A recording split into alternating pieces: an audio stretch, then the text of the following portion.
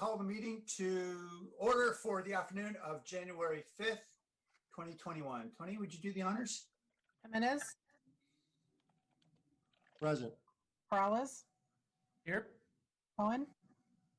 Here. Roscoe. Present. Davis. Here. Esparza. Here.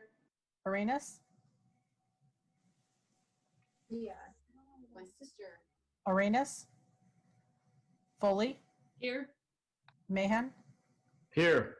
Jones. Present. Liccardo. Present.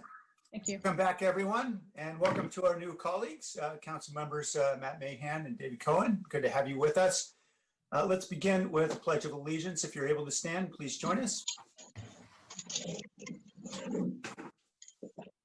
Pledge allegiance to the flag, Flag.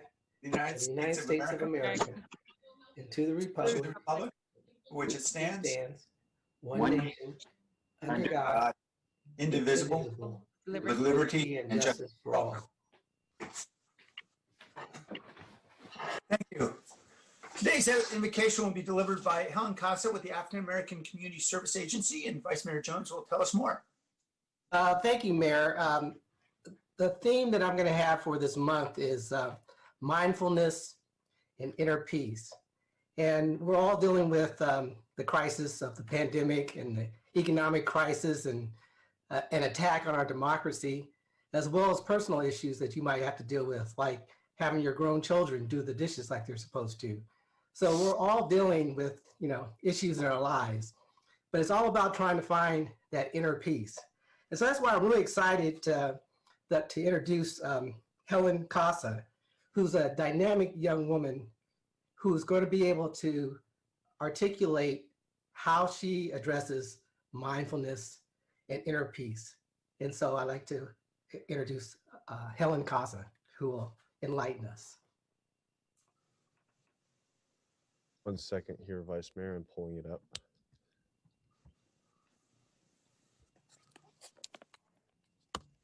Hello, my name is Helen Casa, and I am the Policy and Advocacy Coordinator at the African American Community Service Agency, also known as the AACSA, located in downtown San Jose. I would just like to start off by saying thank you to Vice Mayor Chappie Jones for inviting me today to give the invocation. My invocation is actually inspired by my role as Policy and Advocacy Coordinator. It was a role that was created by our Executive Director, Milan Valentin, in response to the community's cry for representation across America's most influential tables. A position that was developed in the midst of a climaxing racial and health crisis, often overlapping, with no clear end in sight. A time where we were all asked to display great resilience and fortitude, while our leaders scrambled for a cure, a process, and a solution. A time where the distractions of the everyday hustle and bustle had paused. Life had taken a slower pace, and we all somehow, all at once, became present in the moment. We became mindful, purposeful, innovative, self-reflective, and no longer complacent. The status quo had changed. We no longer could coexist with the disparities around us. We protested. We fundraised. We wore our masks. We bought black. We created successful social media campaigns ensuring racial justice at the forefront of our minds and PPE in our purses. In 2020, our world changed. We as a collective grew in our empathy. In 2021, we will focus on our impact and less on our output. We will build on the momentum and lessons of 2020, and we will follow through in order to make sustainable changes in our schools, our budget allocations, our jails/prisons, our local representatives, and our status quo, and so on. And just to conclude, because this is supposed to be a short invocation, it is with my full confidence that this new year, we will continue to practice mindfulness. We will continue to be present, and we will not waver in our resilience to build a better San Jose. Thank you. Thank you, Helen. And I also want to wish all of my colleagues for this coming year to find your inner peace and your mindfulness. Turn off the noise and find some joy in 2021. Thank you, Vice Mayor. And thank you to Helen and to Milan Valentin and all the members of the African American Community Service Agency for all their great work they do in the community and all the ways they support us in our community. I wanted to take a couple items out of order because we've got some youngins, it looks like, who are probably not going to have a too extended period of attention. And I want to at least certainly allow them to participate before they may have to scramble off, that is. So I'd like to take the oaths of office out of order for newly elected and re-elected council members. And Tony Tabor will lead us in that effort. Tony? Hi, so I need all of the even council districts to raise their right hand and repeat after me. I state your name. I, David Cohen, Sergio Jimenez. Do solemnly swear Do solemnly swear to support and defend to Support support and defend the Constitution of the United States the Constitution of the United States and the Constitution of the State of California and the Constitution of the State of California against all enemies, foreign and domestic, against all enemies, foreign and domestic, and that I will bear true faith and allegiance and that I will bear true faith and allegiance to the Constitution of the United States to the Constitution of the United States and the Constitution of the State of California, and the Constitution of the State of California, that I take this obligation freely that I take this obligation freely without any mental reservation without any mental reservation or purpose of evasion, or purpose of evasion. and I will well and faithfully I will well and faithfully discharge the duties discharge the duties upon which I'm about to enter. upon which I am about to enter. Congratulations. Thank you. Congratulations. Thank you. Nina did a great job in particular.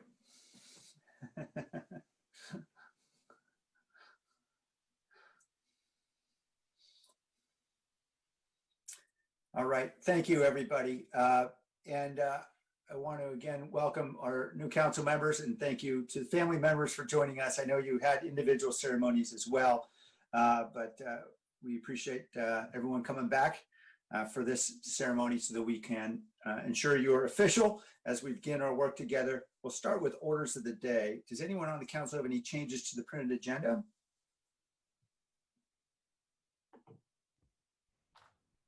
I'll move it. Okay. There's a motion from Councilmember Menace to approve. Second. And second, I'll assume it was Councilmember Esparza.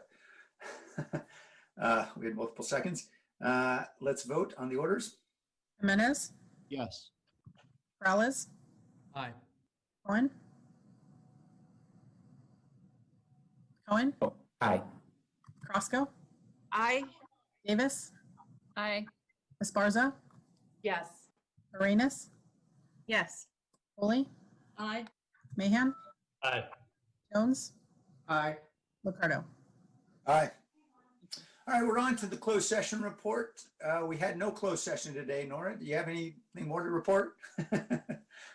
I do not. We did not have closed session. Thanks. Okay, we'll go on to the consent calendar. Are there any items that council would like to pull?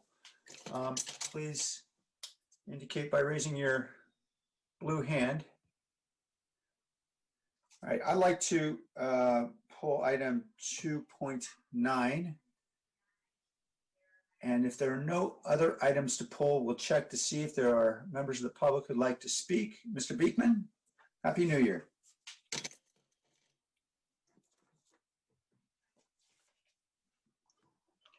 Thank you. Happy New Year to yourselves, and happy a welcome to the new council persons. There are many items on the approval of previous council committee meeting minutes today this week that I feel can be appropriate for a Neighborhood Services and Education Committee meeting, and that in fact can possibly work to summarize the theme of this week's minute approval process itself. Of course, there can be many themes and summaries that city staff wants the council to understand for weekly approval process of previous council committee meeting minutes. With a few smart city and T&E committee minutes being approved today, and with some of its agenda items, I would like to remind everyone in the first of a new year and a council term that important new tech hardware for digital inclusion and new surveillance technology for Vision Zero and neighborhood safety is now arriving in somewhat forced placement of new 4G and 5G in local San Jose neighborhoods in this time of COVID-19. Open public policies can simply help to better define sustainability and how to bridge the future of digital divide and neighborhood safety at this time, I feel. The ideas of good open public policies and practices and ideas can help with current questions of equity, equality, civil protections, reimagine, good local democratic practices and sustainability. And a part of the important positive steps that can invite everyone out of the era of COVID-19 and a return to more regular community patterns and familiar good routines.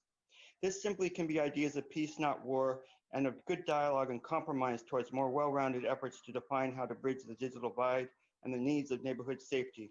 To conclude, good luck in how SJ's city government can make sure 4 and 5G telecom requests for placement in local neighborhoods are open and transparent in San Jose this year, and in how to listen to everyday community if some simply may be uncomfortable having 4G and 5G placed in their local neighborhood. Thanks a lot, everyone. Thank you, Mr. Beekman. Jason L., we're taking public comment on any items on consent calendar at this time.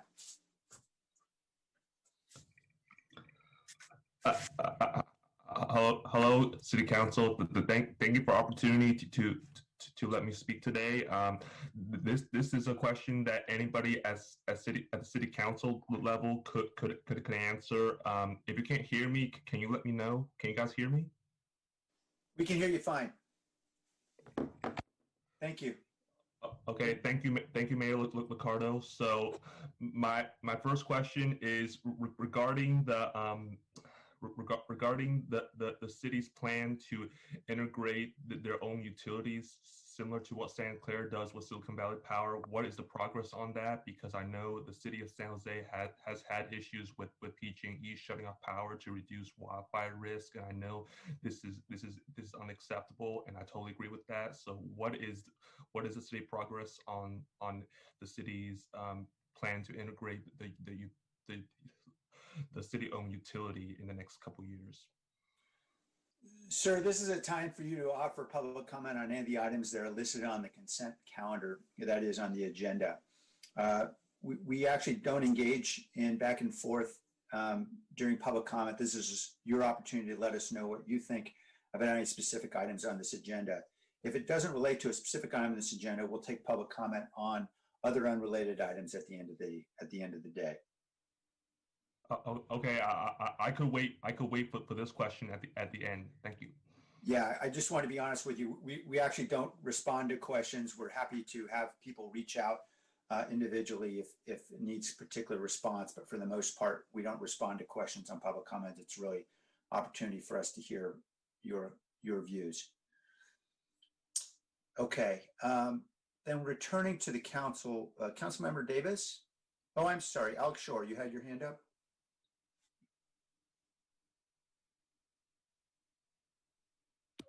This would be for item 10.1A. I think that's coming up maybe. Yeah. No, we're just on consent now. We'll come back to you. Thanks, Alex. Okay, Councilmember Davis. Thank you, Mayor. I wasn't as quick on the draw as I have been previously. I think it's the break. I wanted to pull 2.6. I have some updates from the Federated Retirement Pension Board. Okay, great. Why don't we go first then to, why don't we first have a motion on the remaining items, all the items other than 2.6 and 2.9? So moved. Second.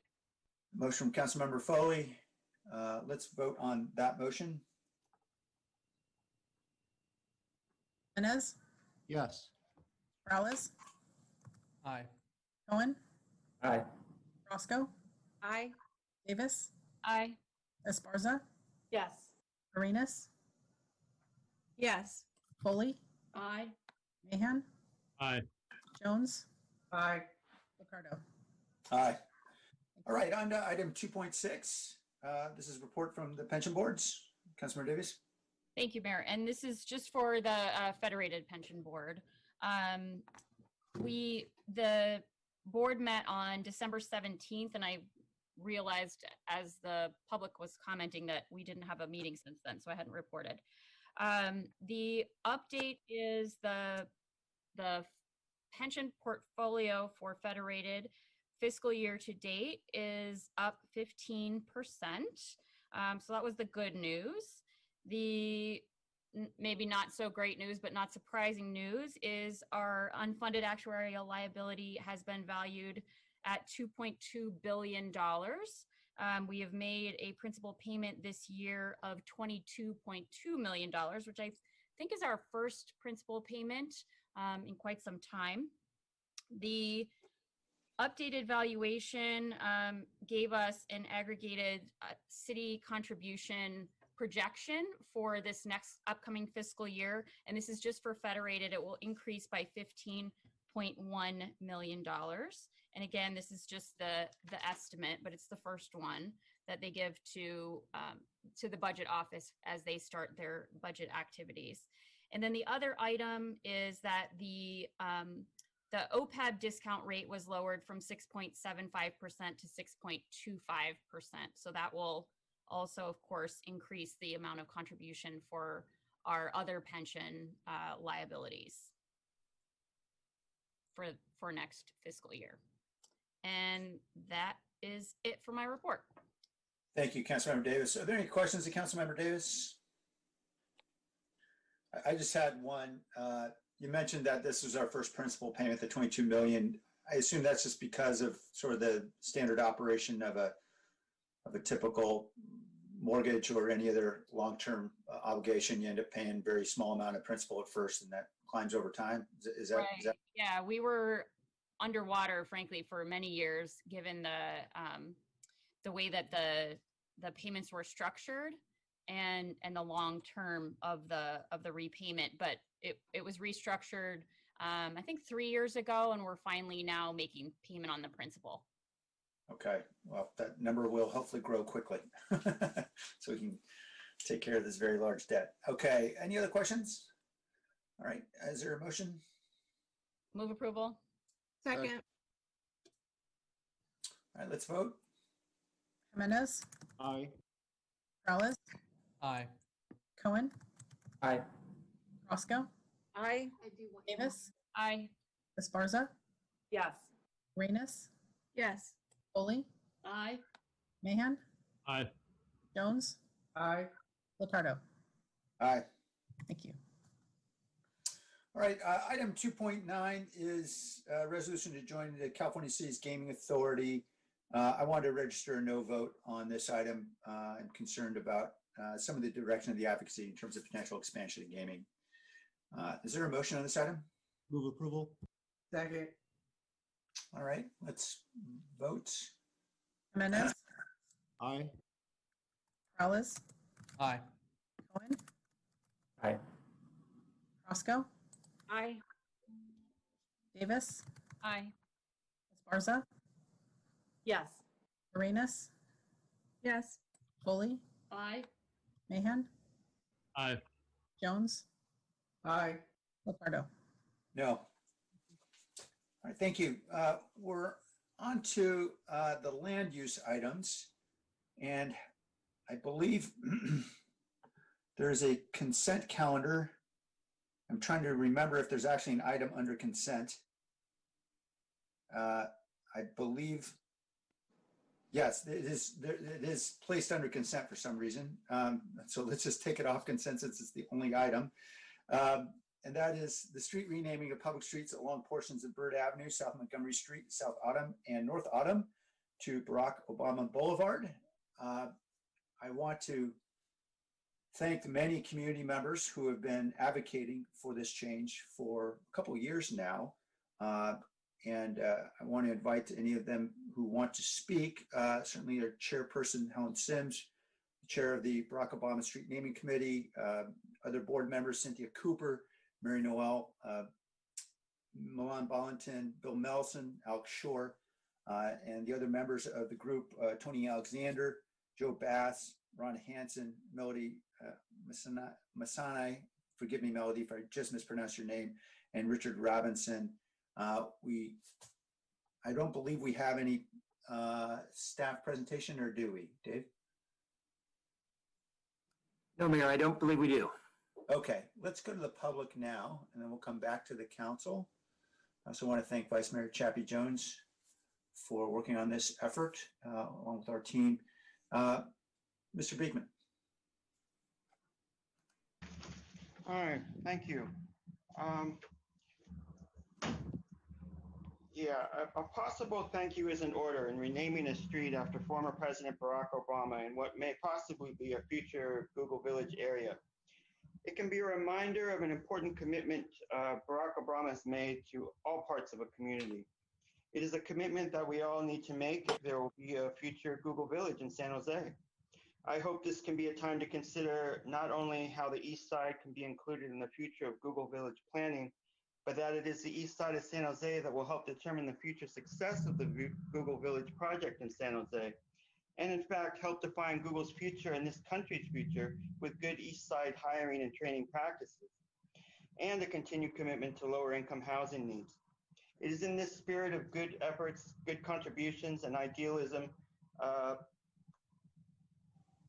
to let's make sure other cultural and ethnic groups of San Jose and the homeless community are not left out of this hopeful multicultural future. As I feel most in San Jose want to work towards these good ideals, I hope this street renaming can always work to remind San Jose of our better human purposes and that we can acknowledge new change and ideas when applicable. Thank you. Thank you. Catherine Hedges. Thank you very much, Mayor Liccardo and the council. And thank you, Blair Beekman. I agree with everything you said, and it was really well stated. Thank you very much. I second his comments. Thank you. Diana Zamora Marroquin. Hi, my name is Diana Zamora Marroquin. I'm the Senior Director of Political Strategy and Operations for the South Bay Labor Council. And I'm here today in support of adopting the resolution approving the renaming of the portions of specified streets as Barack Obama Boulevard. This name change is a positive way for our city to build on the legacy of our first Black president. And I would like to thank the council for supporting the efforts of the Barack Obama Boulevard Committee in honoring the 44th President of the United States. Thank you. Thank you. Alex Shore, thank you for founding this, your role in founding the group and for your push. Thanks, Mayor. And thank you to all the council members who have talked with us about this. I want to focus a little bit on the two kids who moved me to start this effort. I hope their story is an example of what countless kids in San Jose will feel for generations when they walk down Barack Obama Boulevard. While I was campaigning for Barack Obama in the winter of 2008, trudging through the cold, snow-covered streets in an economically depressed neighborhood of Cleveland, it was an uncertain, unsettling time for our country. And walking toward one of the homes, I spotted two boys wrapped in puffy coats, maybe 10 years old, gleefully jumping off the porch onto the snow below. And they didn't notice me until I came within earshot and mentioned, "I'm here on behalf of Barack Obama." Their reaction was unforgettable. Their faces lit up in instant recognition, and they called out repeatedly, "Barack Obama," as they raced inside to tell their parents about my visit. That's why Barack Obama Boulevard is worth it. In his recent book, he talked about the decision to run for president, and he said, "When I raise my right hand and take the oath of office to be president of the United States, the world will start to look at America differently. I know that kids all around the country, Black kids, Hispanic kids, kids who don't fit in, they'll see themselves differently too. Their horizons lifted, their possibilities expanded. And that alone would be worth it to run for president. That's why Barack Obama Boulevard is worth it. It's an ongoing reminder of the importance of America electing its first African-American and person of color as president. It's a message to every person in San Jose, no matter who they are or where they come from, that they too can achieve their dreams. Thank you so much. Thank you, Alex, and thank you for your work. Paul Soto.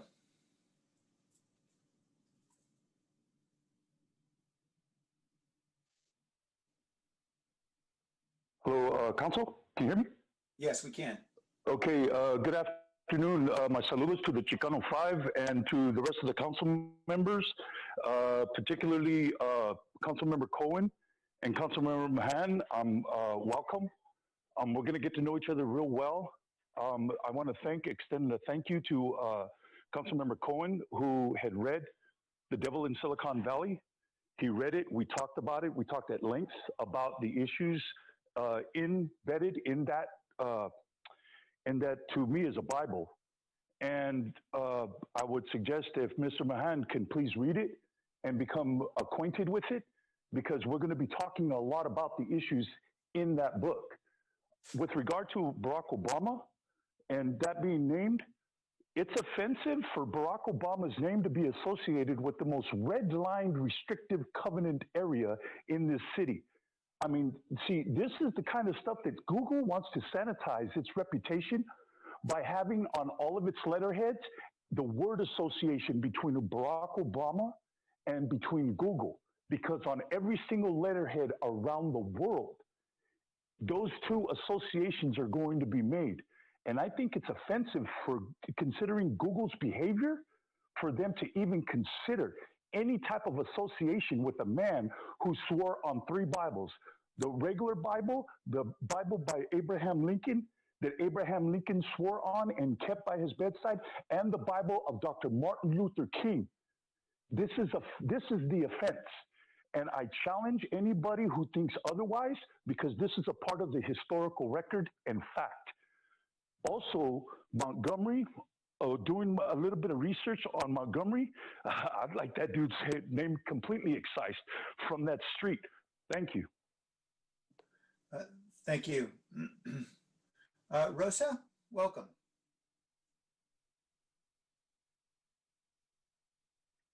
Rosa, it appears your microphone is muted right now. If you could unmute your mic, and we'll be able to hear you. Rosa, your device is still muted. If you could unmute that. There you go.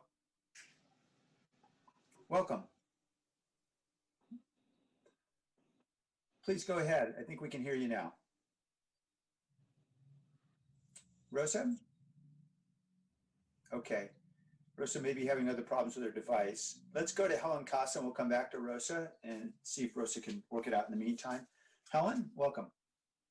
Hi, thank you. I'm a resident of District 1, and I just wanted to voice my support for Barack Obama Boulevard.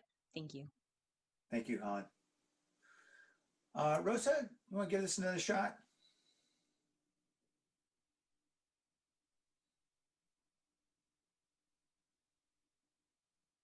Okay, your device, there you go. I think we see it's unmuted now, so you can go ahead and talk. We should be able to hear you, Rosa. Okay, we're still not hearing you right now. So why don't you see if we can work on that problem? Henry, are you able to see if there's a problem with the software? Yeah, no, it's not software. It's just I'm not the problem's on there, and they're able to unmute, but we just can't hear them for whatever reason. Yeah. Okay.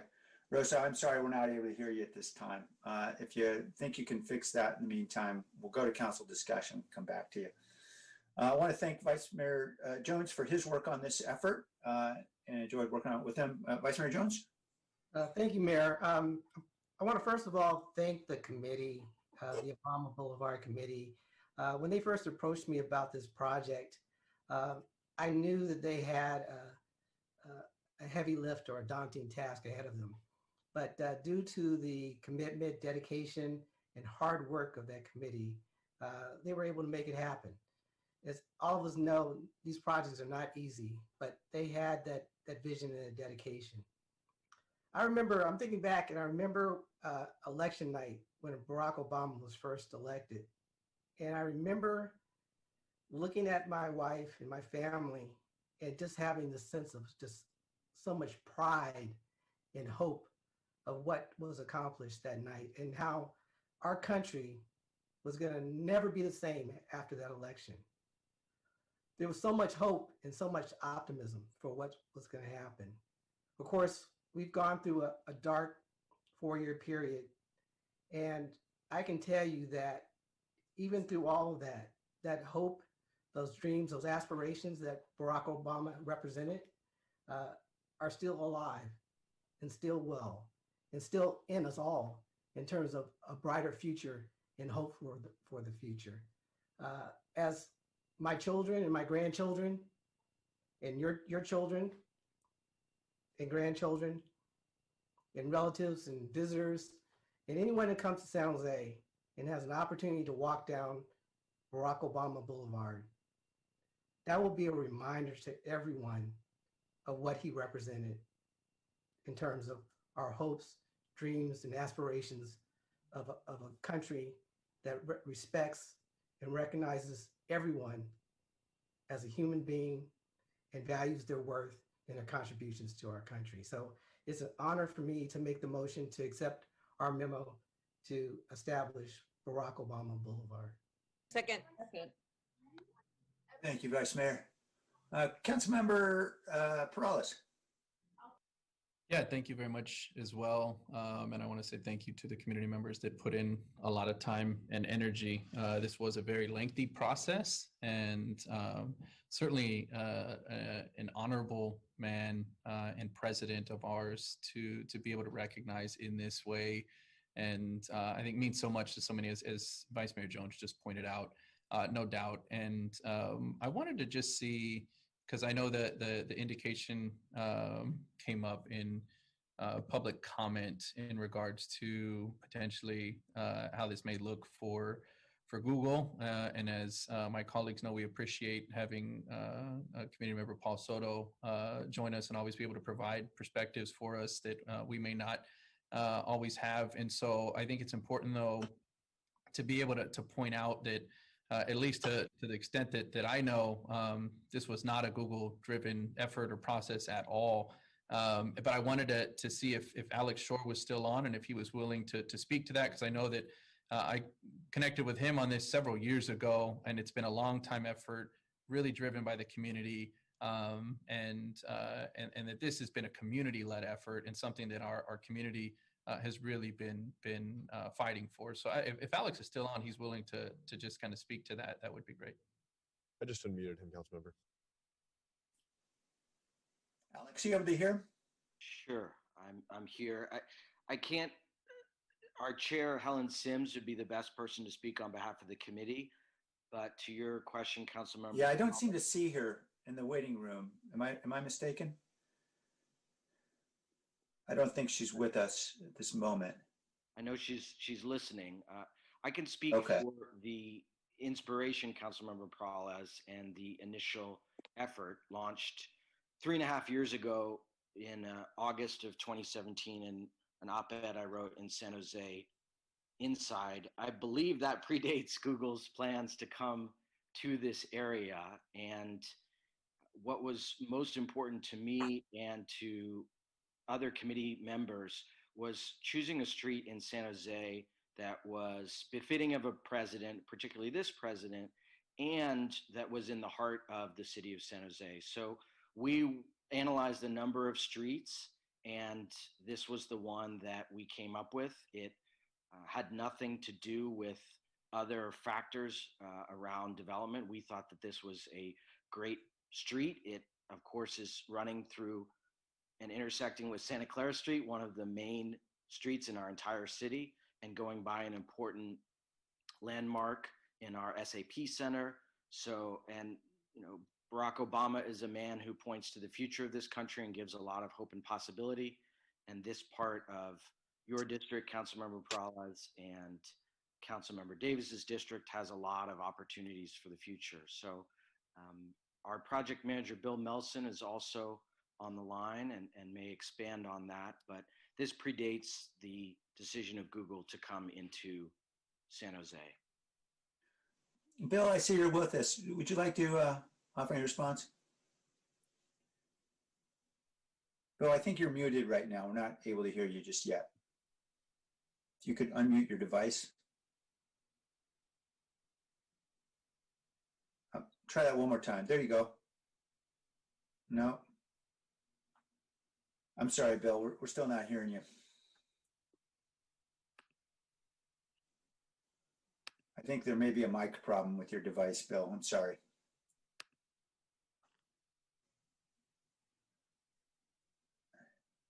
Okay. Bill, if you want to try to fiddle a little bit with your mic, we can come back to you. We'll go back to Councilmember Perales, and then just raise your hand if you feel like you've gotten it fixed, and we'll come back to you. Yeah, thank you. Sorry, Bill. Yeah, hopefully we can fix that. If not, thank you for trying, certainly, and being able to chime in. I felt it was important because I think although it's certainly right of our community members to be cautious and critical of some of the decisions that we make. I also just think it's important, right, that the community members that led this effort have an opportunity to express really where this came from, what it means to them, what it means to community members, and really who was involved. And I know that this has been a genuine effort by the community and our community members, and really hasn't involved anybody else for that matter. And so if anybody else wanted to jump in from the group, Bill could get his mic working great. If not, I think that will suffice. And just excited about this opportunity and look forward to the official street name actually being changed. Thanks. Thank you, Councilor. Yeah, I'll just attest. I certainly had very early conversations with the group assistants who were leading this effort, and we also reached out to Google since we knew this would be through property they had acquired, and they took a clearly they did not want to take positions in any way because they didn't want to affect the community process in any way that would be viewed in some way that was partial. And so they really wanted to respect the community process, and essentially they said that, hey, we'll stay out. We're happy to take the name if that's what the community decides. So I want to clarify that in terms of my own experience with the company. Other comments from the public, or I'm sorry, from the council? Okay, I'll just offer my own thoughts on this. I just... Hey, Mayor, Bill logged back in. He logged out. Is he back in? Okay. Bill, you want to give it another shot? Yeah, I was just hand raised on the public side, so I'm going to go ahead. Oh, I'm sorry. Yeah. Okay, Bill, why don't you give it another shot?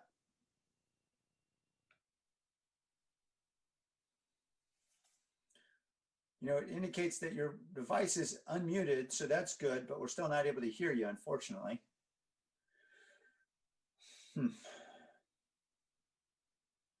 Okay. Again, I'm sorry, Bill. There seems to be a technical problem that's preventing us from hearing you right now. Thank you for your persistence and your patience. All right. So again, I want to thank all the committee members, and as mentioned, Vice Mayor Jones, as well as Council Members Perales and Davis, who are the host districts for this new street. I was enthusiastic when I heard about this, although I understand it is often daunting to engage in name changes of streets because it involves lots of individual residents and parcel owners and so forth who can all have different views about political matters. And it was helpful, I think, that we selected set streets that did not yet have a whole lot of folks living on them so that we could actually do this in a way that would not involve a lot of debate over anyone's particular political views. For me, is something very personal. I think we all have our own sort of story to how we may have aligned with different political leaders in this country. But I remember very well in 2007, then Senator Elaine Alquist and I were the first two elected leaders in the Valley to endorse Barack Obama. And he was, at the time, I think he was about 20 points down on Hillary Clinton. And I don't think either one of us thought he had any chance of actually winning, but we just loved him because we thought he was incredibly inspiring and because he seemed to rise above the incivility of politics and offered a really different model of leadership, and one that filled us with great hope and energy. And I think obviously for an entire generation of Americans, I think felt exactly the same way. And so it was obvious for me that whether he was going to win or not, it was something we wanted to do because it was just an exciting moment for this country to see someone like Barack Obama in the leadership position, and grateful that he did serve and lead us for 8 years. I know that there will undoubtedly be people with different views in politics in this city. That's the way it works in diverse cities and democracies. But I hope that particularly over time, we all increasingly recognize what is, I think, the extraordinary role that Barack Obama played, not simply as president of the United States, although that's certainly enough, but as someone who could help realize a vision that we all share in a country that has been torn by racial division for its entire history.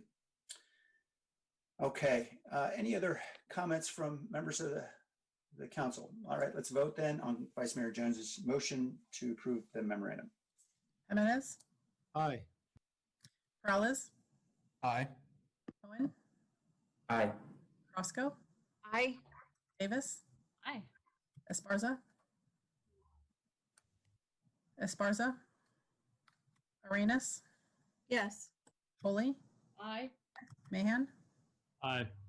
Jones, Aye. Liccardo. Aye. Going back to Esparza. Yes. Thank you. All right, thank you.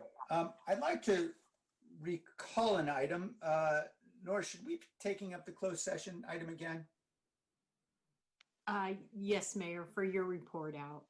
for Okay. December. So Nora Freeman did not have a report out, but I think we do because we actually had a special meeting in closed session, many of you may recall, just before the holiday, in which we reappointed Siobhan Nuri to another 4-year term. So I believe this would be the appropriate time to announce that. And I think the formal documents will all be coming to the council shortly. So that vote was unanimous. Okay, so I think we got that covered. And thank you to Siobhan Nuri for her willingness to continue to serve. All right, we'll go on then to item 3.3, which is draft framework related to nonprofit transfers and the proposed real property transfer tax.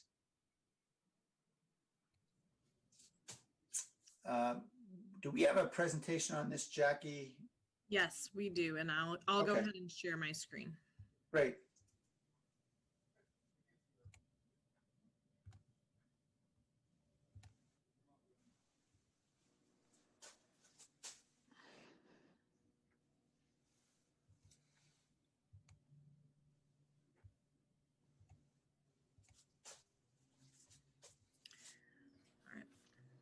All right, I think Jackie was gonna start us off. I don't know if she's joined us. I can't quite see.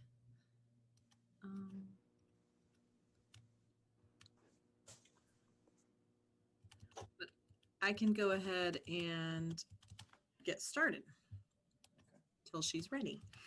Okay, so good afternoon, Mayor and City Council. My name is Rachel Vanderveen. I'm the Deputy Director of the Housing Department, and I'm joined today by Jackie Morales-Ferrand, our Director, Lee Wilcox, and Michelle McGurk from the City Manager's Office, and we'll be providing this presentation to you today. The purpose of the action today is the consideration and discussion of the draft framework related to transfers of real property to nonprofits and the real property transfer tax, which is now known as Measure E, which was approved on the ballot on March 3rd, 2020.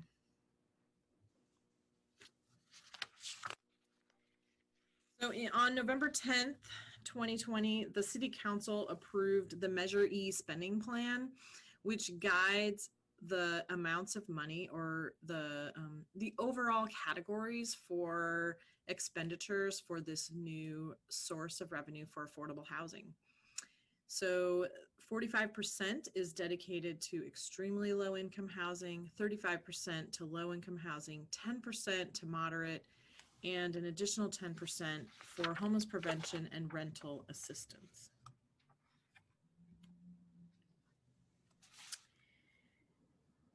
The way that Measure E was designed is that different levels of value for property are charged and taxed on different rates. And so transfers that are valued under 2 million are actually exempt. Transfers from 2 to 5 are charged 0.75% of the total sales price. Transfers from 5 to 10, 1%, and then over 10 million are 1.5%. We just wanted to make clear that donations of property are already exempt just due to the fact that the transfer value of a donation is $0. And so therefore they would not be charged under the Measure E tax. We also wanted to illustrate what some of these transfers may look like so you can understand how much money is charged for the sale price, and then how does that look when you consider how much is paid under Measure E. So as you can see in this chart, there is a variation between the different levels where a strip mall may be contributing $22,000 to Measure E, and an office building valued over 10 million would be contributing $157,000.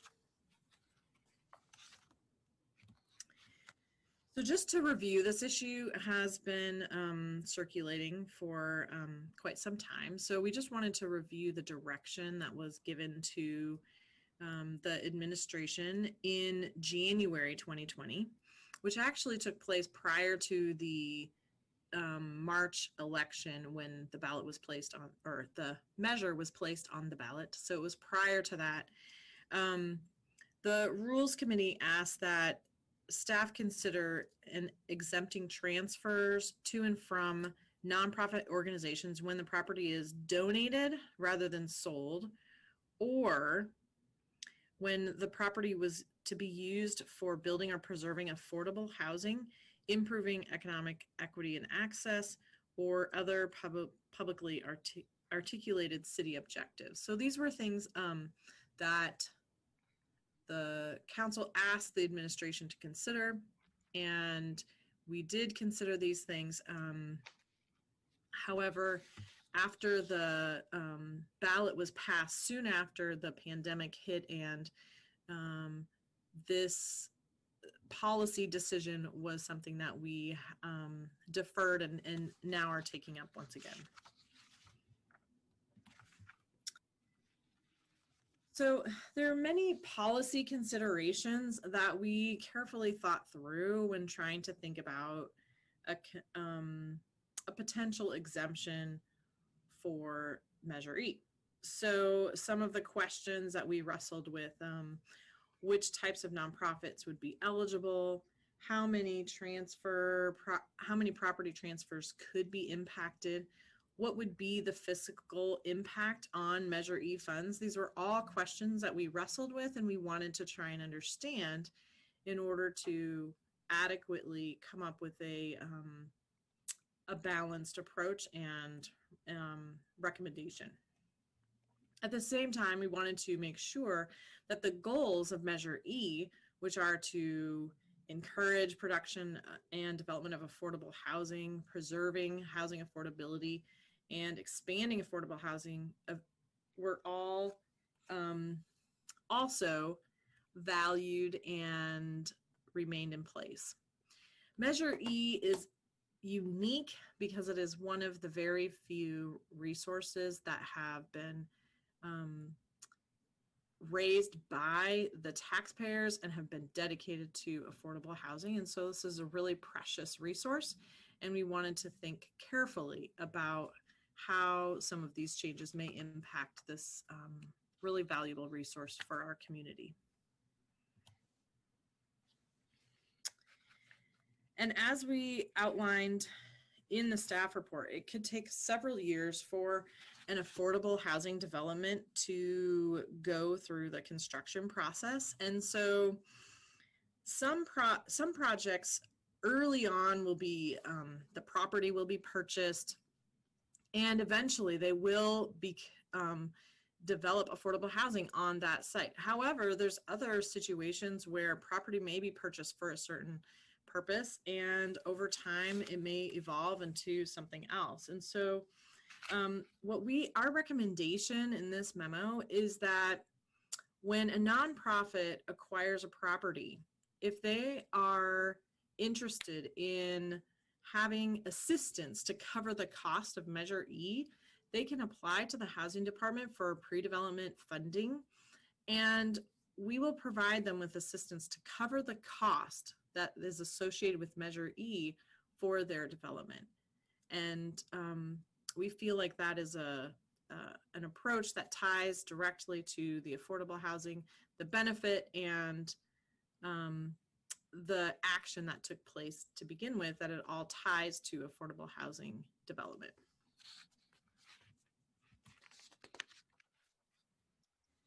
And I just want to check in, Jackie, if you're available, you can jump in at this point if you would like. Go ahead, you can finish. I'll jump in at the very end. Okay. All right. So as we have been going through this discussion, there have been lots of other ideas that have circulated and conversation around this issue. And what we wanted to do is just outline for the City Council the 3 reasons that we have maintained our recommendation, while we understand that there are other alternatives that continue to exist. So first of all, we really wanted to consider the complexity of administration. Whatever we choose, we want to make sure that administering will not be an undue burden for the solution. So that is one thing that we are carefully considering when making this recommendation. The second is, who is benefiting from the tax reduction and who will benefit from the Measure E funds? So we really want to look at that. Who is it that will be receiving the tax break? And also, those who will be benefiting from Measure E funds, we know are going to be extremely low and moderate income households who are seeking affordable housing. And so we just need to balance where is the cost and benefit, and who in the end is going to be receiving the ups and downs on this decision and this policy. And the third thing that we considered very carefully is, if we do consider broadening the definition beyond just nonprofits who are purchasing property for the purposes of developing affordable housing, which was our original direction and something that we considered originally, to broaden that to include education, health, and human services, we just feel that this is something, this type of change could also end up depleting scarce resources for affordable housing. As I mentioned, Measure E is a unique resource, and we just want to be very careful about eroding those funds by broadening the use and the number of tax rebates or waivers or whatever it is, tax relief that would be coming from this specific source. So this is Jackie. So the last thing I would add, thank you, Rachel, for that, is that, if the council were to direct us to move forward, we would request that we consider this as a pilot, so that we could better understand the impact. So if there's very little impact, then obviously we would say, sure, we could continue to go forward. But if there was a significant impact, that would give us an opportunity to reconsider this change in direction of funding from affordable housing into another use. And so with that, we'll open it up to questions. Okay, thank you very much. We'll go to the public first. Paul Soto.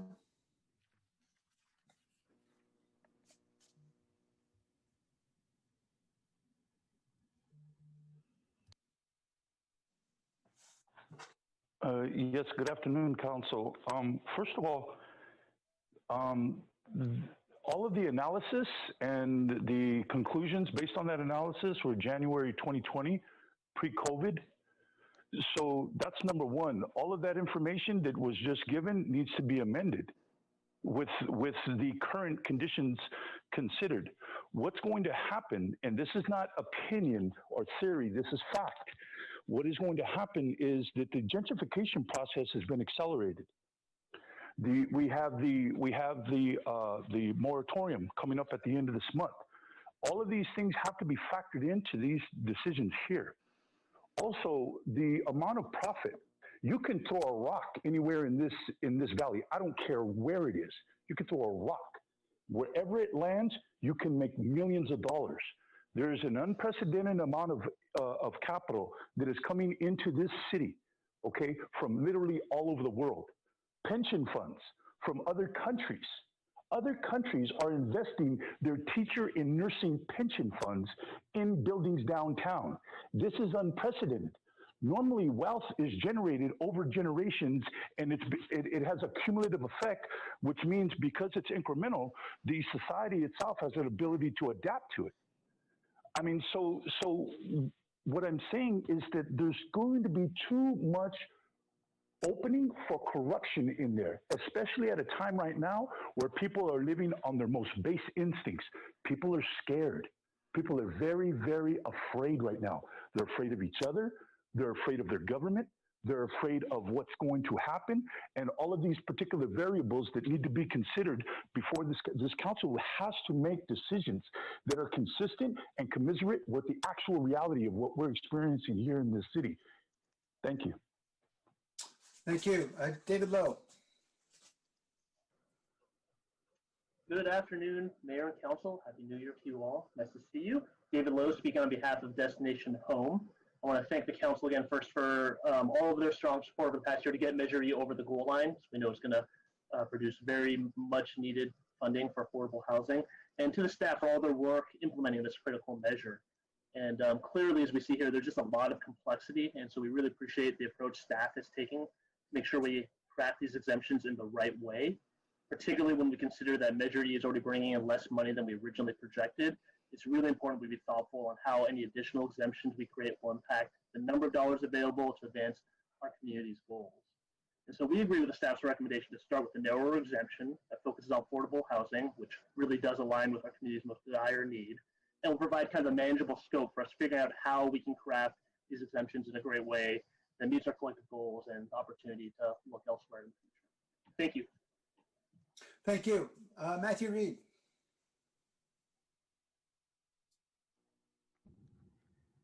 Good afternoon, Mayor and Council. Matthew Reed, Silicon Valley at Home. I'd like to begin by acknowledging the work that a number of you and people around the city did to pass Measure E.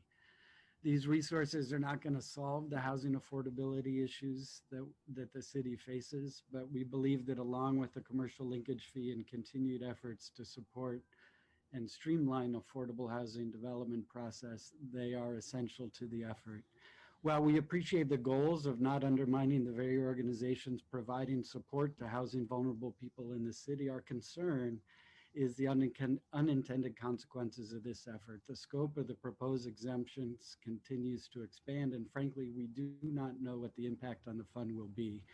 We do not believe this is a simple process and could not find other examples of jurisdictions that exempted nonprofit or charitable real estate transfers. We would recommend a careful review of how these exemptions may or may not be working in other places, a targeted approach to determining which types of transfers and which types of organizations should be considered for exemption, and that if an expanded scope of exemptions is endorsed by this council, that the revisions of the current ordinance be shaped as a pilot program, and that the costs and taxes not collected be measured against the benefits to the public serving organizations. This isn't simple. I appreciate your time. Thank you. Mr. Beekman. Hi, thank you. I was moved by the words of Paul Soto.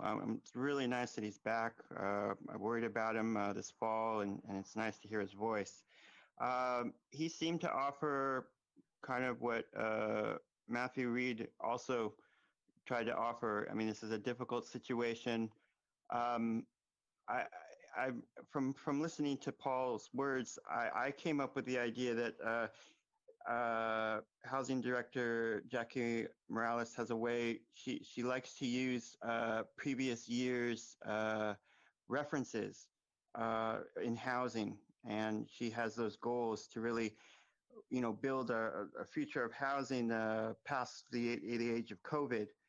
And I wanted to quickly offer that, it was my feeling that we were developing really good affordable housing ideas for low income and extremely low income before COVID arrived. And it's my goal to continue that effort into the future past the era of COVID. And for whatever it's worth, there's a new set of good, extremely low and very low and mixed income housing ideas that I hope can apply to this situation and can be thought of and remembered and realized. Those things are there waiting to happen. There's a good new team at the MTC ready to make things work better and better bureaucratic practices to open up bureaucratic practices that are being locked up at the state level. And just to remind yourselves of those things at this time, hopefully can be important. And thanks for your patience in hearing me out on this item. Thank you. Thank you. Catherine Hedges.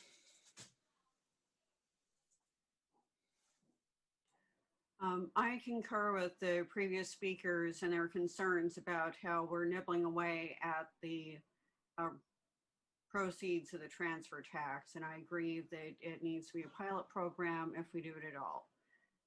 Thank you very much. Thank you. All right, coming back to council. I've submitted a memorandum very late, and I'm sorry for those who are just seeing it now. It should be online for everyone. I believe it was submitted yesterday. It really reflects, I believe, the intent of the memorandum that was co-signed by council members Perales, Davis, and myself, which is to find a way to essentially rebate. I'm told that waiver is probably not possible, but to rebate in those cases where we have a 501c3 nonprofit whose organization has a charitable community serving purpose primarily focused in some key areas to support low-income residents as education, health, housing, or human services. My concern with the more narrow approach that staff had discussed is I would imagine many of us would believe that organizations like the Health Trust or Gardner Healthcare or Loaves and Fishes should be able to avail themselves of the same nonprofit exemption as an affordable housing developer would. And the rationale is less about the purpose of Measure E, but more about the fact that nonprofits are generally exempt from income tax. They are generally exempt from property tax, though they have to actually apply to the state for that, but they are generally exempt. They're also exempt from sales tax. So that has been sort of a longstanding tradition. And the notion that we would then subject the nonprofits that are serving our poorest residents to this tax would seem inconsistent with that. This issue was brought to my attention after we had formulated Measure E, and we worked very hard, I know, to put that together with many partners and to fundraise, because I know I was doing a lot of hard work on that, and to secure voter support. I'm very, very grateful for the voters who came forward. 53% of our voters came forward to support this, and I think this was the only housing measure that passed in March of last year. I'm grateful we got this one over the goal line. But two foundations approached me saying, hey, what about nonprofits? And I said, well, we can't change the measure at this point. And I said, and they asked, well, will you actually consider creating an exemption ex post? And I said, well, it's legal to do so, certainly. And so that's what we've raised. And so what I'm suggesting is not a process that would require development of housing. So we have to wait and figure out a year or 4 years later whether or not somebody's making good on a promise. It would be simply a categorical exemption. And when I say categorical, we're talking about a very rare occurrence, I would imagine, in which a nonprofit is going to be selling a parcel worth more than $2 million. That is not happening. I would venture to guess more than once or twice a year in this city, but I'm certainly interested in seeing what the data might show. And the notion is, obviously, if we find that it invites a flood, first of all, we have the bulwark of approval of the city manager or director of housing to certify that this is in fact an organization that serves low-income residents in that way in our city. And secondly, we can always change the ordinance if we just decide it doesn't serve. And we can certainly try a pilot if that works for 12 months. I'm guessing what we'll find is 0, 1, or 2 properties at most that might actually qualify for this, but I'm open to whatever it might be. But I think we ought to at least open up the opportunity for nonprofits to be able to take advantage of that, just as they do for other tax exemptions. So that is the intent behind the memorandum I've submitted, which I think is largely consistent with the memorandum that we collectively submitted a year ago. Councilmember Sparson? Thank you, Mayor. I had some questions. I did get a chance to review your memo as well as the staff memo, and we received a letter today from SB at Home, and I think staff has pretty clearly said, laid out some concerns and some things that we need to work through. I'm trying to, here it is. And so, for example, the fact that projects go through early phases of the process without being constructed. What is your line of thinking, Mayor, in that scenario? I feel that we don't have to make it contingent if we're not tying it specifically to housing development. In other words, as you know very well, Councilmember Sparza, it's a very uncertain prospect whether or not a piece of land is actually going to result in affordable housing getting built. And so rather than engaging in years of speculation, if we simply had a categorical exemption based on the organization, not on what exactly happens in the land, the assumption is if the organization continues to serve low-income residents in our city, as we expect it would, that whatever revenue that comes from the land sale will ultimately serve those same residents. It would not be necessary in most cases where land is being, I don't think it would be necessary in any case where land is just being given to a nonprofit for the reasons staff discussed.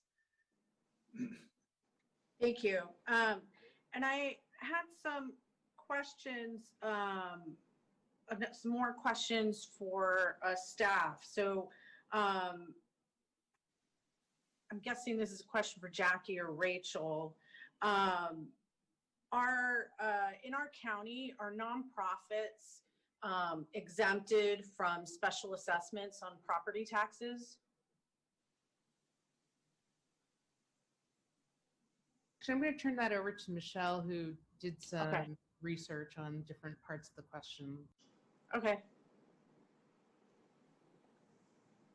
Thank you, council member. And it depends on how the assessment is written at the time it's enacted by the voters. But if you look at the assessor's website, they do caveat that the nonprofits, in their nonprofit exemption section, that nonprofits may not be exempted from all of the special assessments. So what is different is that Measure E is not a special assessment. It's a one-time real property transfer tax. And so that's handled separately from the assessor, but actually when title is recorded. Okay, thank you. And were you able to connect with SB at Home? And I don't know if they're on this call, but they did mention that they could find no precedent for the exemption of nonprofit purchases or sales from real estate transfer taxes in California, or when they looked at other cities or states across the country. Did we do a similar review? It was a long time ago, but when we did create the proposal for Measure E and we brought recommendations to council regarding various rates and so forth, we did look at the types of exemptions that were around the state. I can't recall any nonprofit exemptions that we found. There were a few unique exemptions in different cities. And of course, we had a lot of discussion with council around exempting single family homes, townhomes, condominiums, the average resident, what they might, as well as small, like mom and pop property owners. And that's really where I believe staff brought a lower number to you and the county settled on 2 million and then as the exemption number, and then had that tied to inflation as well. Thank you. Okay, that's helpful. I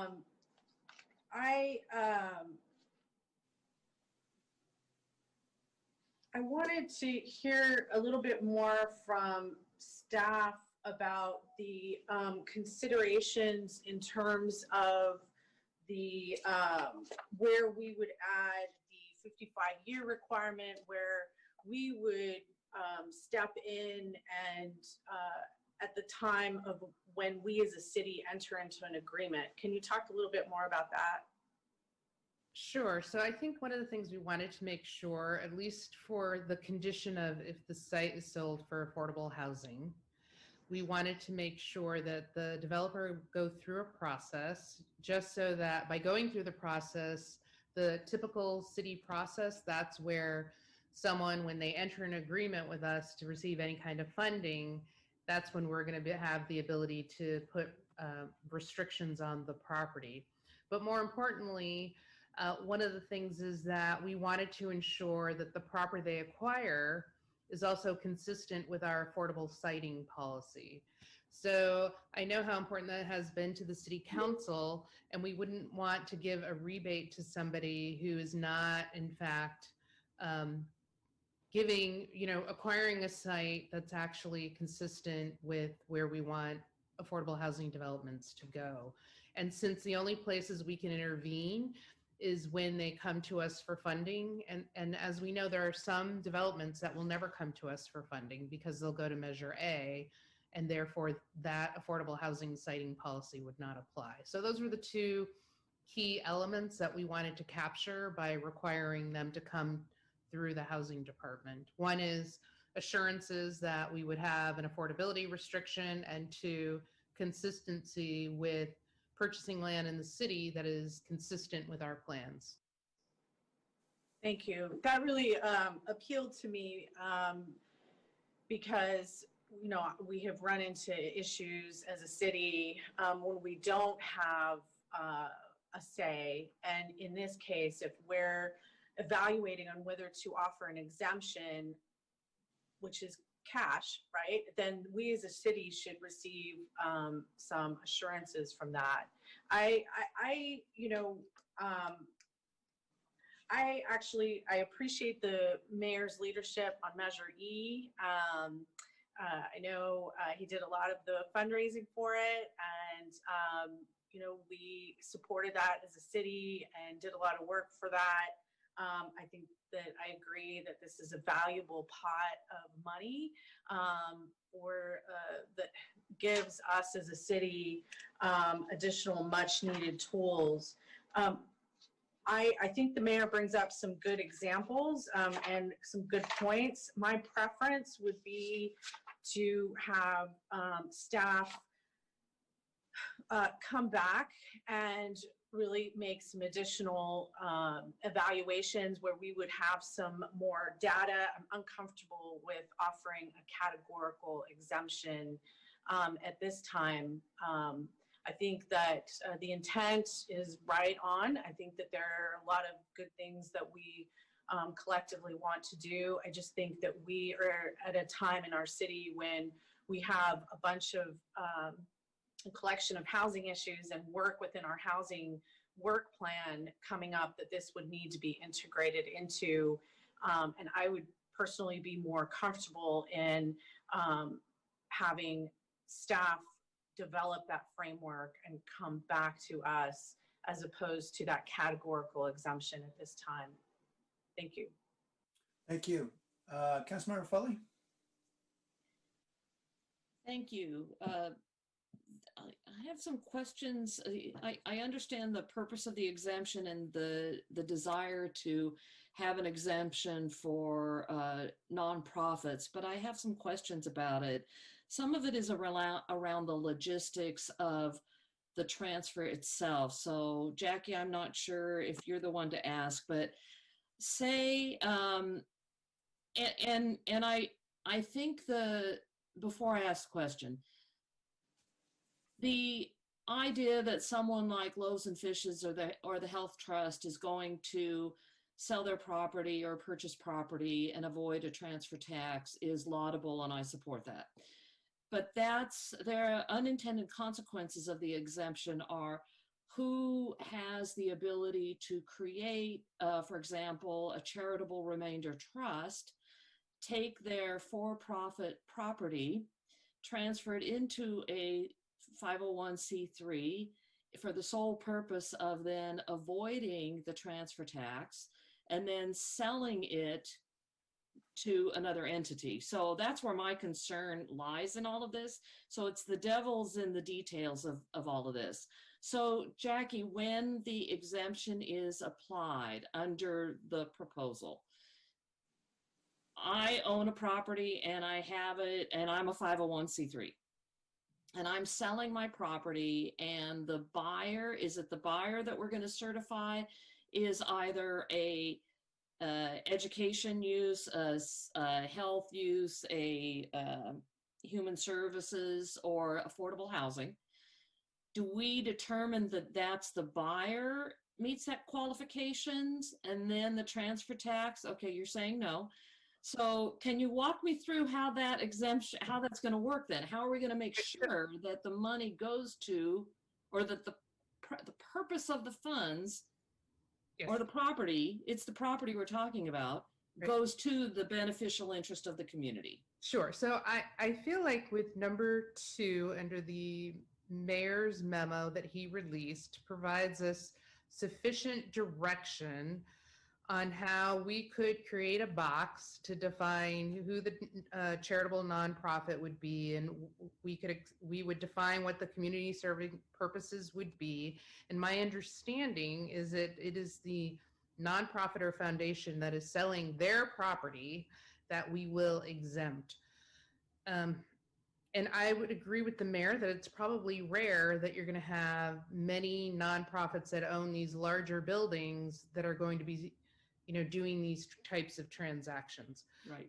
My questions really have to do with item number 1, which was to explore a rebate or waiver of the transfer tax for real estate transactions that are executed for charitable community purposes. So it was the purpose of that an entire building as well. It's clear from the mayor's number 2, it is an entire building that is being sold by that nonprofit, and they're going to get an exemption.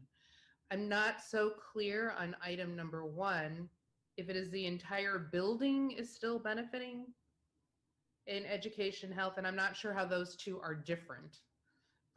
Maybe can I offer some clarification? Thanks, Jackie. So we essentially, paragraph 1 was just to restate what was in the prior memorandum from a year ago. I recognize that's more broad, and that staff was going to have to undertake more analysis on this.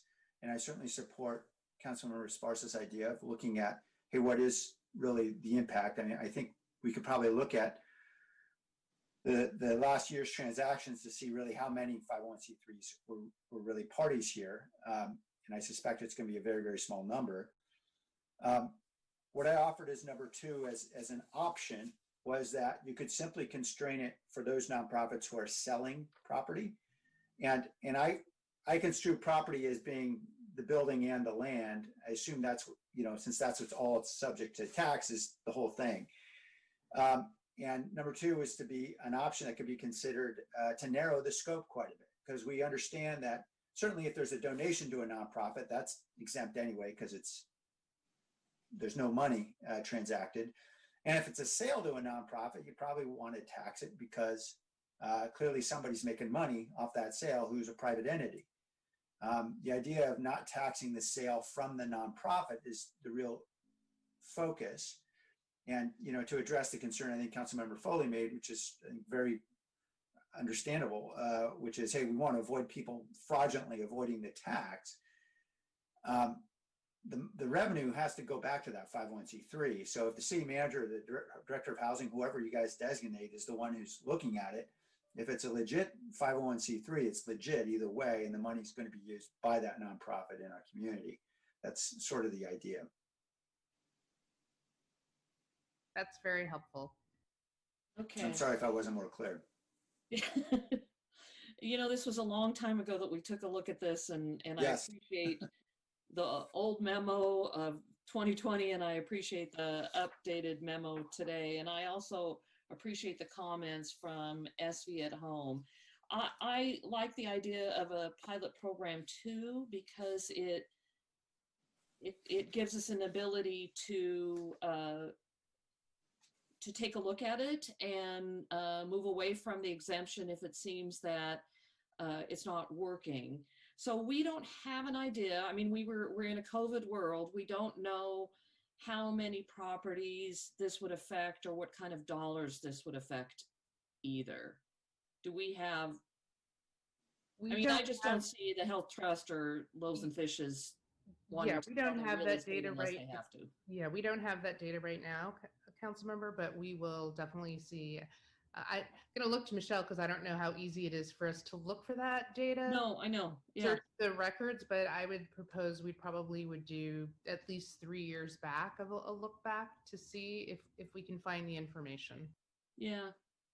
And while single family residential property is increasing in value because the market is strong, I don't think that is the same with the commercial market. I don't have my hands on the pulse of that market as much as I do on the residential market. So the numbers we may have estimated in January would be very different than what they are today, given lack of sales for one, but also declining property values. So with that, I'll continue to listen to the debate. Thank you. Thank you. Councilmember Arenas. Thank you, Mayor. I actually had some of the questions that were answered in Councilmember Foley's questions, although I still have, I'd like a little bit more clarification in having that developed definition for that charitable community serving purposes for education, health, and human services targeting low-income residents. And I know that comes from last year's memo with yourself, Mayor, Councilmember Davis, and Perales. And on page 2 of that memo, it says a proposed framework also addresses potential issues around affordable housing development transactions, including that the city is not directly collecting the transfer tax and uncertain timeframes between, oh no, that's not the one I wanted. Excuse me for a second. There was something here that actually, okay, this is this. While donations of real estate are already exempted from the transfer tax per ordinance approved by council this past fall, transactions where real estate is sold and proceeds are designated for charitable community serving purposes would still need to pay the transfer tax.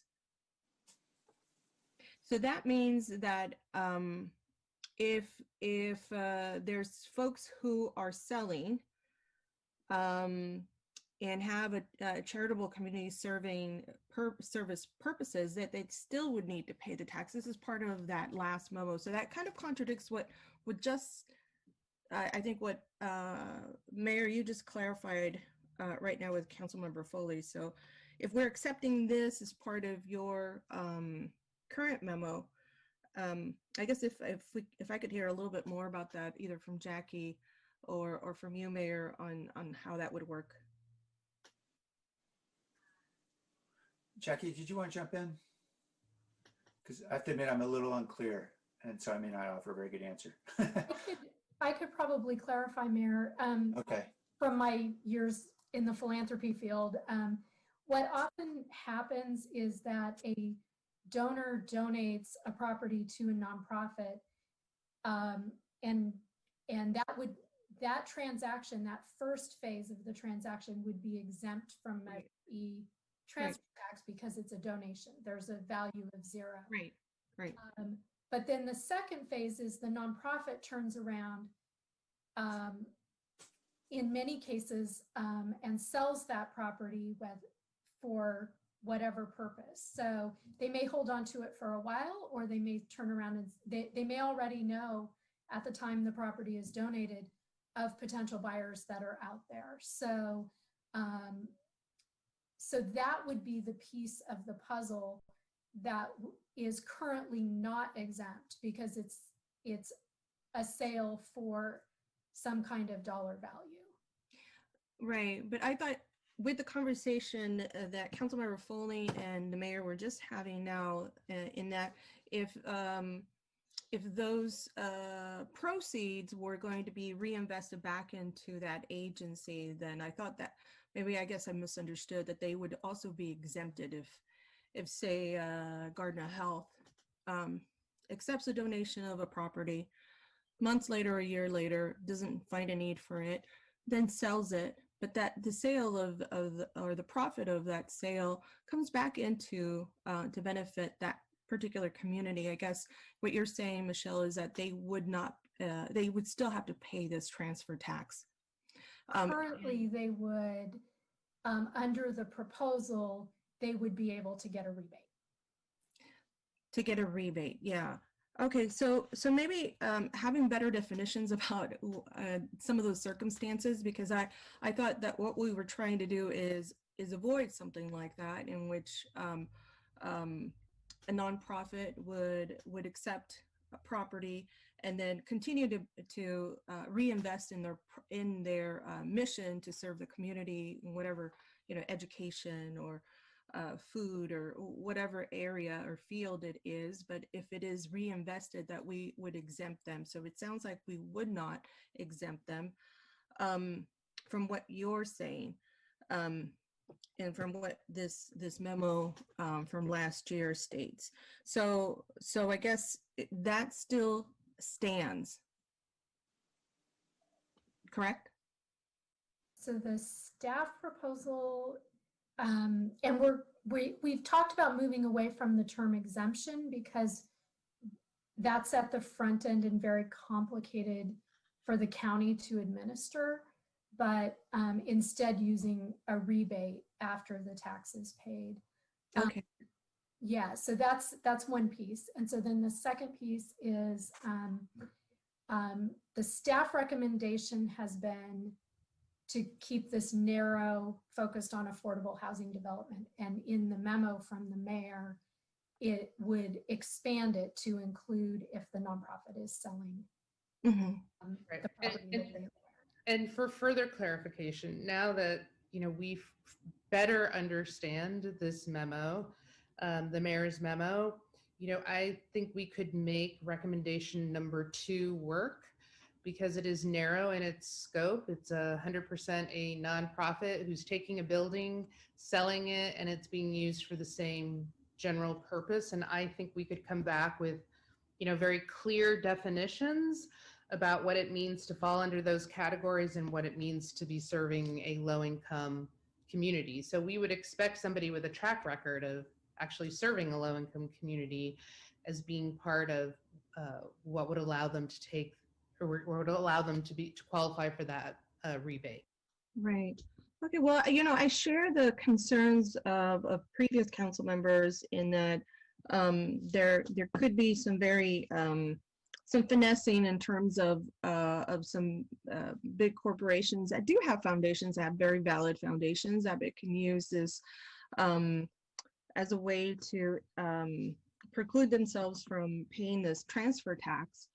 And I think that if you come back, just as it stated in the mayor's memo, when you come back, that you really lay some of this out, Jackie. I'm also thinking about, you know, why would we impose a transfer tax on the resale of land for a true nonprofit, if in fact those proceeds were going to be reinvested into the community. But I'm not going to split the hairs now. I'm okay with overall where this is going. I do think that in the number 2 of the mayor's memo, it says that as a part of the last sentence of item number 2, it might require approval by the city manager or director of housing. I don't think that we should have a might. I think we should have an absolute requirement. So as you're considering these items and coming back with something that we could approve, I would really like to see some solid process that weeds out some of the folks that we're concerned about, some of the situations that we've expressed in terms of folks taking advantage of skirting this transfer tax. Otherwise, I think the other question I would have is in terms of workload for you, Jackie. Is this something that you could do within the time frame that's recommended? Our goal is to really to wrap up this Measure E issues. And again, if we are focused on number 2 from this memo, it's clear to me about what kind of definitions we would need to come back with. And I'm confident that we could do that before the end of the year, before the end of the fiscal year. Before the end of the fiscal year. Wonderful. And then you would also come back and share with us how other cities have managed this and maybe some examples. I think based on Councilmember Esparza's feedback, but that she reflected was actually the feedback of SV at Home's letter that they had submitted. So with those things, I think I could support this. Those are my questions. Thank you. Thank you, Councilmember Rennis. And certainly I would support a requirement that the city manager or director of housing would approve the 501c3 as was suggested in the memo. All right, Councilmember Cohen. Thank you. I'm just wondering whether the scope of this has drifted a bit, because I think when we were talking at the beginning, it was about tied to the use of property for affordable housing. And now we're talking about the sale of the property proceeds and how the proceeds are being used. And I think those are 2 separate conversations, right? So are we now decoupling this from whether the property gets used for affordable housing after the sale and just saying that we're worried about how the proceeds from a nonprofit sale get used in the community and that the property itself can be used in any way once it's sold? Councilmember Cohen, could I try to answer, at least from my perspective? Mm-hmm. The memorandum that was authored back in March of last year proposed to do just that, in part because it's awfully difficult for staff to decide there's an exemption or a rebate based on what may happen or may not happen. And also because for those who believe, look, a 501c3 is exempt from lots of taxes for a good reason, we ought to exempt them. That was the basis for doing so. So yes, the answer to your question is yes. The idea is it would be decoupled from the actual development, be focused on, if Loaves and Fishes wants to provide food, if Aki wants to provide health services, that would be perfectly fine. So then the question of evaluating how this is working once it's put in place, what would be the evaluation criteria as to, this is working or not working? How do you evaluate whether this exemption is actually being successful or not? Is it a question of whether more sales are, what is the evaluation criteria for them? If I could offer a suggestion, I think the real question for a lot of us is this going to be a slippery slope, right? We don't want this suddenly to become some mechanism where folks find a loophole. And, I think that's relatively easy to cover, which is someone really wants to avoid the tax, they have to donate the land essentially to a 501c3, which is a pretty expensive way of avoiding a tax. And let's face it, if you want to avoid taxes, you're going to probably engage in that gimmick to avoid income taxes, which are much greater and more consistent. So anyway, I think that what we're going to learn is that there's a very small number, 1 or 2 transactions a year at most. And if we learn that there's a whole lot more than that, then I suspect the council is going to want to come back and say, well, maybe we need to narrow this or eliminate it. Right. So, I mean, the ultimate question for me is whether or not the tax itself is hindering the transfer of property, right? So whether this is even a problem, whether we're searching for a problem that doesn't exist, right? I guess is the ultimate question. Are there nonprofits holding property that they would decide they can't sell because of the transfer tax, or are we? I'm not suggesting that this tax hinders a decision to sell a property. I wouldn't do that. Bluntly, when we're trying to build a coalition to get a measure passed, as we did with Measure E, there are lots of partners, and some of those partners were nonprofits. And those partners were important to us because they've been allies in affordable housing and other efforts. And when those partners say to us, hey, we think it's really, really important that nonprofits be exempt. If you think that's a reasonable policy, as I do, because certainly they're exempt for all these other taxes, then it seemed like a reasonable thing to push for, and they would be on board with us pushing to pass a Measure E. And so that was important at the time. But when those folks came to me prior to the March election, by that point, this was already drafted and put on the ballot. So there was no changing the measure at that point. And I just said, look, I understand your concern. I agree. It's a real concern. So we'll take it to the council if this passes. And that's why we're here. I'm not suggesting somehow it's going to halt transactions. It won't. Okay. Okay. Anything further, Councilmember? I think the conversation with Councilmember Reynes before answered some of the questions I was going to ask. So I think I'm okay now. Thank you. Okay. Councilmember Prowse? Yeah, thank you, Mayor. Do we have a motion yet? No, I don't think so, right? We've been poking at it. So, and I think, I share some of the concerns as well, right? I think that I heard from similar local nonprofits that were just concerned about implications. And I think that was the core of our exploration last year in that memo, to really look at how do we not hinder any of the work we're doing with affordable housing specifically. But I think there are also maybe other nonprofit organizations that do some great work in our community that merit a look as well. What I wouldn't want to do would be to rush something, but based on the conversation that we're having now, it sounds like Jackie is stating that if we move forward with the current suggested direction based on your memo, Mayor, that she would be able to put a little bit more analysis into it, come back before the end of the fiscal year, and then that would allow us at that time to decide if we wanted to sort of accept that final language or not. I believe that's what I'm hearing to kind of sum it up. I don't believe, Mayor, your memo, you were looking for a definitive action today, but you can tell me if I'm wrong. Otherwise, No, that's right.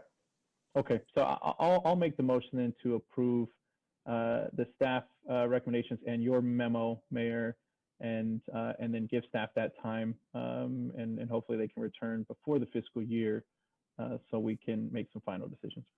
Second. Right, Just a motion- clarification, if I Yes, may, that's the question. on the motion. So, Councilmember Peralez, that includes the additions that Councilmember Arenas made for coming back with clarifications and definitions. Is that correct? Yes, yeah. Okay, thank you. Okay. Councilor Esparza, you had your hand up. Was that? No, that was it. I'm good. Okay. I'll lower it. Any other questions or comments? All right, then. Thank you. Mayor, Yes. I just had a quick question. Yeah, Vice Mayor. So Jackie, when you come back, when you do the analysis and come up with the specifications of what an eligible nonprofit looks like, is it gonna be a high level description, or are you gonna come back actually with specific organizations that would qualify?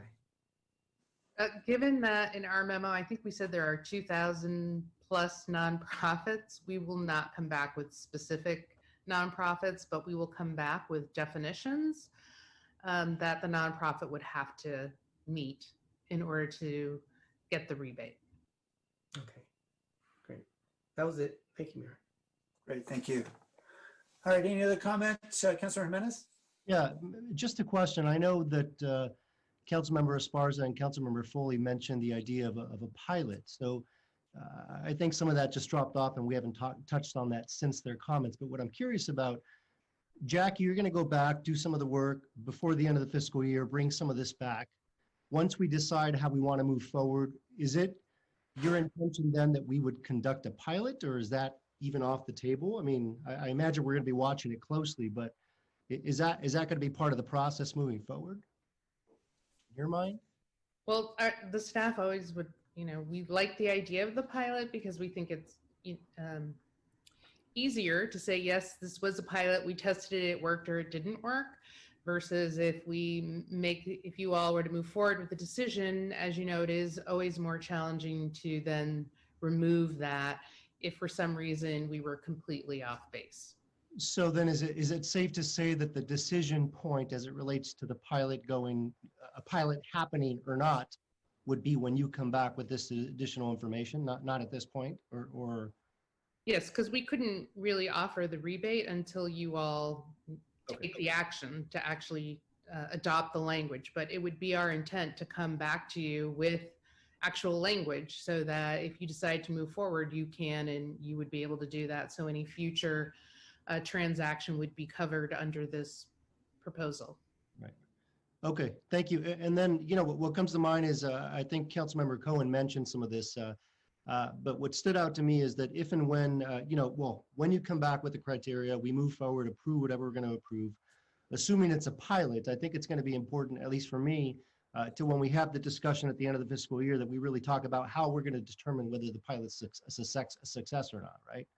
How we, sort of the criteria to determine whether we're going to continue and make it permanent, not a pilot and such. And so some of that criteria for me is going to be important on how we move forward and determine whether it's a success or not. Absolutely. If we decide to recommend a pilot as the best approach, we would include criteria in which to evaluate the success or the outcomes we would anticipate or would want in order to continue it. Okay, cool. Thank you. Thank you. Councilmember Prowse? Yeah, sorry, no, actually it was answered. Thanks. Okay. Let's vote then on Councilmember Prowse's motion. Jimenez? Aye. Morales? Aye. Cohen? Aye. Roscoe? Aye. Davis? Aye. Esparza? Yes. Arenas? Yes. Foley? Aye. Mahan? Aye. Jones? Aye. Ricardo? Aye. Thank you. All right, we're on to item 3.4, which is the Independent Police Auditor Contract Authority. I don't believe there's a presentation on this. Move to approve. Second. All right, and we'll go to members of the public. I don't see any hands. Okay, so let's vote on this item. This is 3. Jimenez? Aye. Morales? Aye. Cohen? Aye. Roscoe? Aye. Davis? Aye. Esparza? Yes. Arenas? Yes. Foley? Aye. Mahan? Aye. Jones? Aye. Ricardo? Aye.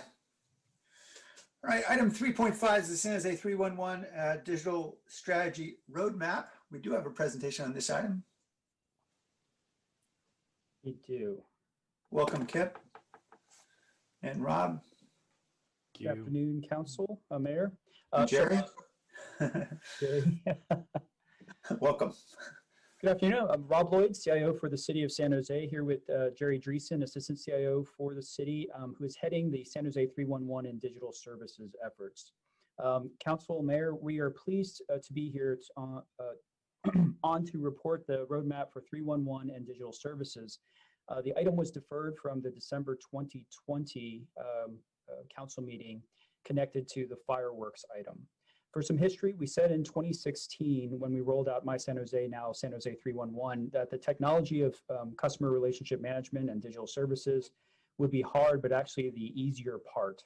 Re-engineering our processes, prioritizing services, assigning limited resources against many needs are the more difficult elements of digital services. Whether our processes fulfill or fail to fulfill a resident's request remains the key measure of success. And as technology accelerates and the requests data adds clarity, San Jose 311 now receives about 185,000 requests a year as of the end of 2020. So Jerry's going to represent our team from across 5 departments working to create those more responsive services. He'll step through our roadmap for San Jose 311, what's next in queue, and requirements for fireworks abatement to be successful as a 311 service. Jerry? Thank you, Rob. Good afternoon, Honorable Mayor, Council, members of the public. My name is Jerry Dreesen, Assistant CIO and Digital Services Lead for the city. With me today to answer any fireworks related, reporting related questions are Deputy Chief Hector Estrada from the Fire Department, Deputy Director for Code Enforcement Rachel Roberts, and Captain Jason Ta from the Police Department.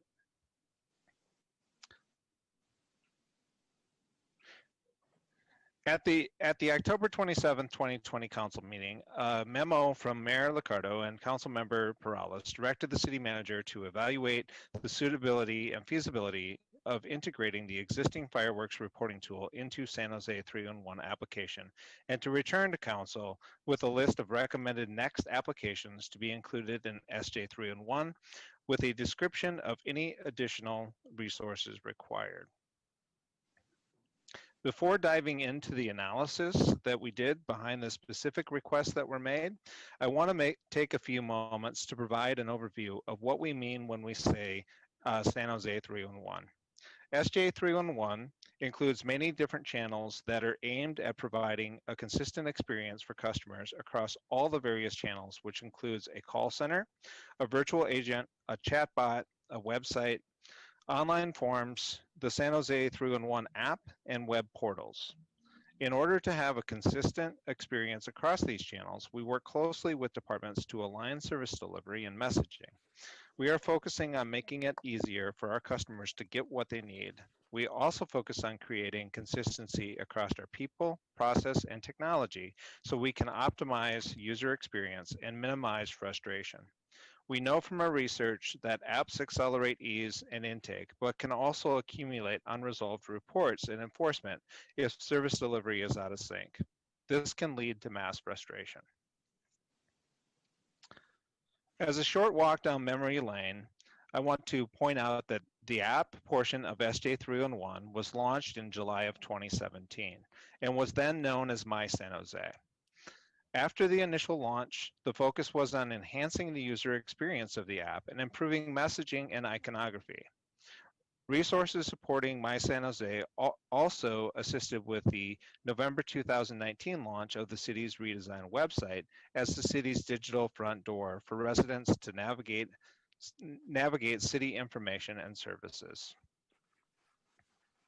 Beginning in December 2019, the Information Technology, Police, and Fire Departments partnered with Google.org to redesign non-emergency call handling processes.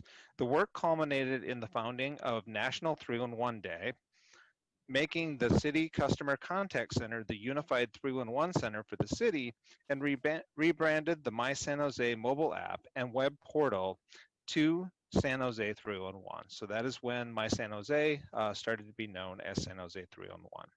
This work aligned with the omni-channel approach, which is really focused on the customer and combining many channels together to make sure there's a consistent user experience across all those channels. So we combine that omni-channel approach for responding efficiently to resident requests. At this time, product management duties for all of SJ311 were transitioned to the IT department from Civic Innovation. The city also worked with our partners to modify the application to address known technical issues and increase scalability of the app. The city is currently implementing machine learning language translation. And we are also adding the first new service, Recycle Plus, into the app. And this is the first service we'll be adding since the launch of the app in 2017. On March 11th, 2020, in partnership with the cities of Las Vegas, Los Angeles, Oakland, and Santa Clara County, the first ever National 311 Day was founded. The focus of 311 Day is to broaden awareness around using 311 for city services and to decrease city service-related calls going to 911. During the March 2020 timeframe, SJ311 began taking on more city service-related calls so that police department could focus more on non-emergency and emergency-related calls. By changing police call trees in August 2020, we began seeing more than 1,800 calls per month that were handled by the police department now being sent to SJ311. In October 2020, SJ311 also changed its call tree, resulting in 50 fewer calls each day being incorrectly diverted to the police department. This change is projected to save the police department from answering 10,000 city service calls per year. SJ311's current planned and resource priorities include fixing a known login issue for the app, deploying a more flexible messaging tool in the app, language translation in Spanish and Vietnamese, a virtual agent to provide relief for call handling, and adding Recycle Plus to the app. Auto machine learning language translation, soft launched in November, on November 20th. The virtual agent for the call center, which is also offered in the multilingual format, was soft launched on December 11th. And Recycle Plus is the current focus for the 2 staff assigned to this work, and it is on track for delivery by March 2021. We are very excited by the test data we are seeing related to the machine learning language translation technology that was soft launched on November 20th. Results far exceed what we had been seeing with free translation tools and far exceeded our accuracy targets of 80%. We are continuing to train the machine learning model to continuously improve. And as we can see from this chart here, the auto machine learning is achieving, based on human translators' evaluation of the quality of the translation, upwards to 98% for English to Spanish, 88% Spanish to English, 88% English to Vietnamese. And one area where we have to improve is Vietnamese to English. But what should be pointed out here is that's for our staff then to interpret what that translation is. And so the direct impact on residents is not as significant as translation back to them. So we are going to continue to refine and grow the accuracy of that as well. On December 11th, 2020, representatives from the city departments conducted a prioritization. Oh, and here, sorry, got off. As stated, Recycle Plus is the current focus for SJ311. This service was prioritized in January 2019 as part of the residential solid waste agreements, which requires implementation of an online self-help features to report issues or request services by July 2021. This service is currently under development and on track for deployment in March 2021. On December 11th, 2020, representatives from city departments conducted a prioritization process using a methodology called weighted shortest job first.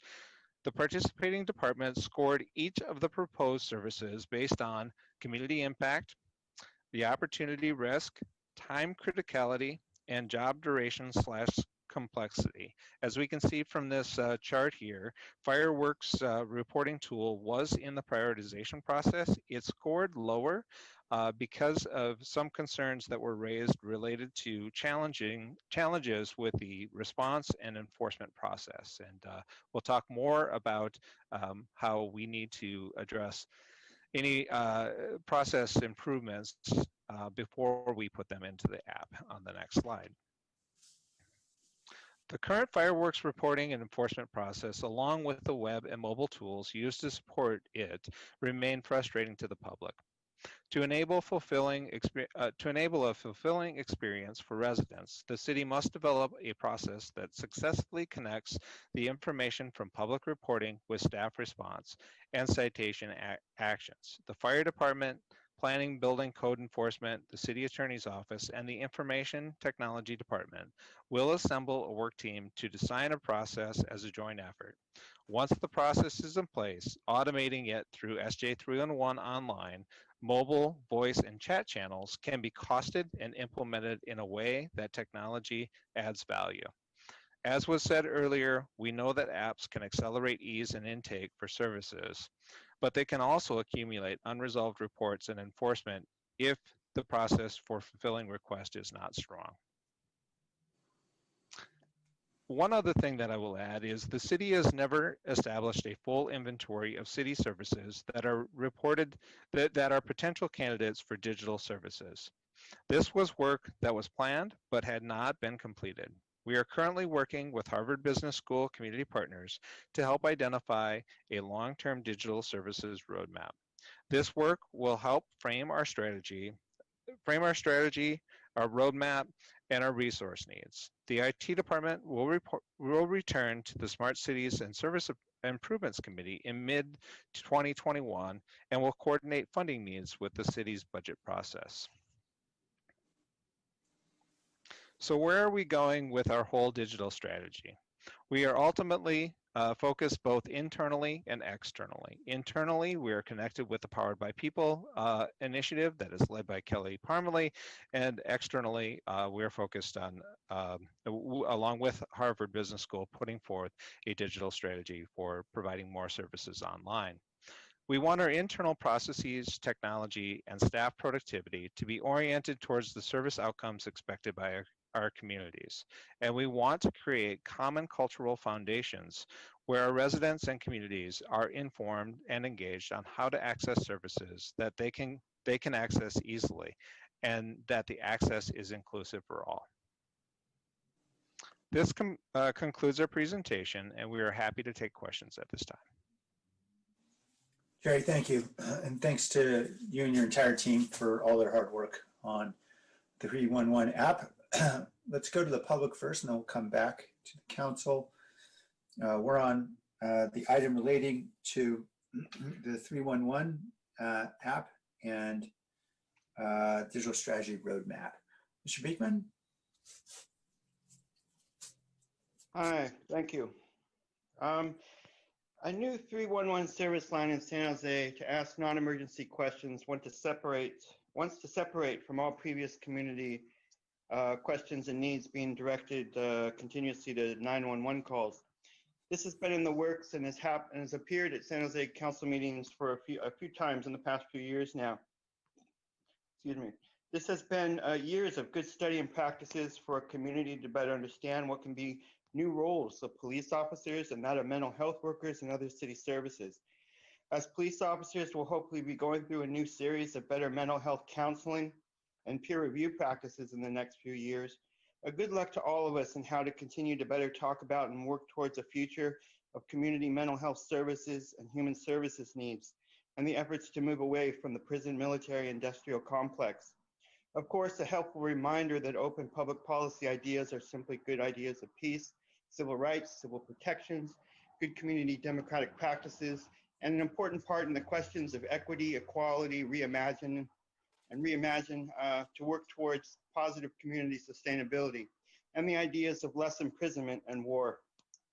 So thank you for this item. You talk about fireworks, snitching basically, when we could be talking about the future of reimagine and what is our better practices and how do we, this can be a real opportunity to talk about distancing ourselves from police and using, city services. Don't just use it for a fireworks snitching line. It can be so much more than that. And that we have to learn to develop the language to talk about that more in our future. And it's just mandatory. You just have to. You don't fear it and don't hide from it. Thank you. Good luck in this good work. Thanks. Thank you. Brian?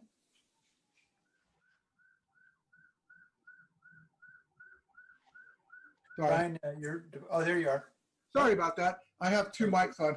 But anyways, thank you very much for what you're doing. Welcome to the new council, people. I miss being there, but I like sitting at home too. We could find a way to solve this pandemic. This is unprecedented territory. I know rolling out a new app is hard. I'm just offering my quote unquote expertise to make it more accessible to people with developmental and cognitive disabilities, because this is what they need, like being able to report maybe if they're being hurt, extreme example, being hurt at home or something like that. And I think 311, sometimes 911, the police can only do so much, and you can't expect a police officer to be a teacher, a care provider, all the other stuff they're sort of required to do, and also drive around San Jose with a target on their back and expect to be almost perfect. I don't agree with a lot of what the police do, but it's not an easy job. So the more we can channel away from police whose primary is to deal with, where their skill sets are at, dealing with dangerous situations, dealing with crowd control, things like that. So that city services like, being able to report a problem at the county level, the state level, it's really hard. So I'm just basically saying, I left my email and I'll send it to Vice Mayor. He has it too. You're welcome to contact me. I'd be glad to prototype or beta check and try out some ideas to make it more accessible to people. Thank you and Happy New Year to everybody. Thank you. Paul Soto?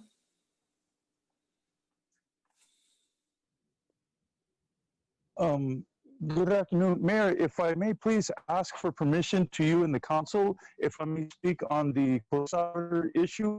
I had my hand raised, but because of technology, sometimes there's a miss on my part or there's a miss on your part. So I'm I'd sorry like to ask council's permission for that. Yeah, go ahead, Paul. I'm sorry to see your hand. Okay, thank you. I appreciate that. I'm not sure, I read the memo and I'm not sure if that's like the budget for the police auditor or their income, because it didn't specify. Now, if it's for the police auditor's budget, police officers union has unlimited reserves. Okay, they will spend literally millions and millions of dollars to protect bad cops. They will protect them. Make no mistakes about it. And I really want to applaud Mr. Beekman. Mr. Beekman really articulated it perfectly by stating that we have to be very comfortable with becoming uncomfortable, because we need to use direct language and specific language. And we need to be able to articulate that, stay in the room, and still stay friends. And if we can't be friends, we need to be able to remain civil. And so with that said, they have unlimited resources to protect these officers with the police officers union. Paul Kelly will make sure of that. They will make sure of that. So I don't want this to be hampered and the police auditor to be hamstrung because they do not have funds. And here's the reason why. You have a bad cop on the street, he injures somebody. The county paid $6 million for Michael Tyree's murder. $6 million. So really the logic that I'm applying here is pay now, pay later, because you're gonna pay. You will pay. You let a bad cop on the street because he got a good lawyer through the Police Officers Association Union and he defends him and that dude hurts somebody and he injures somebody, the city is gonna have to pay out to restitution for that. Okay, there's a lot of cases like that, okay, that the public doesn't know anything about. I do, because of my familiarity and experiences with the criminal justice system, with the police officers, and with prison guards. And so I really appreciate what Mr. Beekman had stated. Now, may I speak on the issue with the 311? Paul, you're out of time. Paul, why don't you offer very briefly? Paul? Briefly, I understand. Thank you. I'd just like to say that I agree with the other two gentlemen, Mr. Beekman and the other gentleman, that to have a 311 for fireworks, I think it speaks to our priorities, and that our priorities should be mental health treatment, that there is an alternative for the public to call for those particular types of issues, and that we start speaking about that rather than property. I'd rather talk about 311 being for people and not property. Thank you. Thank you. All right, coming back to the council, Councilmember Mahan. Thanks, Mayor. And thank you, Rob and Jerry, and thanks especially to Jerry and Kip for jumping on the phone with me yesterday to answer a few questions about this. Looking forward to working with everyone. So I'm generally supportive of the approach and really excited about the progress we've made since the early days of the My San Jose app, which I was an early adopter of. And I just want to say, given that digital services are increasingly the primary touch point for residents with their government, I think this is some of the most important work that we do. The question I have relates to performance benchmarks. And as Rob opened with, and we see in the memo, I think there's a sort of filter here on new functionality that we've set a bar that is essentially that we want to ensure that the service delivery behind the digital interface meets the expectations of the public before we introduce new services. And I think that's a really important principle. I fully support that. When I read that in the memo, however, I then expected to see a detailed description of the current services, performance benchmarks we might have set, and how we're performing. Because if that truly is a gating mechanism for introducing new functionality, then I think it's important when we're adopting a roadmap for the next 6 to 9 months that we understand how we're performing against our benchmarks and how close we are to unlocking that new functionality that we want to add. So I guess the question for staff is, why don't we, or am I just missing the clearer performance standards? And is staff amenable to including that in the future when we're asked to accept a fairly lengthy, 6 months is a long period of time, fairly lengthy roadmap for digital services work? I can start with a response and others can weigh in on that. On each individual service, we have an executive committee that meets monthly, actually, and goes through aligning service measures with our reports. So we go through kind of that base level statistics, which I wouldn't call performance, I would call output data, and how many calls have we gotten by service types, how many users are staying with the app, do we have return users, do we have data synchronization issues. What we also have dug in, and we have a dashboard that we have created, and we have dug in to evaluate by each individual service, like graffiti and others, what are the service response times, and are we following through? We do know that we have areas for improvement in some of those service areas. We have focused on some of those over time. And that's also the discussion that we have on a monthly basis with both our executive level steering committee and then also with a group that is more at that manager level that we also meet with on a monthly basis. And I'll defer to others if they'd like to add. So, Rob, did you want to add anything? Just one item. Councilmember, one of the realities that we did face in that first year was how much quantity that came into the city once we opened up My San Jose. In fact, the first year we consumed a lot of the proactive budget and resources because of the responding to the cases that were coming in. So to be honest, on two variables, one was how do you balance the increased requests with the service delivery and refine the processes?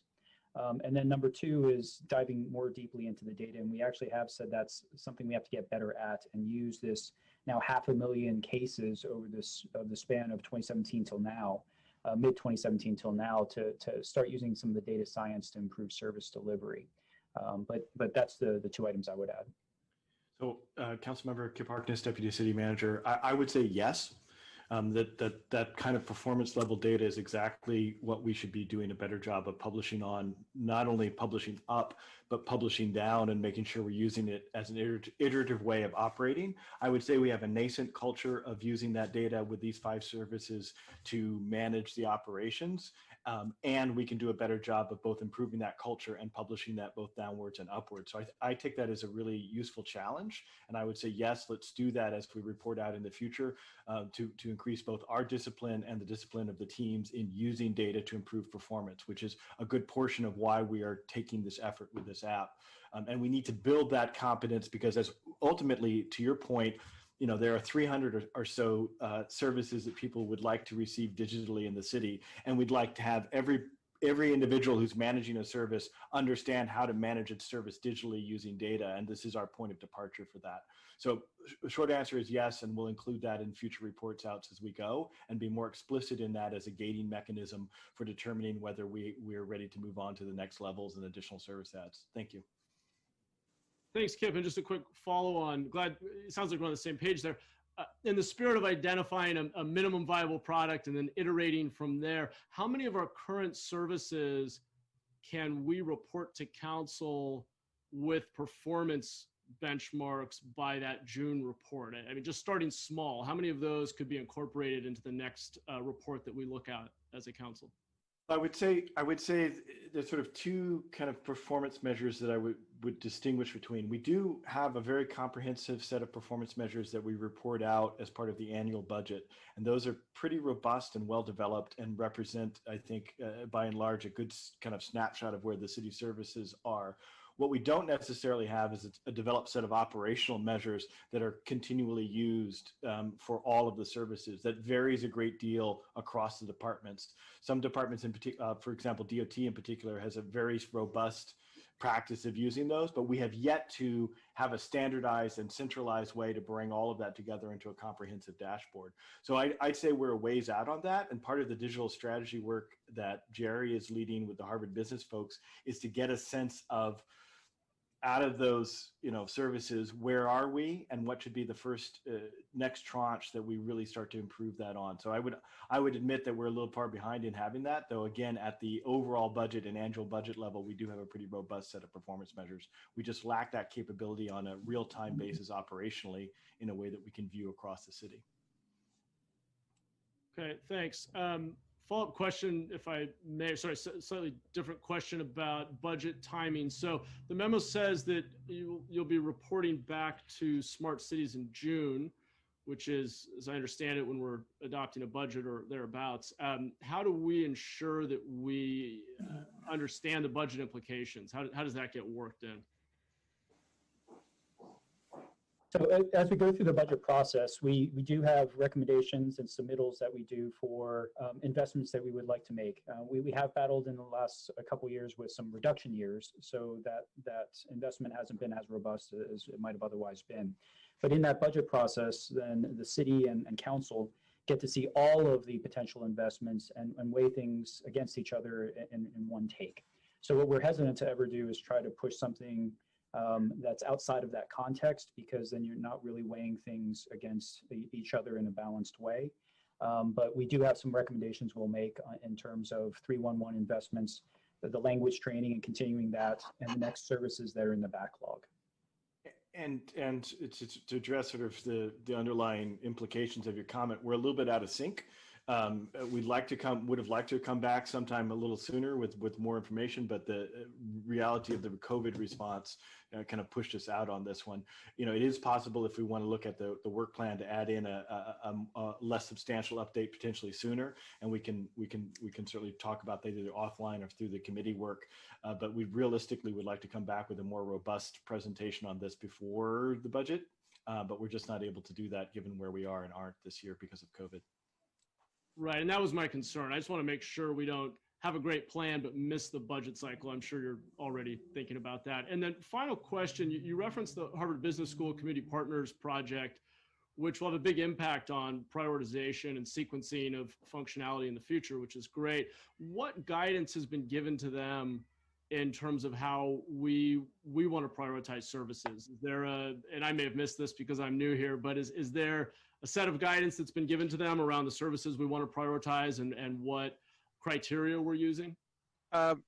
I'll start with that. So even stepping back from the prioritization, what we're focusing on with Harvard is really kind of the approach to any technology is starting with what do we currently have now? What is our service delivery mindset in the city, and how are we focusing on both service delivery and the digital portion of that? And so kind of a as is kind of state. And so they're doing an assessment internally, quite frankly, with a lot of influencers in the city, having interviews with them. They're also doing a survey of residents, and so that's when I talked about kind of that holistic service response. One of the things that we have with COVID is as we have went through looking at all of the city services and thinking about how to keep those services operational and safe at the same time, is it's also given us an opportunity to take a look at all of the services across the city. And so we have had Harvard look at all of those services as well, and kind of do a deep dive into that data in terms of potential candidates. And then they're also doing a survey with the community that is posted right now in terms of to measure some of those kind of perspectives of the community related to wants and needs, desires around digital services. And then they're interviewing nationally, they're interviewing cities across the country. So it's a little indirect approach to the prioritization piece, but I think what they're going to give us is a few things. One is a framing of when we say digital strategy and where we want to go, what do we really mean, and what should be part of that discussion more broadly? And then also teeing up what are all the services that are ripest for the picking to start thinking about digital services. Thanks, Jerry. That sounds like useful work, and I'm looking forward to reading the report. So appreciate all your work on this, and Mayor, that's all I had for now. Thank you. Councilmember Foley? Great, thank you. Good questions from one of our new council members. A couple of questions for you, Jerry, regarding the customers' use and their experience. You had mentioned that we're working on improving the messaging tool. Can you give me an idea of what specifics are involved around that? And just to give you some background, one of the items that council offices receive a lot of complaints or concerns about is they've reported that something on 311, be it a pothole that needs to be fixed or trash that is illegal dumping, and then the report that they get back either says closed or resolved, and they don't really know, well, does closed mean it was taken care of? Does resolved mean it was taken care of?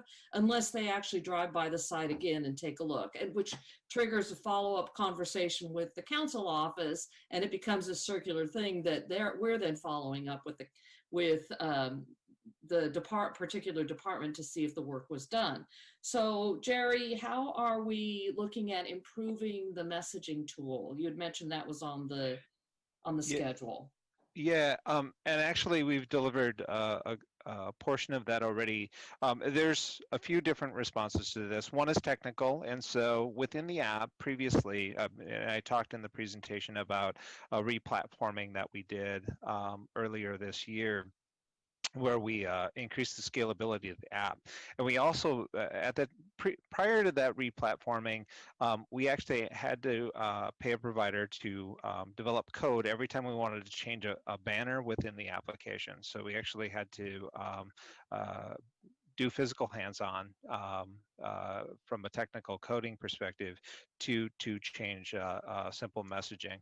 And we, through the replatforming, we then gave ourselves the ability to just change those banners, which through COVID, of course, was extremely useful because things kept changing all the time, and service levels kept changing, and so we put notifications out more easily and continue to do that. The second part, and I think this maybe gets to your question, is aligning then the consistency of the messaging across all of our different channels. And so if somebody calls the call center or goes into our app or goes into another departmental place, how do we make sure they get a consistent message about the service they're receiving? And that's where we talk about needing to focus on process improvement and alignment of services.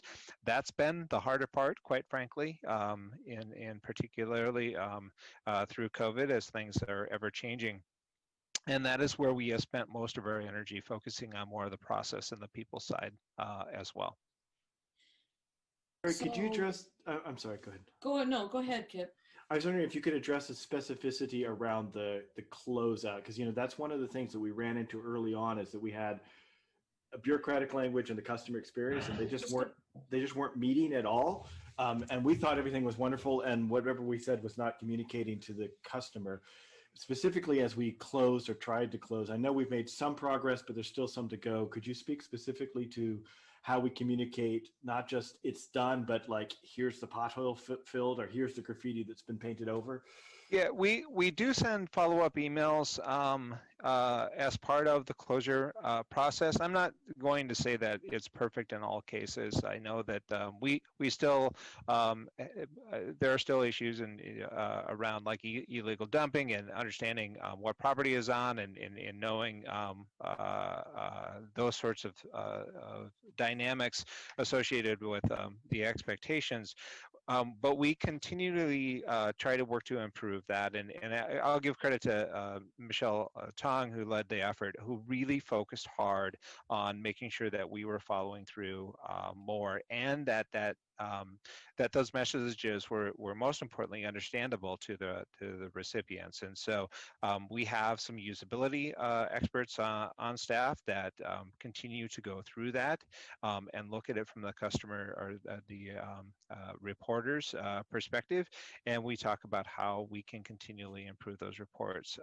I think graffiti is a great case where we have worked very hard with Olympia to improve our messaging and our follow-up calls, our follow-up messaging related to graffiti, and show the progress that we've made, and ensuring that the data is synchronized appropriately, showing that the job was actually complete. So, not saying we're done. I think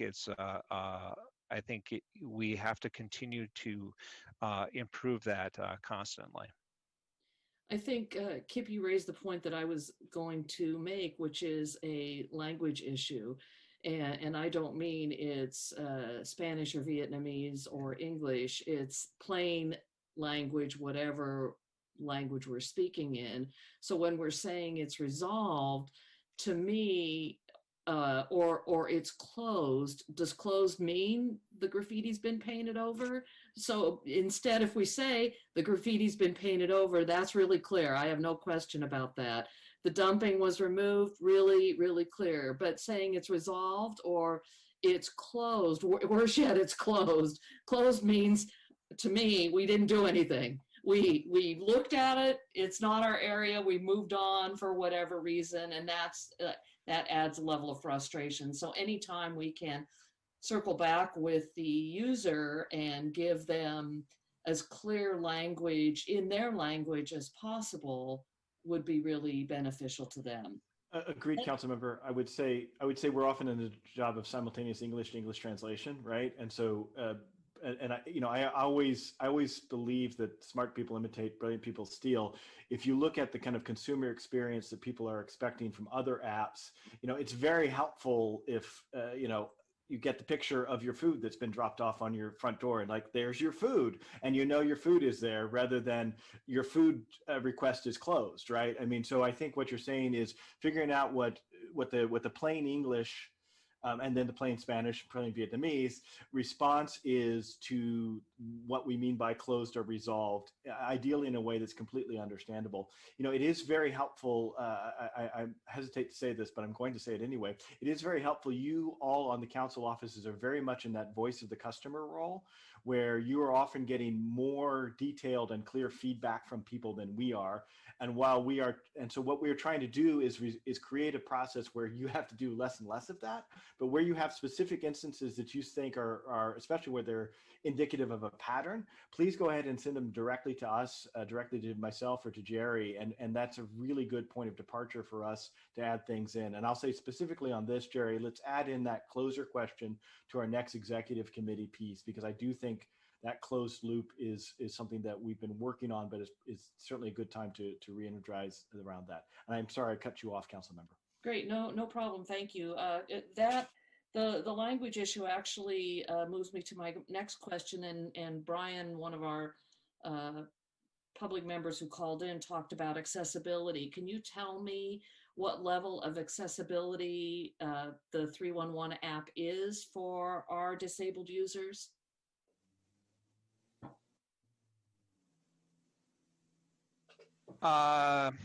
Rob, can you help me with that one? I don't have the history on that. Yeah, so when we rolled it out, we did do some testing using some ADA compliance tools. It's basically accessible, but on the public members' input, it can always be improved. And the idiosyncrasies of some of the readers, some of the devices, some of the software that they use, hard for us to replicate. We do have a power users group, though, that we've created to take that feedback and to test things with. We've nominated a certain council member's husband for that group, too.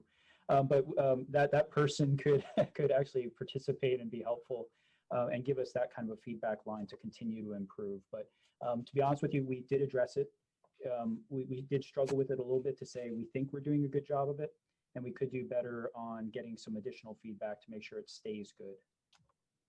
Okay, so that's good. We're working to improve that accessibility for all users going forward. We're continually to look at that.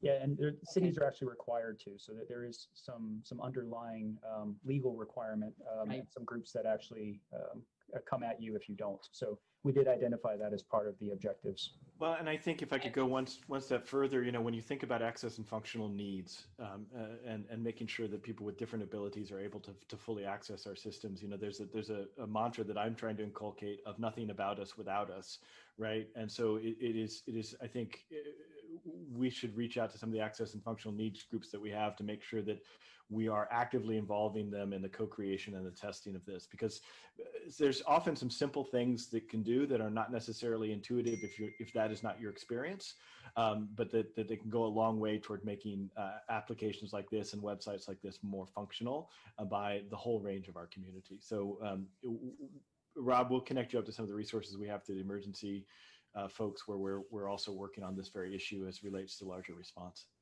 Great, thank you. And one question about abandoned vehicles. Is the DOT considering any improvements to the abandoned vehicle reporting and turnaround times or anything like that on the app? And if you made that comment already, I missed it, I'm sorry. Council member, I think we have DOT representatives here. Oh, there's John, okay. Yeah, thank you, Councilmember John Risto, Department of Transportation. So yeah, that has been an area that we've been trying to look at how we are going to address vehicle abatement during COVID. And we've made some changes and we've tried to get the service back to a level that is responding to the blight needs as well as safety needs. And then now trying to use the responses that we're getting within 311. We're not all the way back there yet. So we've got to make a kind of a hybrid or a version of our processes and performance. So yes, we're learning from using the new 311. We're not entirely all the way back yet with that, but trying to make sure that it works well enough with both the responses and our proactive work that we're doing out there as well. John, I appreciate that. Any idea on timing on when you might be able to come back to us with an idea on when abandoned vehicles might be included or might be part of the 311 app? Yeah, that's a good question. I'm wondering when right now we're trying to put back in place some of our contract help and trying to deploy them out of City Hall, which is not an easy thing right now. But once we're able to do that, which we have plans for, then I think I'll be able to identify what the additional service that we can put out into the field for that.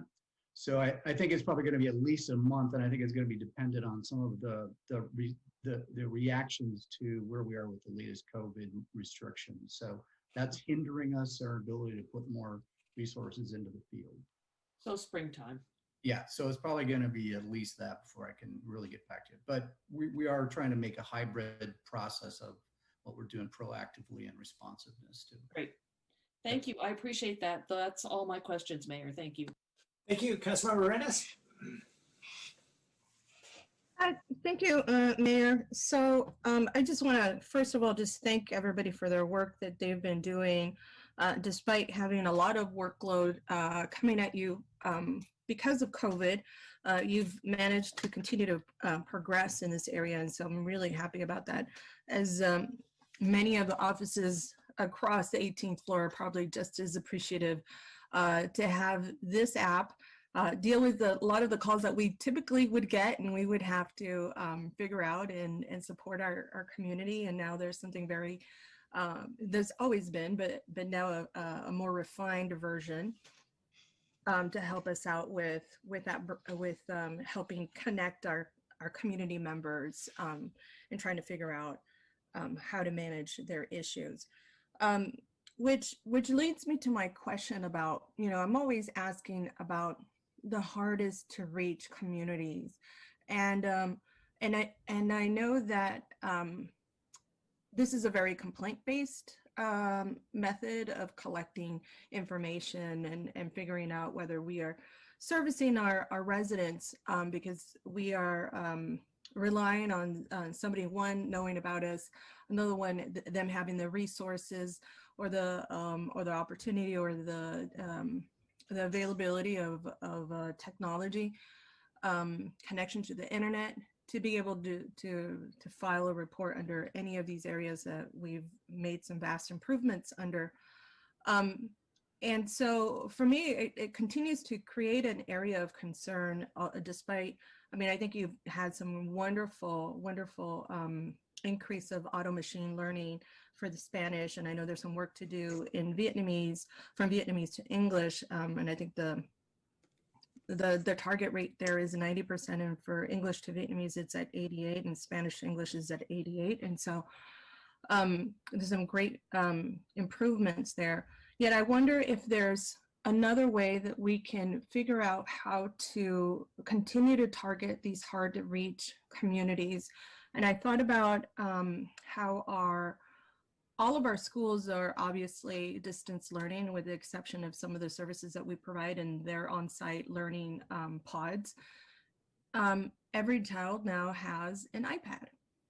And I wonder if there's some opportunity for us to collaborate with some of the school districts, especially in those areas that we know we have very hard to reach populations. I don't know how you collect some of this information, if you collect it based on some of the zip codes, and maybe we can have some of that come back to us. I think somebody earlier was asking for a bit of an update. For me, I would be interested in learning who is it that is utilizing 311 and who is formulating some of these calls. I recall from some of the noise concerns out of the airport, there was an interesting report that we got from the airport department that showed how there was a very small or smaller base of residents that were generating a huge amount of calls. And so I wonder how our 311 stands in terms of who's generating the calls, where are these services getting done, and is it multiple, is it multiple calls by the same household? So those are the information that I like to figure out. And on top of that, try to figure out how to collaborate with those hardest to reach households and communities. I was mentioning that every child now, hopefully, we'll knock on wood, we hope that with some of the work that we've all done, that every child has an iPad. And wouldn't it be great if we could connect with some of those school districts, especially in those areas where we know those are the hardest to reach populations, and have a workshop or have even the 311 app downloaded onto those iPads, especially the ones that we've funded and given out to the school districts. So that way parents have an opportunity to report some of these concerns that they've had, or be part of this digital strategy that we're formulating, that we're focusing on. I realize it's not just digital 311 concerns, but that these are calls that also have been rerouted from our 911 dispatchers, and so I'm happy about that. So I wanted to know just some of your thoughts in terms of what have you done, and what have you kept in mind are hardest to reach populations. What are your thoughts about or your strategies on continuing to engage those folks, and potentially going through some of the school districts to facilitate our 311 app? I'll start. So there's a lot in that question, and I'll do my best to unpack it. So starting with tracking some of the measures and reporting, we do have the dashboard that we created a while ago, and that dashboard actually does provide very useful data by district, what sorts of reports are coming in, where are they coming in from, because they geotag each of those issues, and so we can provide geospatial data and reporting and metrics about return users, how often, and one thing I will say is we actually did through some of that data analysis find that there was single users waiting reports, like of reports that actually swamping the system at one, which is not what we want, because that actually impacts negatively the app response and our ability to respond to those responses or requests for response. The other thing I will say, want to bring up around the hard to reach, and maybe Rob and Kip can talk a little bit more about this, but even the renaming of the app from My San Jose to SJ311 was based on some of that vernacular that you talked about, and the fact that in certain languages the word my doesn't resonate as well, and so the switch to SJ311 came about partly for that reason, and also to integrate it more with the other service channels as well. So in regard to the iPads and some of the digital inclusion connection, I haven't made that leap myself. I think it's a great thought, and I'll defer to Rob and Kip for additional. If I can add maybe three things. One was the instructive brand of San Jose 311. That was part of our data analysis with Google.org and MCP to make sure that the brand was more recognizable, being able to put it on vehicles, and when you see the brand, you know who to call. And so that campaign was something that got held because of the pandemic. We didn't want conflicting messaging. And there's also some resourcing that we're going to have to do to reconstitute that campaign to get it out and known in those areas so that they can get the help. But the second thing, council member, is we really have to make sure the fulfillment of those services goes well. Otherwise, people give up on the service, and then all the complaints go back to the council members and your offices. So the process reengineering in that piece, we really want to honor the request and give a sense of fulfillment on that side of it. The last thing is on the data, there is an opportunity to dive into the data because, as Jerry said, it is by district, it is by type. We see some good balance across the districts in terms of where the requests are coming from. I think 3 and 9 are actually disproportionate in terms of having more cases, but only in Silicon Valley. Jerry fuzzed out there for a little bit on his volume. What he was saying was that you had one individual who had, in Silicon Valley, developed a bot to keep on putting his requests in nonstop through the day to Department of Transportation until they responded. So he was submitting thousands a day, and we did have to do some technical work to stop that. So some people know the system, you get a response out of it. But on your question, better messaging, better campaigning, better public awareness, and a good sense of fulfillment, plus the language services on all channels, which means that we want to get that language support if you call us, if you do the virtual agent and do the automated voice, if you use the direct chat, if you use the app, if you use the online portal. So we're trying to collapse some of those barriers. So, but Kip, anything you would add? Yeah, just a little bit of a repeat, but just to simplify, I think there are four things. I think your question is an extremely good one, right? How do we get to the people who may not be the ones who either have the equipment in hand or have the time or have the knowledge, but who may have more of a need, right? And so I think there are four things that we need to do, and we've probably done two of them pretty well, and then two that we really need to work on. One is omni-channel, which is making sure that you, as Rob said, that you can call, you can use the app, you can show up. It's not just the app, and we have to keep all of those channels open. Unlike a private firm, which might just have only an app, we've got to be accessible across the board. Second is we have to be proactive. We know our neighborhoods, right? You all know your neighborhoods, and so we understand where some of the issues are. And if I'm getting 57 complaints because Kip walks around and does 57 complaints, that doesn't necessarily mean that that's where the need is. And so we have to use this as one of the sources of data to determine how we deliver services, not the only source of data in how we deliver services. And I think we're doing reasonably well at both of those. The two where we have put on pause and probably need to turn up the volume is marketing and engagement. We know we have not done a marketing push because we wanted to make sure that when we got the scale of more people using it, we were able to deliver a good response. And so we've held off on that during the COVID. And I think we need to determine when we need to do the marketing push for 311. And the other one, which you've alluded to, is what I would call engagement, which goes beyond marketing. I remember an instance when I was doing some small business training, and one of my crew at PayPal was doing the training, and he did it in Spanish. And what he did was he actually had people download the app in the middle of the training, use the app, and so that by the end of the training, they were all troubleshot through the app. And so I think there is that little extra touch on some of the harder to reach communities can go a long way.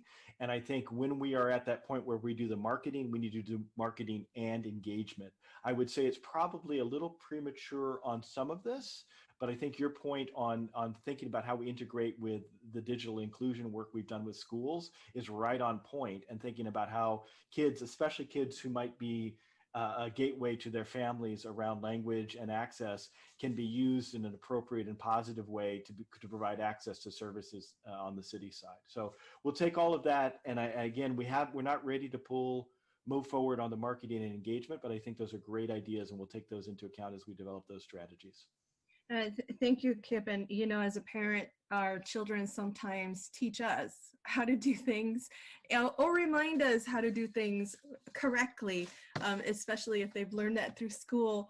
But Mrs. Mendoza said, this is the way you recycle, or this is the way you wear your helmet. And they're just, we've seen it with our walk and roll program. I mean, we're just building a new generation of folks, of young children who are going to be very environmentally aware and are connected to their community. I mean, there's just so many benefits. And so I just think that this is another opportunity for us to continue to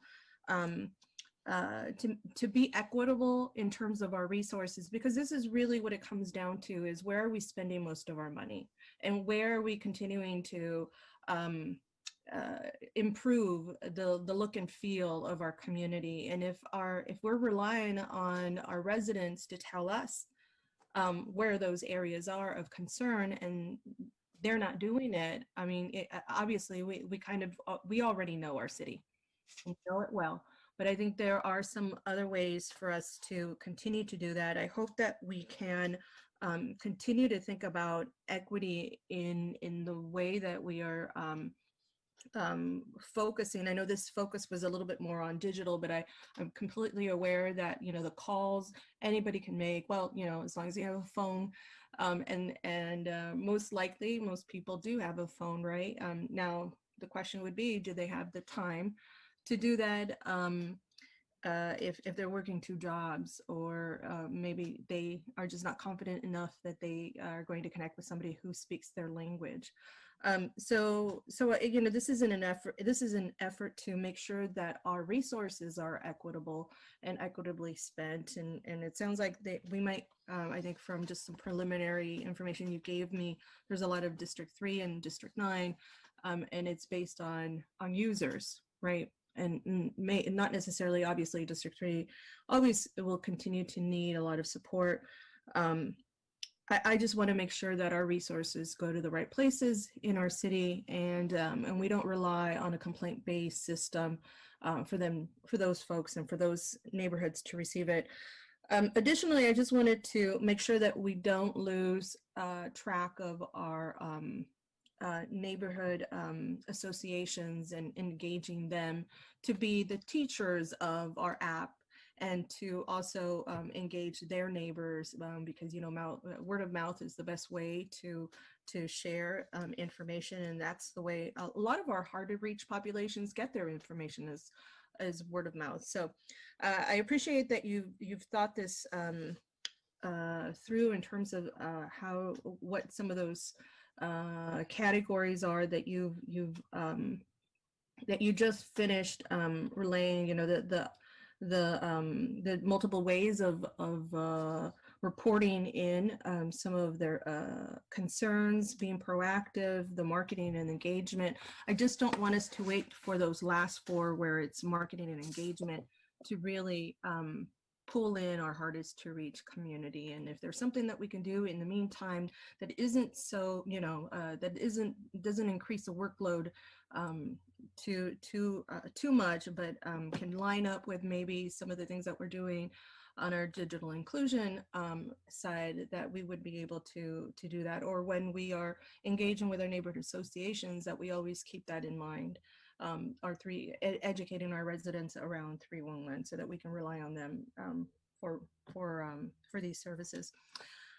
Thank you so much for all your work, Jerry. I know that you connected with our office to give some additional information, and I just want to congratulate you, Rob, Jerry, and Kip. I know that there's a lot of work that we don't see, but that we reap from. And definitely our residents are reaping from this. And I know that behind you is a wonderful team that's also getting to do some of this day-to-day work. And so thank you to you and your teams, your respective teams, on all of this. Those were my questions. Thank you. Thank you. Councilmember Perales? And along the lines of what Councilmember Arenas was talking about on equitable distribution of our services, I've long been concerned about how we respond essentially to our community's needs.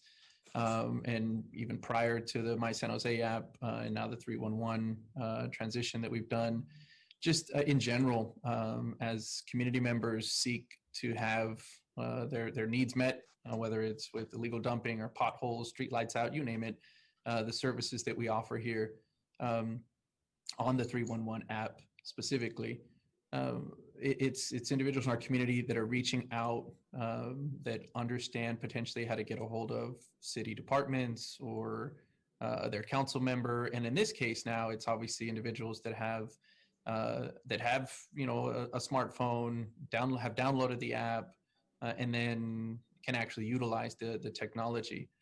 What I think this does, though, is it does provide us a great opportunity to look at the data differently, because obviously utilizing the app, as was stated, we can look and see where these calls are coming in, or these reports, and do we have what we were calling kind of super users, right? And so to what Councilmember Dennis was mentioning, I think the needs are great right all over the city. Certainly, they're great in District 3, but I'll be first to admit that it's some of the reason why we see a high need or calls coming out of District 3 are really due to just a handful of super users that are in District 3. And I wouldn't suggest at all that somehow, we should be giving a greater response to someone that just happens to be a super user of the technology of asking for, asking for a response. And so for me, I think we still haven't necessarily addressed that. We haven't addressed this equitable sort of concern, whether it was pre-app and it was just people calling in or emailing in, or even now with the app, I think that's something that we need to now drill down within the data, as Councilmember Hernandez was saying. Look at the areas of the city that maybe are responding to the app well, utilizing it well, that we're responding to, and then where is it that they're not? Where are we not getting reports? And are these areas of our city that maybe a quick conversation with a council office would determine that, hey, this actually is an area that has a lot of needs, like potholes and streetlights out and graffiti and whatnot, but they're just not reporting it. That utilizing the app, to its potential. And then what may those hurdles be?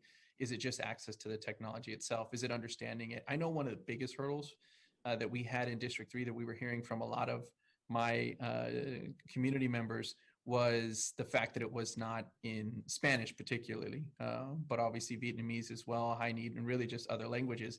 But we were hearing from a lot of our community members in particular neighborhoods that wanted to use the app. My office, has been promoting it since it's been out. And the response was, council member, we just, we have a trouble using it because it's not in our language. So I think that's been a big milestone. That was something that I was, pushing for really since the app came out and we were getting that feedback. I think that will help.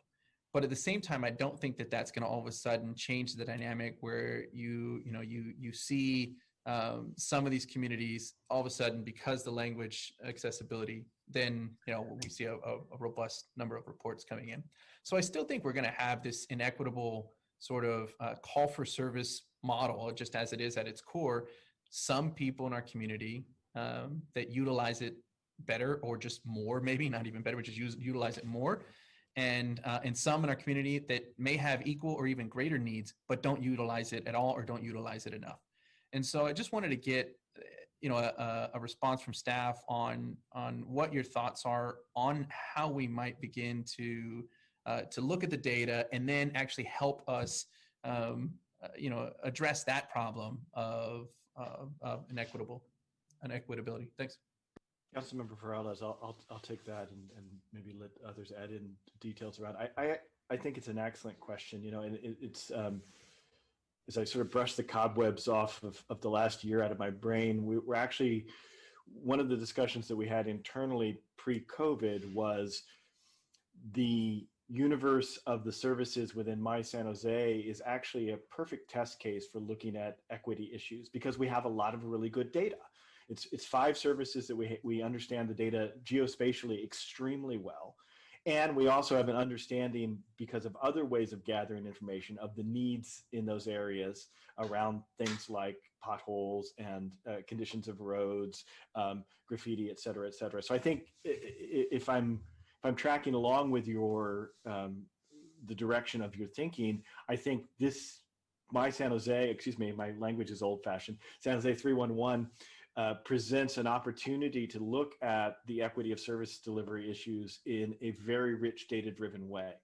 And to your point, similar to the point that Councilmember Arenas made, is that if we simply go with the app as our truth, then we're going to be missing some of the truth of the reality of our city. And so the app is a good thing, but only if it is within the context of understanding where the needs are, and this is one data point on those needs. So if I could again take that as a challenge, I think what part of what we've been asked to do as we go through the budget process this year and as we look forward is that equity analysis. And I think we need to apply that and learn from that very directly within San Jose 311, where we have probably the richest, most fine-grained data set around geography and service delivery of any of the services we deliver. So I want to stop there and actually check back with you, Councilmember, if that's sort of where you're headed, and make sure I'm on the right track. Yeah, I'll just add one point to emphasize on what you said, that I actually think we can specifically state right now definitively that it is going to be completely inequitable, right, in the way that we see people reporting, and then obviously the way that we're going to respond, because we have to assume, number one, clearly if it's an app-based service, already you're excluding a good number of people in our community, even though cell phones now are certainly much more common than they were previously. Right, even if you have one, I know, for instance, right, there are people within my family that have one and don't understand how to use apps. They still use it like they would use an old phone, right? And so just having it doesn't necessarily mean that you're going to be able to utilize the technology. So I think already just the fact that it's app-based and technology-based is going to exclude some of our community members.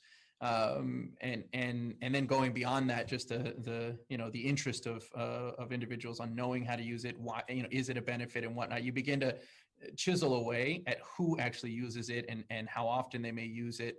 And so I think no matter what, we have to start with that premise that it's definitely not going to be an honest reflection of the fair needs throughout our entire community.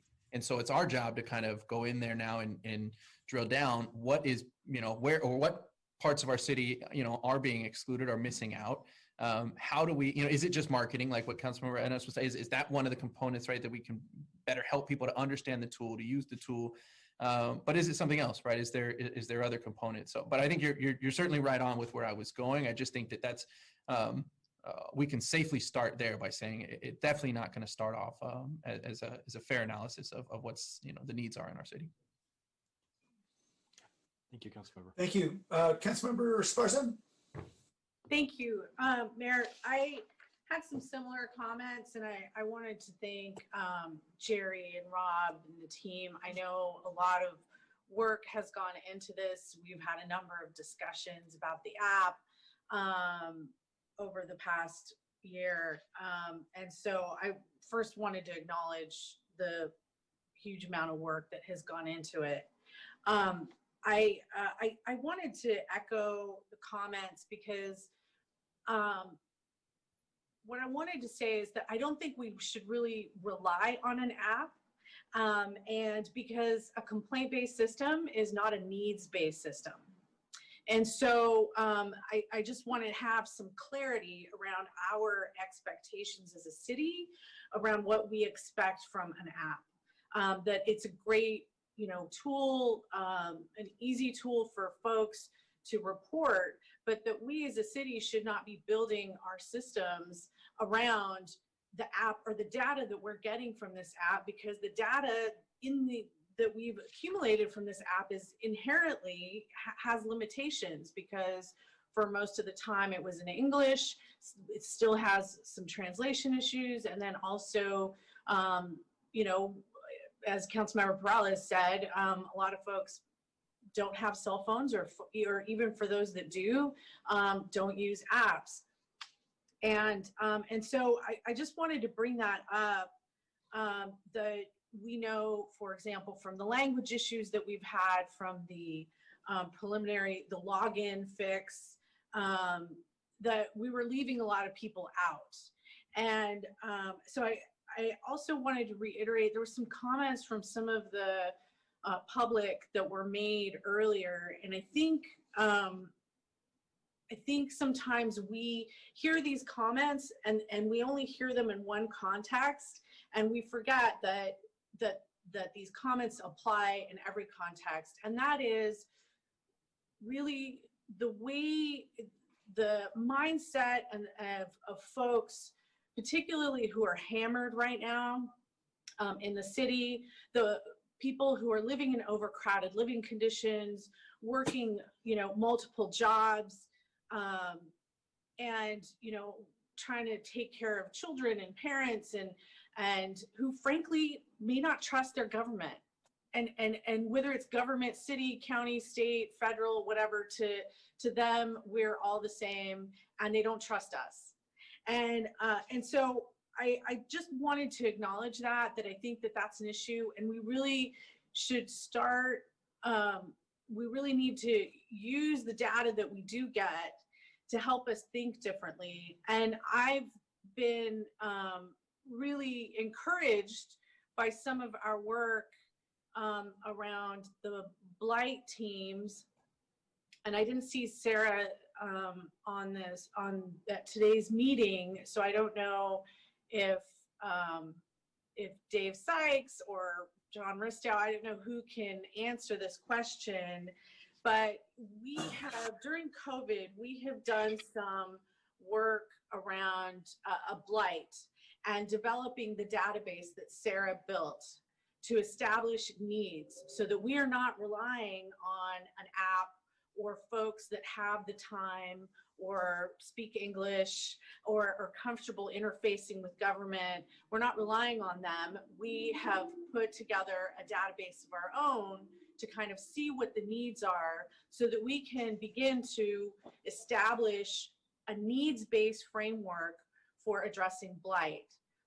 How are we matching those blight pilots to convert to more of a needs-based approach throughout the city, and in whether it's something else, abandoned vehicles. I have parts of District 7 where there are some notorious drop-off sites where people abandon stolen cars quite frequently. You know, I mean, that's a known site, right? Like I can think of them off the top of my head where people leave stolen vehicles.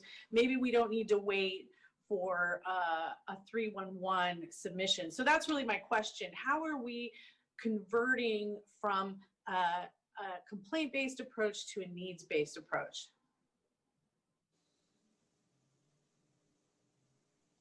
I'll start with this. We've had this conversation. I'm actually, I've been wired in with Sarah's work and Neil's work and Rick Scott's work, and we have this conversation about what they're doing around the encampment areas and also starting to move into some of the illegal dumping issues that are also related to that. And my take on this would be, I think it's a both and, because I do know that they're using some of the illegal dumping data in conjunction with some of the needs work that they're doing as well. So they're actually using some of the complaint-based data that's coming out of SJ 311 and matching that up with where the reports are coming in, but also then how does that match with some of the issues, particularly in the encampment areas.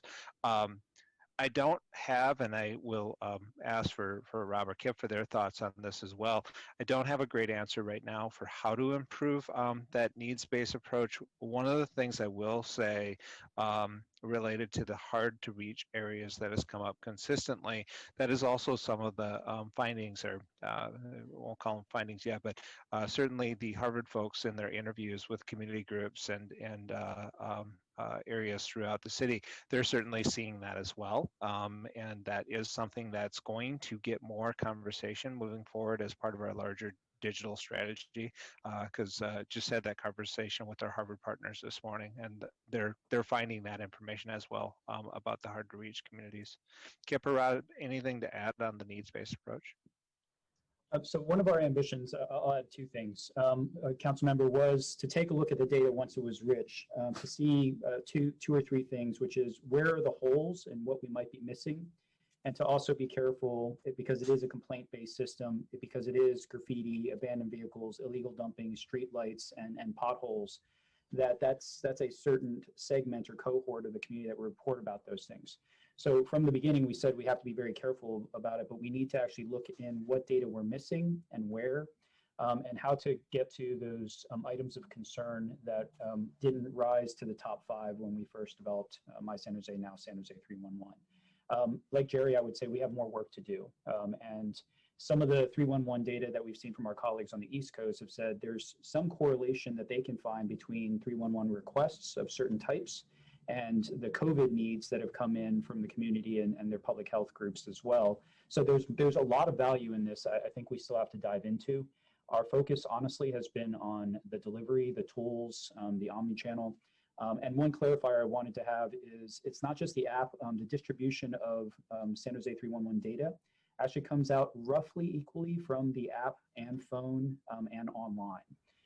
And so we did, and we do push the omni-channel approach, because if you take a look at age demographics, ethnic demographics, where people live, there's different kind of leans of what types of channels they'll use more. Hence why we're big believers in that omni-channel approach. And then when we talk about service channel models, choosing the right channel for that part of our community that speaks best to them and meets them where they are. But those are the things that I would add. Yeah, and I think the needs-based approach is super important. The couple of things that we have done, I've asked the teams, especially things like abandoned vehicles, the direction that I've given is developing heat maps on not just where the complaints are, but where the abandoned vehicles are that we end up towing, right? And no surprise to you or to anybody on this call, there are certain points where you're more likely to find an abandoned vehicle. So we should, and they are beginning to do this, go there proactively and deal with those rather than sort of sitting around and waiting for somebody to call us. So that's one, is using kind of a heat map approach on where the actual needs are. And no surprise, we'll find clusters and you'll find interrelationships between those. And then I'll say two things which might seem a little counterintuitive. One of the other things is I'd like to go to where we don't have to do engagement at all. And what I mean by that is creating a service delivery model that doesn't rely on community engagement necessarily when we don't have to. So for example, with streetlights, one of the things we're doing as we replace the LED streetlights is replacing the streetlights with the capability of letting the streetlight tell us that it's out. So you don't have to report it, the streetlight will report itself. So the more things that we can do that don't require somebody to go and find that freaking 6-digit number and get the right address, the better. So where we can minimize engagement and reserve people's precious time for the things where we need engagement, we will.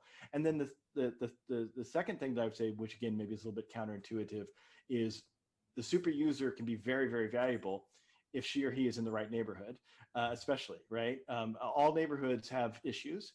And part of what we found going back to the old community organizing days of strong neighborhoods is a couple of people in the neighborhoods that are hotspots can be very helpful in terms of eyes and ears for us in understanding what that need is. So I think part of what we have to do as we move to needs-based is continue to use the data that we're getting as one of our sources of data from the app, and make sure that we've got some of those super users distributed across the city, especially in those areas where we know there are high needs, and perhaps be a little bit more proactive in training folks to be super users in the areas where we see the repetition, as well as simply being proactive where we need to be proactive. So again, a council member, I take it as a good challenge. We're not fully where we need to be on this. But if I'm understanding, again, the thrust of your argument, it is that the app data is inherently skewed, which it is, and that our work should make sure that we are responding to the needs, which may not fully be reflected in a complaint-based system. So we get that. We're beginning to do the work we need to do on that, and there's a lot more to be done. Okay, thank you. And I appreciate that proactive work. I think it's huge. One of the challenges my community has had with the app is, often you have one chance to deliver, and if for whatever reason that didn't work out, people are going to opt out. And so then I get calls.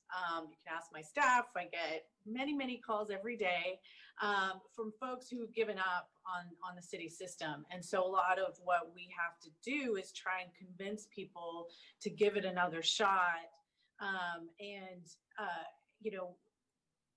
I think as we talk about engagement and marketing, or whatever you want to call it, we need to have a lot of clarity around exactly what it is we will commit to as a city, what are the actions, what are the timeframes, because I think we do get a lot of people, particularly in neighborhoods like the ones I represent, that give up, right? And they just give up because they think the city doesn't care, and they disengage. And so then we have to work many times as hard to get people back in. And in the meantime, they're living in some, frankly, unacceptable conditions in their neighborhoods. And so, I will leave it at that. Thank you. Thank you, Councilmember. It's a question of, I'm sorry, Councilmember Jimenez. You want to go ahead, Mayor, and ask the question? I can wait.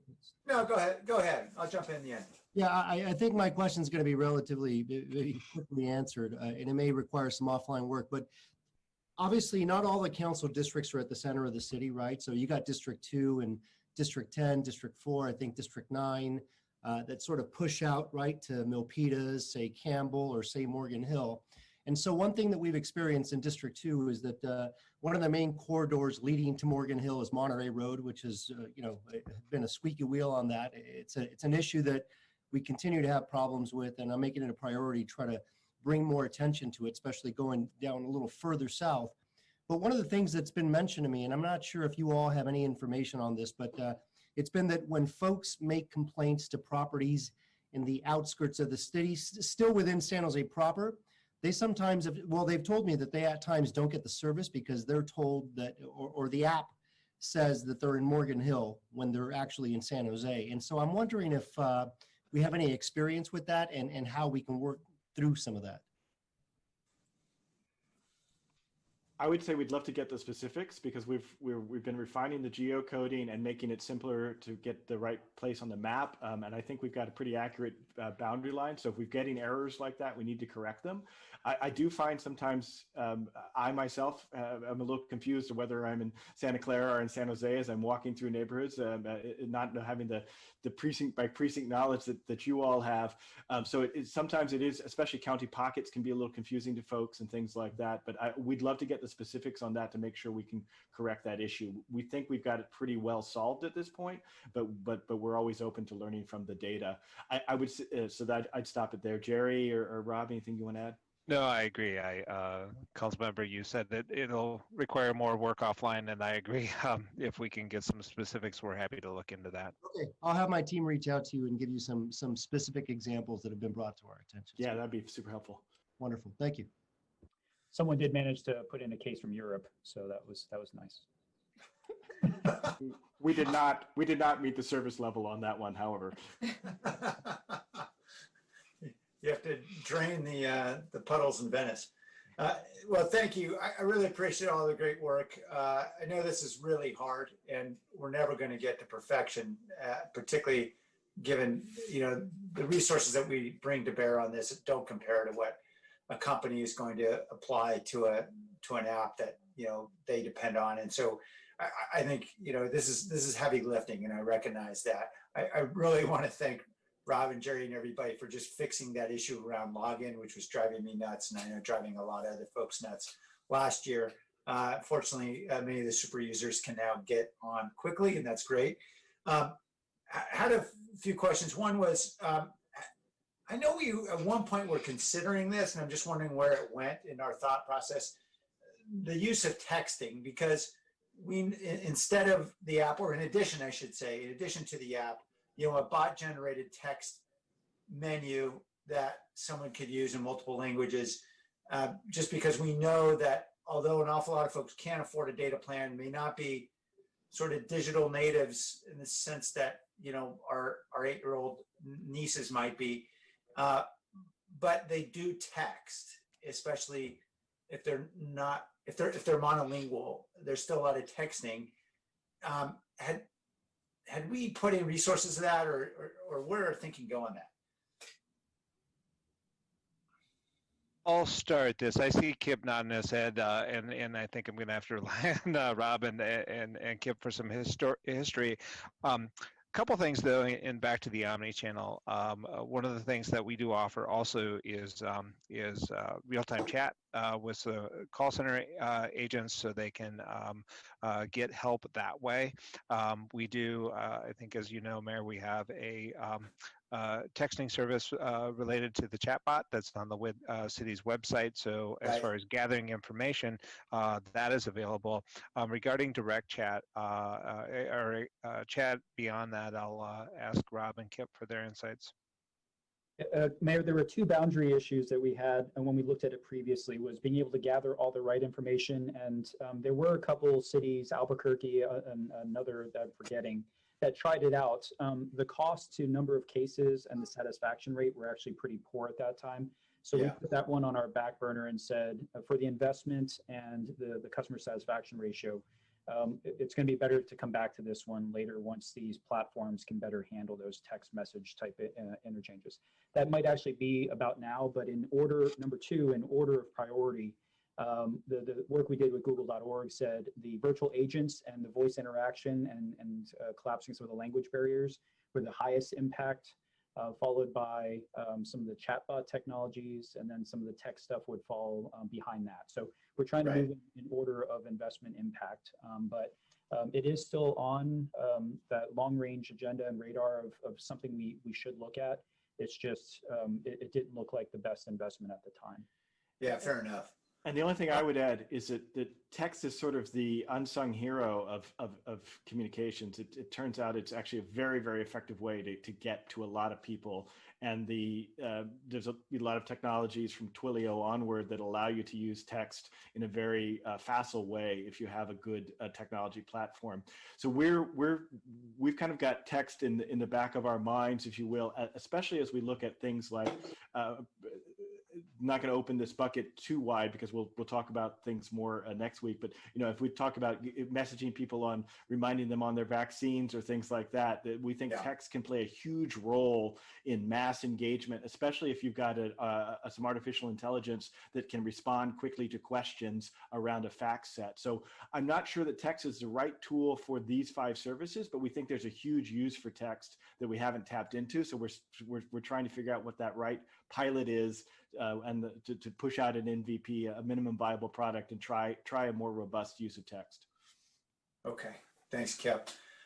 On this issue of investment in language, which we all recognize is so imperative in our community, I know there's some trade-offs here given the scarce resources. And so I had a 2-part question. One is, are we really confident that when people call 311, if you're Vietnamese or Spanish speaking, you've got someone or a way to communicate clearly?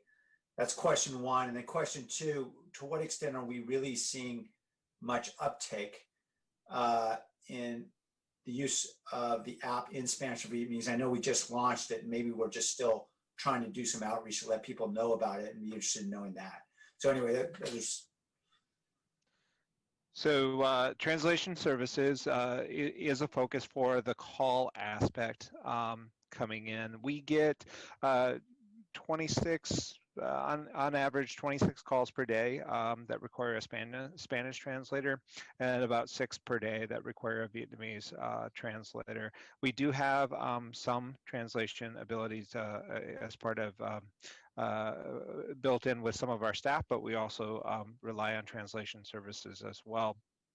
In terms of confidence in accuracy of translation, I think that's always an aspiration to make sure we're doing as well as we can.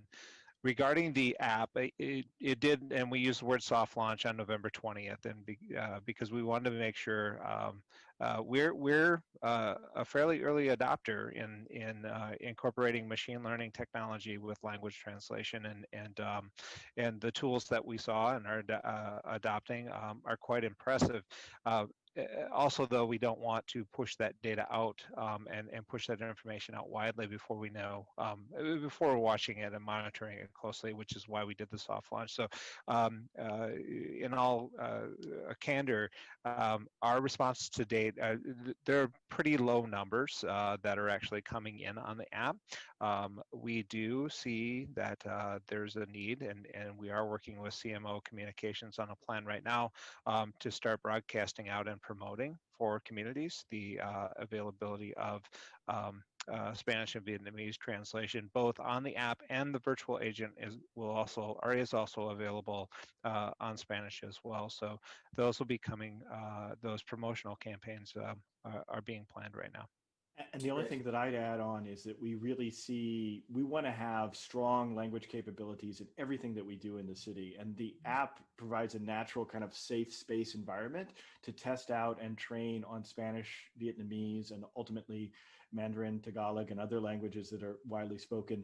So, and our hope is that if these test out well, we can provide this kind of capability across all of our digital services and across a wide range of things where we need to use language and be able to switch back and forth between language. That never substitutes for a native speaker. It doesn't substitute for also having language and cultural competency within our staff teams themselves.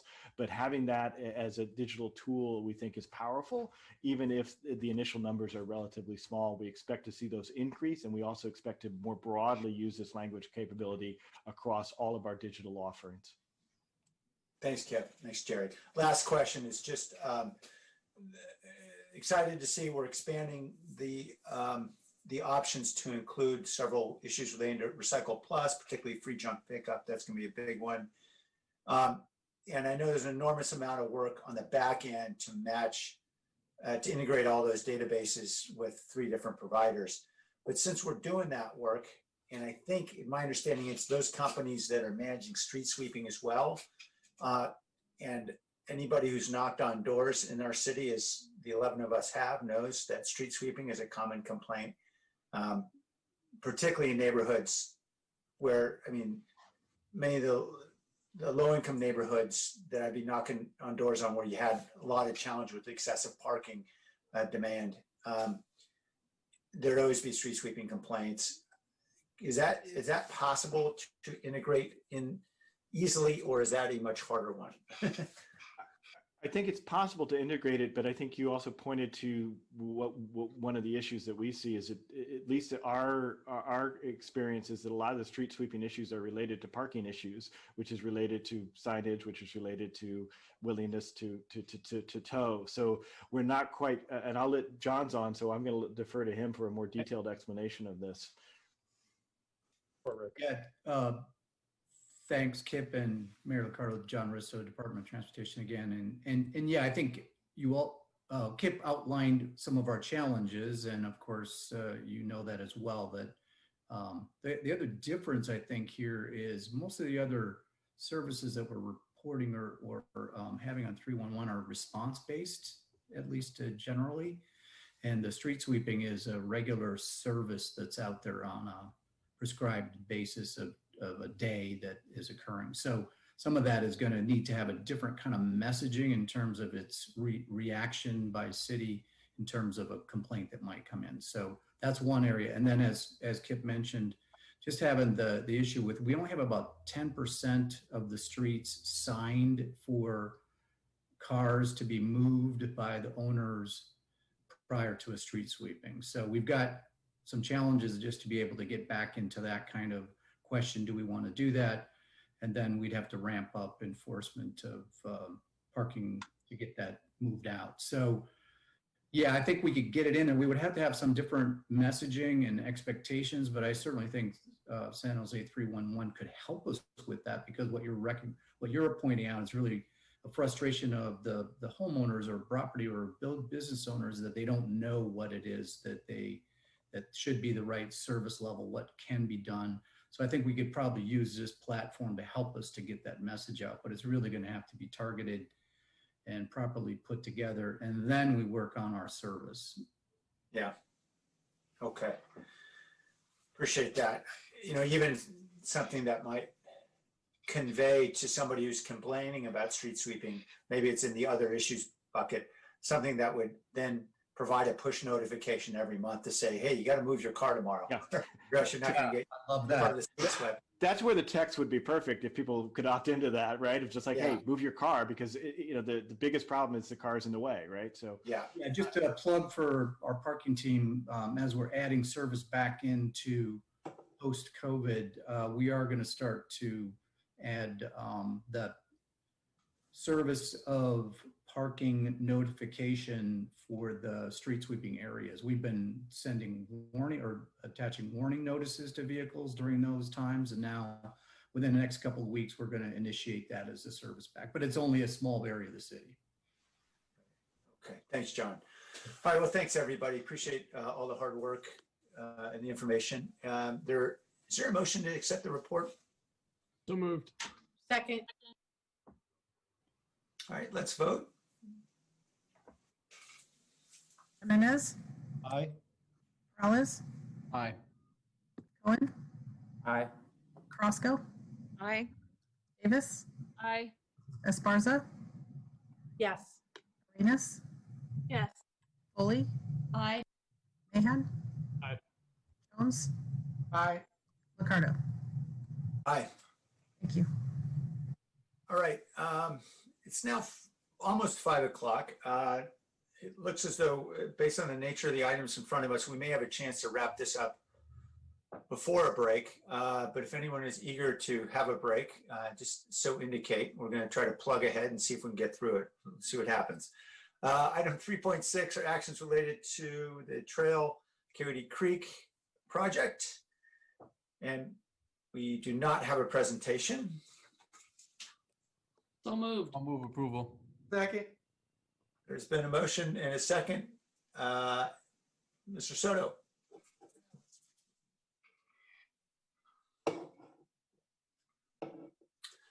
Mr. Soto, you're still muted right now. If you could unmute your device. We're still not able to hear you, Paul.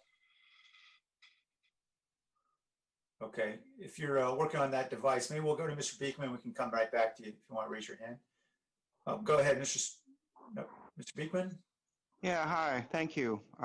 Thank you for that last item. That was quite a eye-opening experience. It was a starting over process for myself. Thank you. For this item, it's become my usual to really mention the important work that the city of Davis, California is doing by Sacramento with surveillance and technology ordinance issues and open public policy ideas and practices. It can really help with this wildlife trail issue, and that you'll be needing help and ideas with surveillance technology, data collection that will be needed on the trails. To make that an open public process, it's important, and I think it could be a really good learning experience. And I know city staff, they work with Davis, they admire the work of Davis on this issue. And like the last issue, it's the depth of city staff, it runs deep, and they can talk about issues on a really deep level, and it's how to bring out that depth into our day-to-day lives with good practices and how to do that. And good luck to all of us in how we do that. I wanted to quickly offer, if I can, that for a previous item about the IPA issues having their own budget for issues, allowing them that. Thank you for doing that. To me, it simply notes the idea that we're addressing city manager issues, what were once city manager issues, and I hope these are the sorts of ideas we can address in the upcoming San Jose Strong Mayor committee meetings, public meetings. Thank you. Thank you. Mr. Soto, do you want to give that another shot? Hello, Council Paul Soto from the Horseshoe. That last conversation started off with fireworks for 311. That's how it started off. And so I'm just signaling that for Councilman Cohen, that on the surface, we may be talking about one particular innocuous type of issue. No, it goes deep. The reason why I like the presentations is because I've become informed as a citizen. Jim Beal, before leaving office, got $34 million for a trail from Five Wounds Church in Little Portugal to downtown. $34 million for a trail. So to think that the discussions about these trails are just that, it's just we'll just pass this on.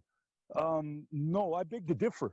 When $34 million is lobbied and approved for a trail, trails are not just a little thing. And so it's little stuff like that we just kind of like gloss over, that over time those accumulate. And then what happens is that we as the public, as a citizen, basically the consumer, I'm the consumer. I'm telling you and informing you how these policies and how how incomplete or how insufficiently they are done, and how we as a public are not privy to information that you have. The entire council is sitting on information that we do not have. You're privy to conversations that we don't have. And so to just like come to the table and approve something without giving me, the citizen, an opportunity to examine what it is that you already know, I think that's irresponsible. And I would ask the council if they can consider that when they're making decisions as something as innocuous as a trail. Thank you. Thank you. Returning to council, there has been a motion, is that right? I believe I heard it. Okay, I just had one question since it came up on public comment. Yves, do you want to just speak to the issue of funding? I think there was reference to $34 million in Senator Bell. Yes, thank you, Mayor. Eve Zudi, Division Manager with Department of Parks, Recreation, and Neighborhood Services. We did put forward an application for funding of the Five Winds Trail. At this time, we continue to monitor that process. We are not aware of an award for that project. Right, okay. I just want to clarify. Yeah, we do have a smaller amount that's allocated from the California Transportation Commission. That's a separate agency. That's what we're hoping to ensure we can hang on to. Is that right? That's correct, yes. Okay. All right, great. All right, let's vote on the motion. Jimenez, Aye. Morales, Aye. Cohen, Aye. Scope, Aye. Davis, Aye. Esparza, Yes. Arenas, Yes. Foley, Aye. Mahan, Aye. Jones, Aye. Ricardo. Aye. All right, item 3.7 is the COVID-19 paid sick leave ordinance. I want to thank staff for their supplemental memorandum, as well as the memo to council members Carrasco, Esparza, and Arenas for their memorandum as well. We have a recommendation from staff. Is there a presentation on this, Dave? I don't believe so. No, I don't think there is. Yeah, okay. Is there a motion? I have my hand raised. Yeah. Yep, Councilmember Esparza? Yeah, I'll be brief. I know that that we have some other things to finish, but I wanted to build on the discussion that we had last month, which is this is another example of a city being the last line of defense for our community when the federal government is essentially failing us. And so I wanted to thank my colleagues and thank the mayor, who has been working with the three of us since March, I believe, and really thank staff. I wanted to thank Nora Freeman and her team, and Matt Kano and Kim Walesh. And I know that this was a lot of work at a very tough time, but the fact is that it really is about saving lives, and we are that last line of defense, and things are tough out there. Over the break, the food bank in our county announced that they've gone from feeding 250,000 people a month to 500,000 people per month in our county. And that's the population of Sacramento. And so people are just having to face very, very difficult choices between going to work sick or not wanting to get tested because they're not sure what their rights are, what their options are, how they're going to get supported. And this is just an example of us really standing up to be that last line of defense, to look out for each other as COVID is really becoming worse. We heard recently about ambulances sitting outside of emergency rooms in our county for 7 hours. And because those ambulances weren't available, our fire department was out responding to calls and transporting people. So things have gotten worse. And I just wanted to thank everyone. I think this is huge. It's a huge step. I know it's been a lot of work, but this could not, we could not be stepping up at a more urgent time in our community. So I wanted to really give everybody a heartfelt thank you for that. And with that, I'll move to approve staff's recommendation, which is both the ordinance and the urgency ordinance. Second. Thank you. Thank you, Councilor Esparza, and thank you for your leadership on this from many months ago. I realize now we've got quite a few members of the public who'd like to speak. So, Councilmember Reyes, if you don't mind waiting for a moment, let's go to the public and we'll come right back to you. First, Mr. Beekman.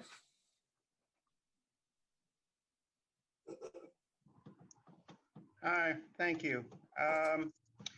I think this item of employee sick pay in the time of COVID-19 is an important issue and was an important issue in the early days of this pandemic in local Bay Area cities. For myself, I hope I can address some COVID-19 issues at this time. I would like to take this time to apologize for my reporting this fall on what I felt would be fed, state, and local government efforts to keep the death count relatively low as COVID-19 cases were obviously on the rise this fall. I used minimal death count numbers as a way to minimize fear and that people could then more easily measure the situation. I'm sorry I've not better understood how to use this form of reporting. I still feel it was a somewhat decent-minded gesture that initial LA Times statistics were at about 4 to 5 deaths a day in Santa Clara County from COVID-19. It is important to consider this number has now at least doubled. So now 15 to 20 deaths a day in Santa Clara County may be something of a new norm. And add to these numbers what you may feel is more accurate. Hopefully I have given a good beginning reference point. I will work in the following months to give more accurate numbers. I thank you for your patience in myself trying to report on this matter. I try to report with some simple news and how to take care. Sorry again where I sometimes may be inaccurate. As we continue with our lives in this pandemic, good luck in sorting out current vaccination issues and how to proceed with caution this month to decide the school year of 2021, as there is a more contagious strain of COVID-19 floating around. A final helpful reminder of Kip Harkness' words at a recent city council meeting that things can possibly start to return more back to normal by this summer. Thanks again for your patience with myself, and thank you for the words of Councilperson Esparza today on this item, and thanks for the words of Paul Soto. I'd like to speak. Thank you. Fawina, welcome, Fawina. Yes, my name is Falwina. I am a member of the Philippine Association of Workers and Immigrants. And first of all, we would like to express how grateful we are for the city of San Jose, the council, for enacting the paid sick leave in April. And we wholeheartedly support the proposal to extend the emergency paid sick leave for all the workers. And most of our members are caregivers, low-wage earners. And with the surge now, they're so impacted. And this ordinance is so important to them because at least, you know, they are confident that they can stay home, they can isolate, they can help take care of themselves, knowing that they will get paid and not being stressed about where to, you know, how to pay the bills. So yes, we really support this ordinance. Thank you. Thank you. Bria Miles. Hi, thank you, Mayor and Council. And again, I would also like to thank Councilmember Esparza for her comments about the urgency and about the extension of the paid sick leave being a last defense. It's a human right, paid sick leave, and it's even more essential to protecting public health during this spike of COVID-19 cases. No one should have to choose between losing their paycheck and possibly being evicted from their home or going to work during a pandemic with our overly impacted healthcare providers. Since emergency protections expired on December 31st, the burden of these financial hardships has worsened this pandemic for too many workers. Extending sick leave protections is critical to get us through the next few months. So I urge San Jose to stand by its essential workers, some of whom are my very own high school students, and protect public health by keeping emergency paid sick leave in place for the duration of the public health crisis. Thank you. Thank you. Paul Soto. Paul Soto from the Horseshoe. I want to thank Councilwoman Esparza for her position, not just her position, but the way that she articulated it. I heard from a woman, I heard from a woman that is connected to other mothers that understand these kinds of situations. And this is why it is so important, critically important, that women are elected officials, is because they constantly bring the feminine element to bring balance to the male perspectives. And you can hear it, you can see it, because they're always constantly approaching, how do we collectively address these issues? How do we collectively ensure the protection, the health, well-being, care, and preventative measures for our population? Now women do it in the home as a mother, you know, and they do it there as a protector. And so they're always constantly considering how any kind of policy or impact is going to affect those which they love. And there's absolutely no doubt that Councilwoman Esparza Arenas Carrasco loved this city. It's apparent. You could see it, you could hear it. And that's why it's important. So to the beneficiaries of the paid sick leave, you're welcome. This is what good city policy looks like. And I'm just saddened that it takes something like this, like the death, like the plague of our generation, that it requires something like this for us to even have a conversation about this. This is how far apart we've become from our own humanity. So when we start talking about data points and using data points in order, and no, well, I need to see the data because the data shows this or the data shows that. It's very dehumanizing for my needs to be relegated to a data point, whether some dude sees it on his dashboard and can interpret that, but yet I'm suffering over here in the corner. Thank you. Felicia Gershberg. Hi, thank you.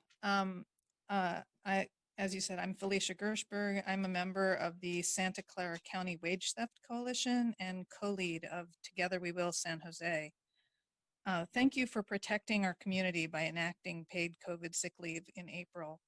I'm here to add my voice to the support for extending that paid sick leave for the duration of this crisis so that people can afford to stay home when they test positive or need to care for sick family members. This is critical both for workers and for helping to slow the spread of COVID in San Jose and the greater South Bay. Thank you very much. Thank you. Luis Arhan. Welcome. Good. Thank you. Good evening, Mayor, Council members. Louise Auerhahn from Working Partnerships. And I want to thank Councilmember Esparza for your leadership in bringing this forward and continuing to push for it. And thank the City Council and the city staff for moving so quickly on this. I know that everyone realizes how critical this is for our workers, for our families, for our communities, especially with this just unthinkable surge and the impacts that we've had in COVID. So I'm very appreciative of the City Council taking this up swiftly, moving to cover the holes that the federal government has left and moving to make it retroactive to the 1st so that there is no gap in coverage for our workers. With this action, San Jose joins and will help lead other cities and counties around California. LA County is taking a similar vote tonight. Several other local jurisdictions are looking at the same thing, and we are hopeful and working with other communities around the state to try to ensure that all workers have these same protections, that they're able to stay home if they are sick, to not risk infecting others, to take care of themselves, to take care of their families, and ultimately to take care of our entire community and help us get through this pandemic and get out the other side and keep ourselves and each other healthy and safe. So thank you very much for all your work on this. Thank you. Brian? Hello, thank you very much. And I'm just sad that it comes to this, but our federal government, as one of the council people said, they didn't let us down. They purposefully, with malice of forethought, let us down. It became a political game, and that's unfortunate. And I remember when the pandemic, before it ever started, that when they eliminated the pandemic response leadership team to save, I think it was maybe $100 million, the cost to us, since money seems to be the most important thing to certain portions of our leadership, I don't mean at the city level either, trillions of dollars have been lost in productivity worldwide, trillions, maybe tens of trillions of dollars. The United States used to lead in this area. We stopped smallpox and we killed it. We didn't do it through magic thinking. We didn't do it through political chicanery. We did it through science. And we did it through people caring like you're doing now if you approve this. It isn't bribery or weakness or anything to support people during a pandemic. Just something people need to realize is viruses do not care what your politics are, what your religion is, whatever you follow. They don't care. They're merely agents of opportunity. And staying home when you're sick is putting a big chunk in that opportunity. We used to blame other cultures during the like the Great Death or the Black Death. They would go out and attack a bunch of people because they thought they caused the plague. We now know what causes these things, and we actually know how to mitigate it. But our federal government totally failed in that opportunity. Thank you for helping it covering their mistake. Thank you, Brian. Rosa, welcome. Buenas tardes. Mi nombre es Rosa Elena Espinosa Valencia. Soy una trabajadora de comida rápida por 20 años y soy una líder en el FAI 15. Un momento, Rosa, lo siento por interrumpir. I just want to clarify, do we have an interpreter ready to go? Okay. From Tony? Okay. No, I didn't have interpreters requested for this meeting. Okay, could we, is it possible we can have one available in the next few minutes? And perhaps we can come back to Rosa? I'll see what I can do. I don't know. I'll see what I can do. Okay. Okay. Sí. Rosa, lo siento un momento, por favor. Sí, Vamos está a bien. tratar Okay, de crear una interpreter. Sí, gracias. Ok, gracias por su paciencia. Ok, vamos a regresar. Tess Brillante. Hi, good afternoon, Mayor and Council member. I'm Tess Brillante. I'm a community worker organizer from Filipino Association of Workers and Immigrants. I would like to support the proposed ordinance to extend emergency paid sick leave for all the workers. I also work as a caregiver, and I know this emergency paid sick leave will empower many workers, especially the caregivers. This is really very important to us, workers working so hard during the pandemic, to be able to avail this when we get affected by COVID. Thank you. Thank you. Ruth Silvertown, welcome. Thank you. I want to commend the City Council of San Jose for enacting the original paid sick leave policy, and to the council members and council member Esparza, and urge you to extend it. I supervise the OLSC legal advice line in the Workers' Rights Clinic at the Alexander Community Law Center. I've received hundreds of calls from desperate workers who've been exposed to COVID or are COVID positive, and who can only afford to stay home and quarantine if they receive their pay. People who were diagnosed on January 1st are watching today. It's critical for San Jose to extend the paid sick leave ordinance, since both the federal and the state supplemental leave expired on December 31st. It is also critical to make it retroactive to January 1st. Congress is providing refundable tax credits for employers who offer emergency paid sick leave. Lack of paid sick leave has serious consequences for public health. It's especially critical that sick leave be extended during this unprecedented escalation in cases. I urge San Jose to stand by its essential workers and to protect public health by keeping emergency sick pay in place for the duration of the public health crisis. Thank you so much for your efforts in the past, and I urge you to continue to protect essential workers and the callers to the advice line. Thanks so much. Thank you. Wendy Greenfield. Hi. Mayor Ricardo and the honorable members of the San Jose City Council, my name is Wendy Greenfield, and I'm speaking in favor of extending the City of San Jose COVID-19 paid sick leave ordinance. As San Jose continues to see a rise in the number of COVID cases and deaths, San Jose's east side, with its lower income and Latino populations, has borne the brunt of this. I appreciate that Santa Clara County has been a leader in urging people to stay at home, and appreciate Council Member Esparza and all the council members' leadership for passing the original ordinance. Many of us have been privileged to be able to work from home and comply with these guidelines to stay at home. Unfortunately, the jobs with lower salaries, such as medical aides and grocery store clerks, are more likely to be performed in person. How then will these workers have the income to cover their basic needs without paid sick leave? If an employee needs to take time off from work because of quarantine orders from government officials or their doctor, or to take care of a family member, they need to have income in order to survive. This virus has taught us that doing the right thing, seeing that all members of our community can be home in order to care for themselves or others, is also what is best for the community at large. Dr. Martin Luther King said that none of us are free until all of us are free. At the present time, we can surely say that none of us are free from COVID until all of us are free from COVID. We need to protect all the members of our community. Thank you. Thank you. Forrest, welcome.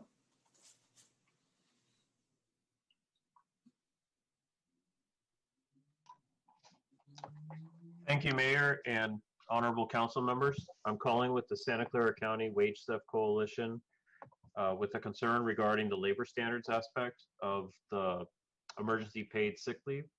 I agree with everything that Council Member Esparza said, as well as Paul's points regarding women in public office. This issue with the paid sick leave is important to me. I work in an office and my daughter has a cold right now. It's not COVID, but I can stay home to care for her without risking catching an illness myself and then bringing that illness to my coworkers. So right now, this is more important in many ways because our infrastructure is not pandemic ready. We don't design infrastructure. As a civil engineer, I've never been told to consider these issues when designing a railroad platform or anything like that. So I think that as these issues become more important and are more aware in the design process, that until that is patched, we really do need more of this public policy to allow the workers to stay home. You know, for example, even now, a pandemic app was just released to try and bridge those deficits in the public space. So that's one of those examples where public policy is probably more important than ever. Thank you for your time. Thank you. Adriana, welcome.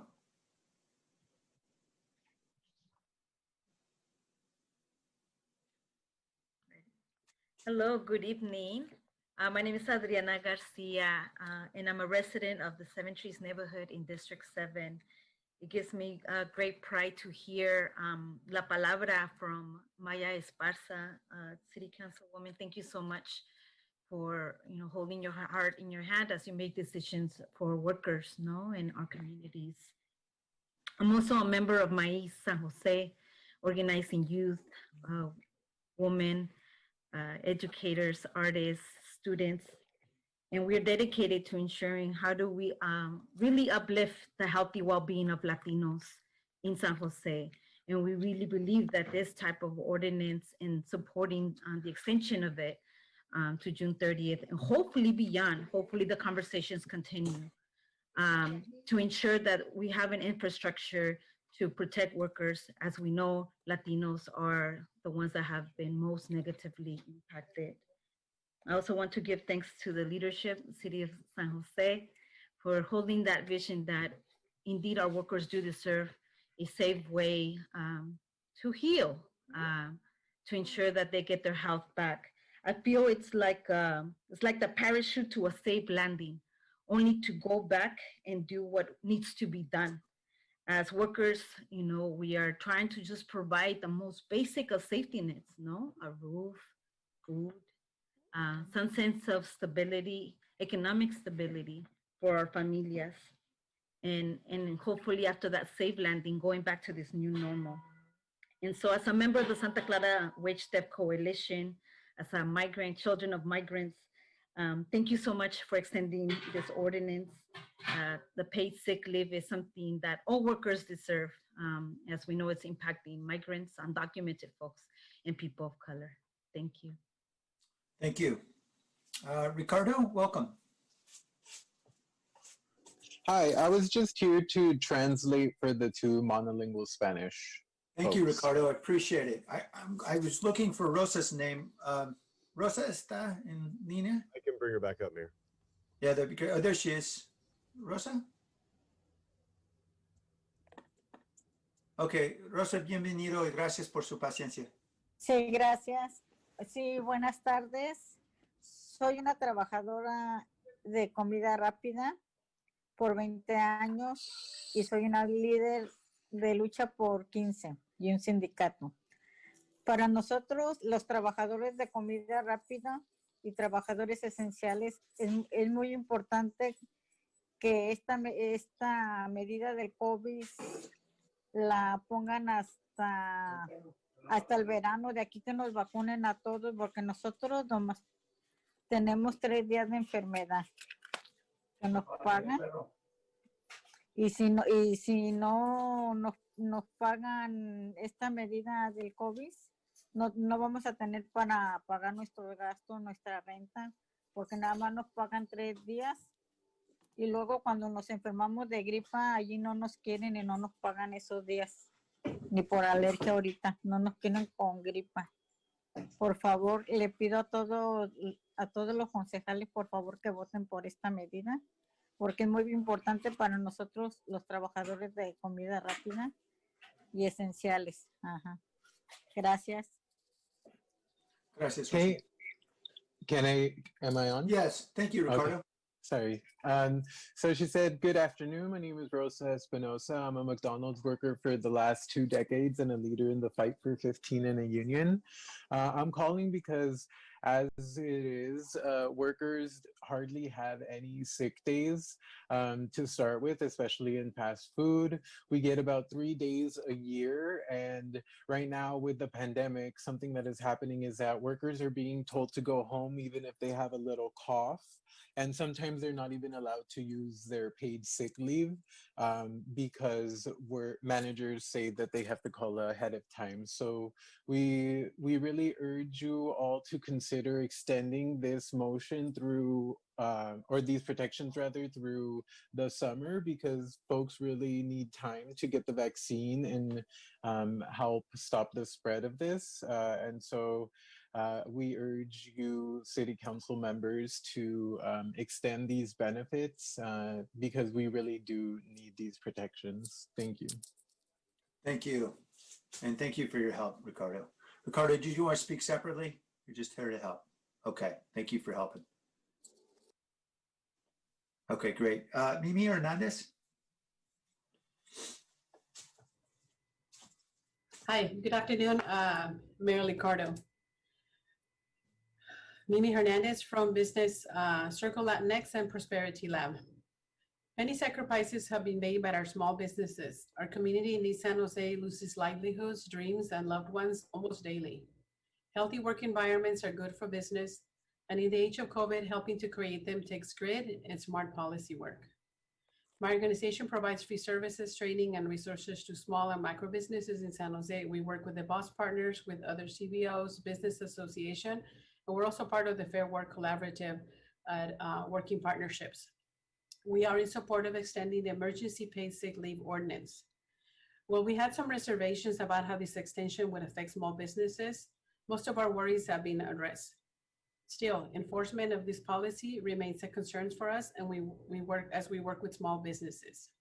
I ask our council to include business education, outreach, and technical assistance so that employers can understand how to implement the ordinance effectively in order to minimize violations, and to guide them in accessing the tax credits available through the Department of Labor so they can offset the cost of covering the emergency paid sick leave. At the time when the Emergency Paid Sick Leave Act was initially enacted, we could not be certain of a proper sunset.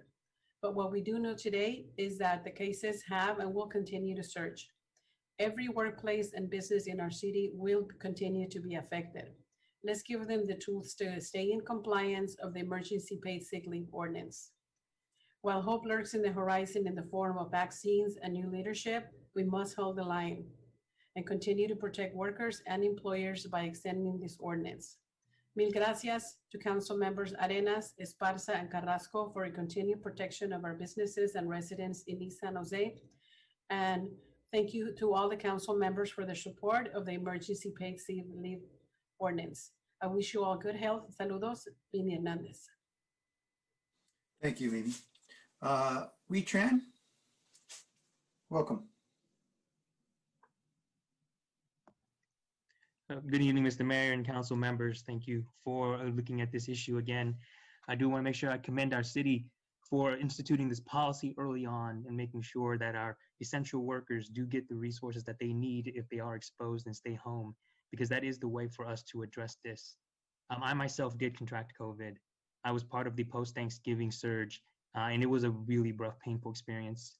The first week was heavy flu symptoms, where touching anything cool would send chills down my spine and my body. And intense coughing left me unable to focus.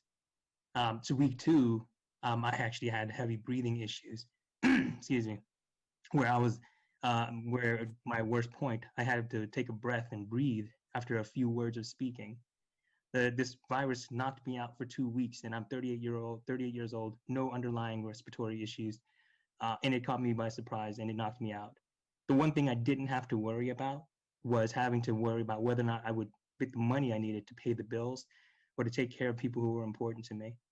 I can't imagine the people who are considered essential today going out and being worried that they have to go out to work to earn money to pay bills, but also at the same time putting themselves at risk because they don't have the option of staying home if they're exposed. And they don't have that option of being able to feel comfortable in terms of having the resources that they need if they do contract the virus or are exposed. I strongly encourage our council to lead on this again and to institute this policy and keep it going until we know that we're in safer grounds. Thank you for your time. Thank you. Paul Soto, Paul, am I mistaken? Did you speak earlier? Yes, I did, Mayor. Thank you for catching that, though. But yes, I did. Okay. All right, we'll come back to you on the next item then. All right, coming to the council then, Councilmember Arenas. Thank you, Mayor. And thank you for Mr. Soto for his kind words at the beginning. I'm sure he was going to share just as an important message at the end. And I just want to thank you for recognizing the role of women in our not only in our government, just really throughout the whole professional fields that we work in, and how our collective efforts really bring in something quite different, an element of collaboration that I think not to say that our male counterparts don't bring that in, but that this is something that we really specialize in, and I think it's very natural for us to do it, and I'm really grateful that he recognized that, and I want to recognize the rest of the ladies who are on council for that, as well as all of the administration who's on the call with us, and I see a lot of women faces on our Zoom, so thank you for your service.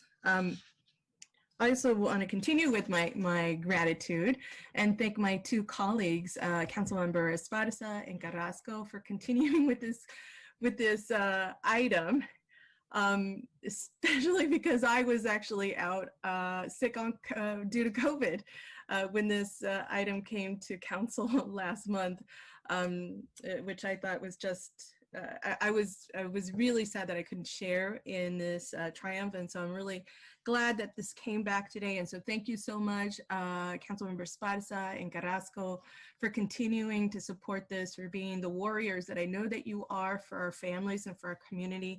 And I have to say, Councilmember Esparza, I know that you said that you think that we are the last line of defense and protection for our communities, but I have to say that I think I'm really proud of the way that our city has behaved and has protected our community. And I think we're the first line.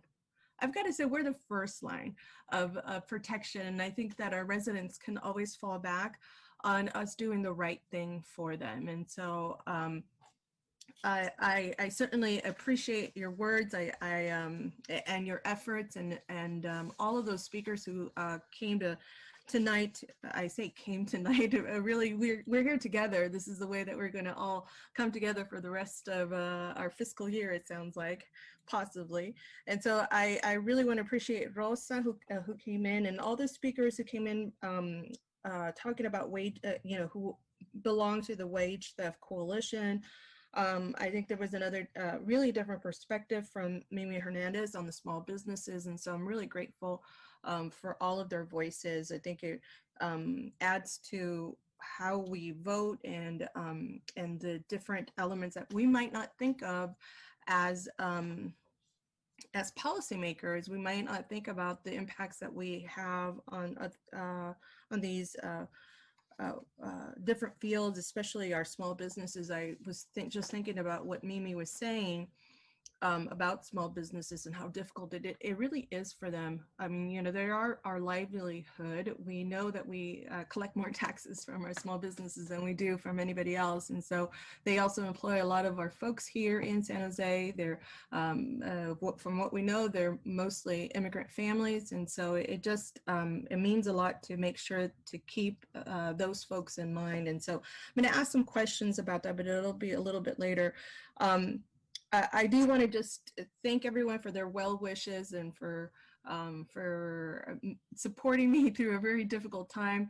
Hui Tran also called in and he shared his experience through COVID, and he actually helped me a little bit in terms of traversing through this COVID minefield, because we just never know what we're going to get dealt with, right? We might get dealt with a different kind of a strain, or our body might react really differently to COVID. And so we might have some light, medium, or really heavy duty. And so thank you, Hui, for hanging in there, for giving me some of your thoughts and support.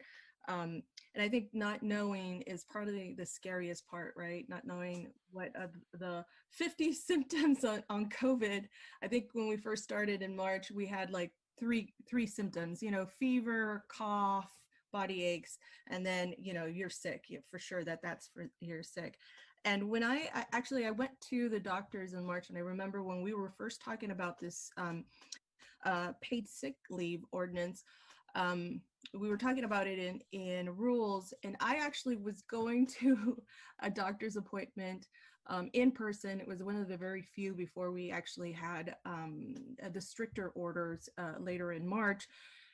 And I remember asking the medical assistant who was helping me, taking, you know, in close proximity to me, taking my pulse and all of that. And I was asking, of course, we're both wearing masks, but I asked her, you know, how do you have additional pay? Are they providing you with some additional pay in case you become sick or you have some of these symptoms?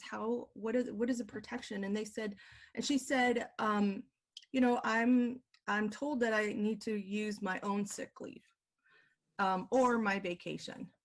And at that time, I think she told me she didn't have any sick leave, so she was going to have to use her vacation. And for me, it just really reinforced how important it is for us to have this ordinance for our community and for our residents, so that we don't have to risk families. I'm not going to repeat what many other speakers from our community so eloquently already did and have driven that point to all of us, is that how important it is for us to have this in your back pocket in case you become sick.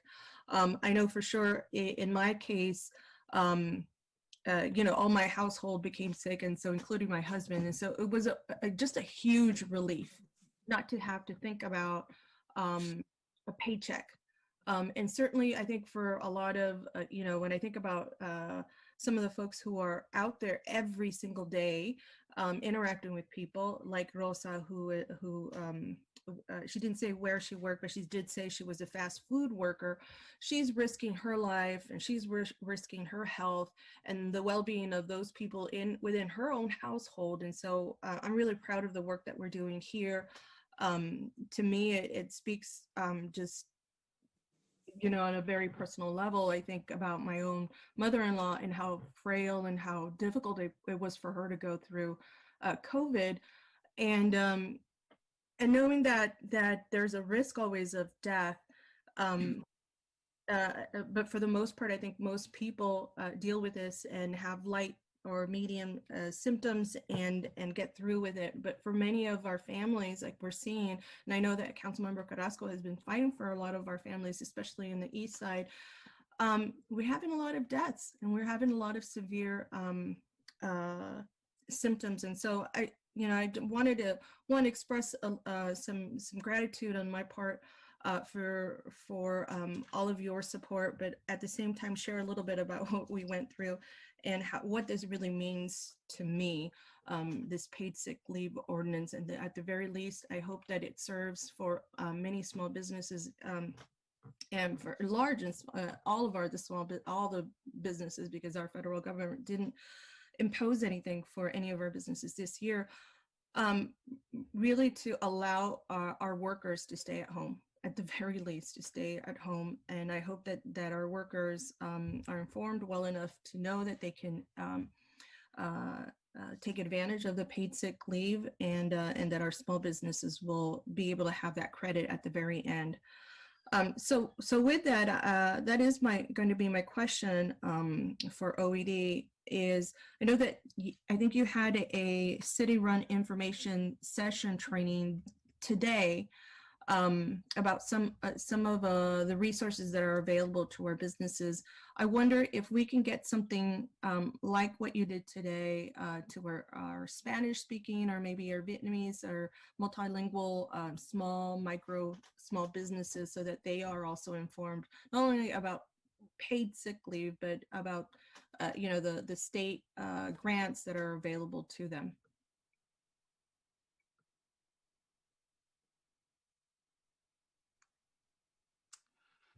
Councilmember Lee Wilcox, EOC Director and Chief of Staff in the City Manager's Office. I think the folks from OED may have fallen off, but that is absolutely our intent to spread that information in a variety of languages. And so OED and the EPIO team, along with Chris Hickey's group, will be working on sending all that information out to our small businesses in a variety of languages, including some video trainings. Wonderful. I wonder also about some of the technical assistance that's being provided to our small or micro businesses. I know that OED has done just a really wonderful job. I know that every time that we reach out, they're always really happy to help us or sort something out for one of our businesses in District 8. I wonder if there's anything that we could really personalize to our smaller businesses. For my district, I'm thinking about all of the folks who are up and down on Tully.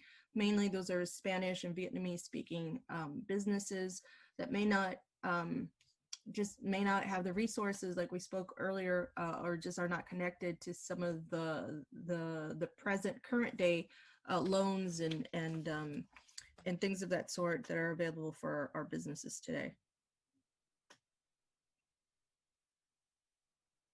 Could we provide something for our smaller businesses in a different language? This is Matt Kano, Director of Public Works. I just add to what Lee said, and Chris Hickey can, maybe our division manager, can add a little bit more. We are creating FAQs, which we actually have FAQs on the sick leave ordinance in multiple languages.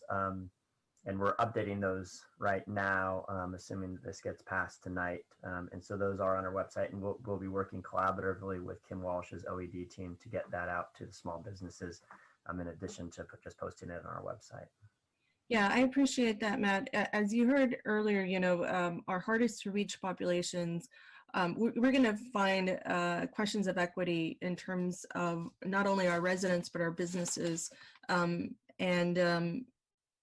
the folks who come first in line from our business partners are typically the ones who are a lot more savvy or have the time or resources to do so. So I appreciate that. We have been doing in District 8 our own efforts, employing our own efforts to connect with our small businesses, especially because we will have, I'm going to knock on wood, light rail relocation of utilities hopefully sometime in the earlier part of this year. And as we all know, relocation of transportation or any transportation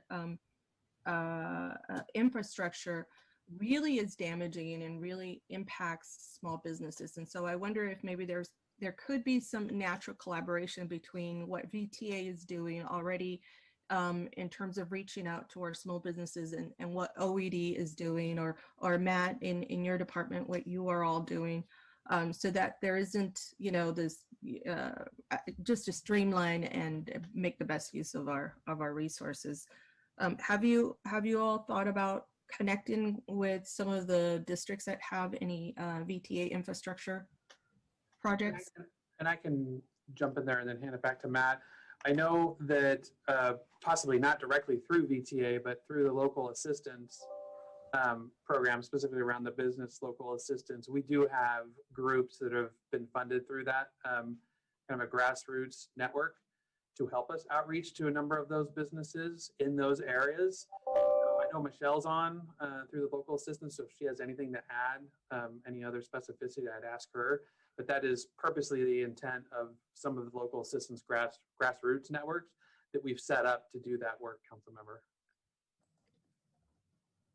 Yeah, council member, we have a number of partners that we've funded, both on, you know, small business oriented organizations, but then we are also using our nonprofit network very creatively at the grassroots to reach businesses. So if you'd like to talk more about that offline, I can set something up where we can look at ways where the Community and Economic Recovery Branch can partner more with your business areas. Some of you may have missed the email with the holidays, but I'm happy to resend it to you if you just let me know that Kim sent out with the small business resources. And it was right before Christmas. So we can get that back out to the council members if you need that. Thank you, Michelle. I'm gonna say I'm not embarrassed. I was recovering from COVID. I was not looking at any emails for sure, but I did look at your brochure and it was really helpful. That I think you sent to my team, and I took a look at it. Although I think it, you know, our small businesses still benefit from having some technical assistance, from having some hand holding. Really, it's out of building relationship with somebody. And I don't know that we have that level of interaction with our small businesses. And so, yes, I would like to learn a little bit more about what the local assistance grassroots network completed, specifically, you know, the number of jobs that were saved within their efforts, or the zip codes that were supported. Any sales increase or loan amounts that were provided, you know, any metrics that you can share with me, that would be great. I think at some point, if we can have that level of update for our small businesses. I know this is a little separate from our paid sick leave, but when our residents or our small business allies bring up issues, I want to make sure that I follow up with that. So I appreciate that, and I will follow up with you later on. But that is something that I'm hoping that we can do for our small businesses, to have more technical assistance and see what have we provided, where have we provided, and to make sure that everybody's getting the support that they need. So thank you, Michelle. So I'm going to go back to the paid sick leave and just end with thanking everybody for their efforts. And thank you, Councilmember, once again, Esparza and Carrasco, for your support and for making sure that we took one of the last steps in December to get this done. So I'm really, really grateful.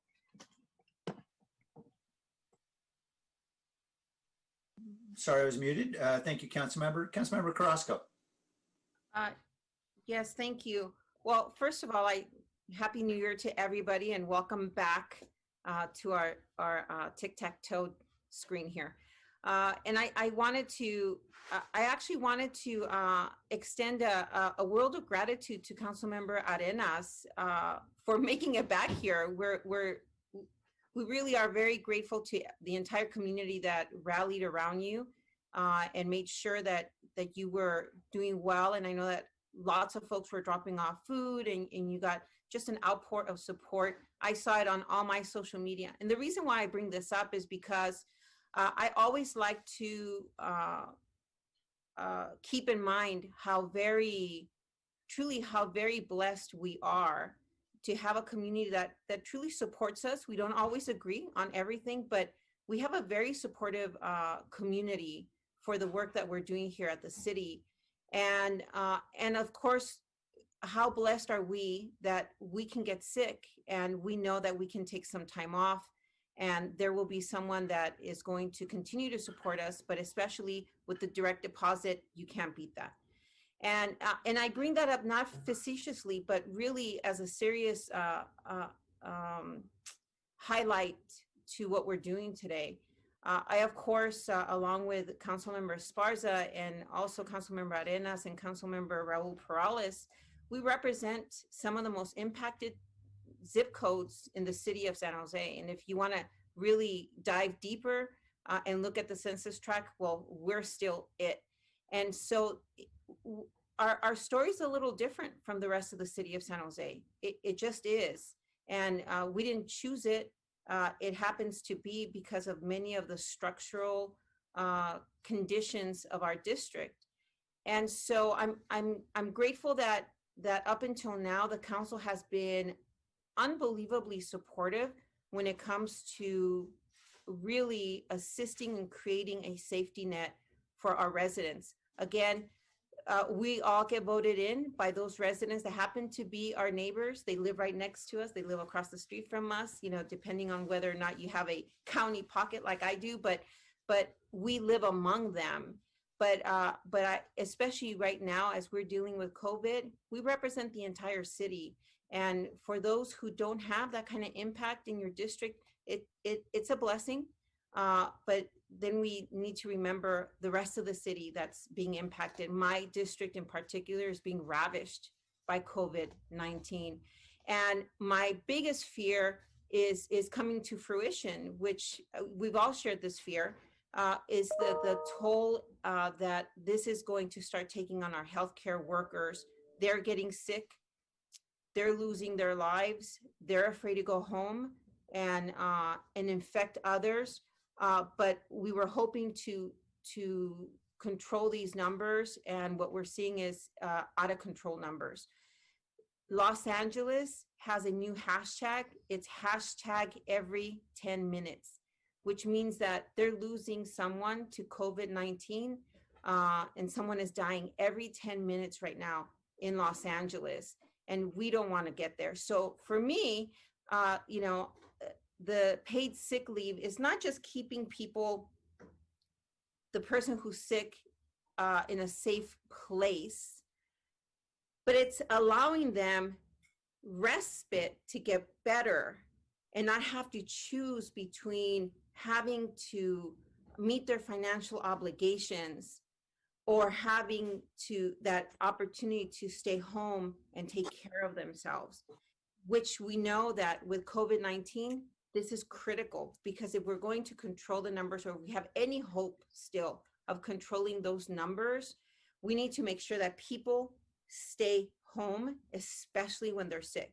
Now, I, for one, have done whatever I could within my means as a single mom raising 3 teenage children who eat a lot. They have a huge appetite, which is great, but I try and see how I can support the local businesses.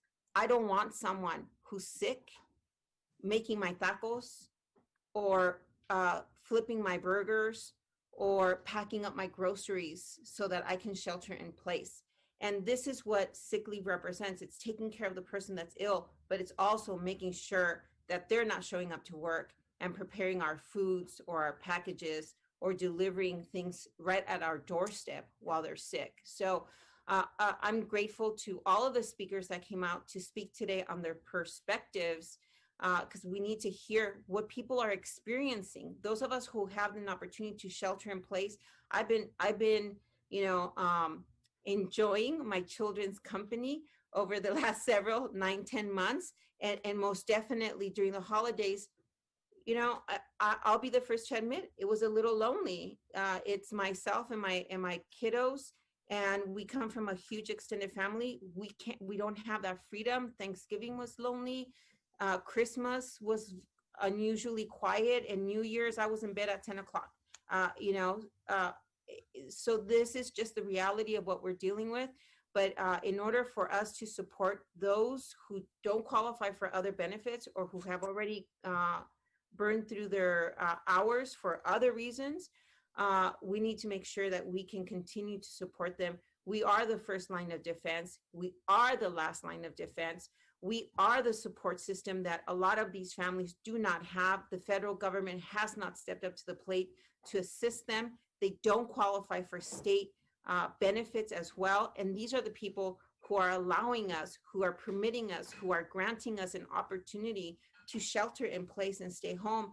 And we've asked them to not do anything else other than this. And so we have to be able to provide some light at the end of the tunnel. And you all know that for those of you who have been sick, even 2 weeks isn't enough to regain all of your strength and energy to get back out there and, you know, show up cheery and wide-eyed at work, but yet they have to. So I appreciate, I truly appreciate this council for having been so supportive of those individuals who cannot seem to be able to make it on their own, whether it's sick leave, whether it's providing support for our small businesses, whether it's the moratorium on evictions, whether it's allocation of funds to the county so that people can help, so we can help people isolate and provide for them.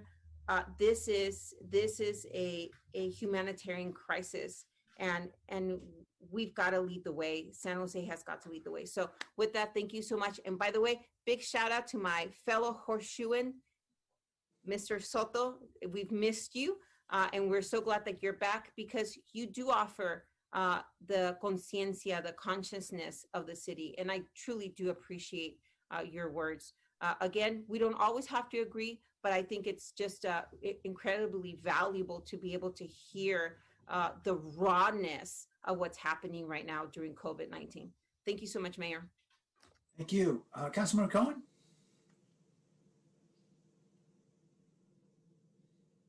Thank you. I'll get quicker at the draw than you. I want to just first say I'm humbled to be part of a council in a city that shows such compassion for our community.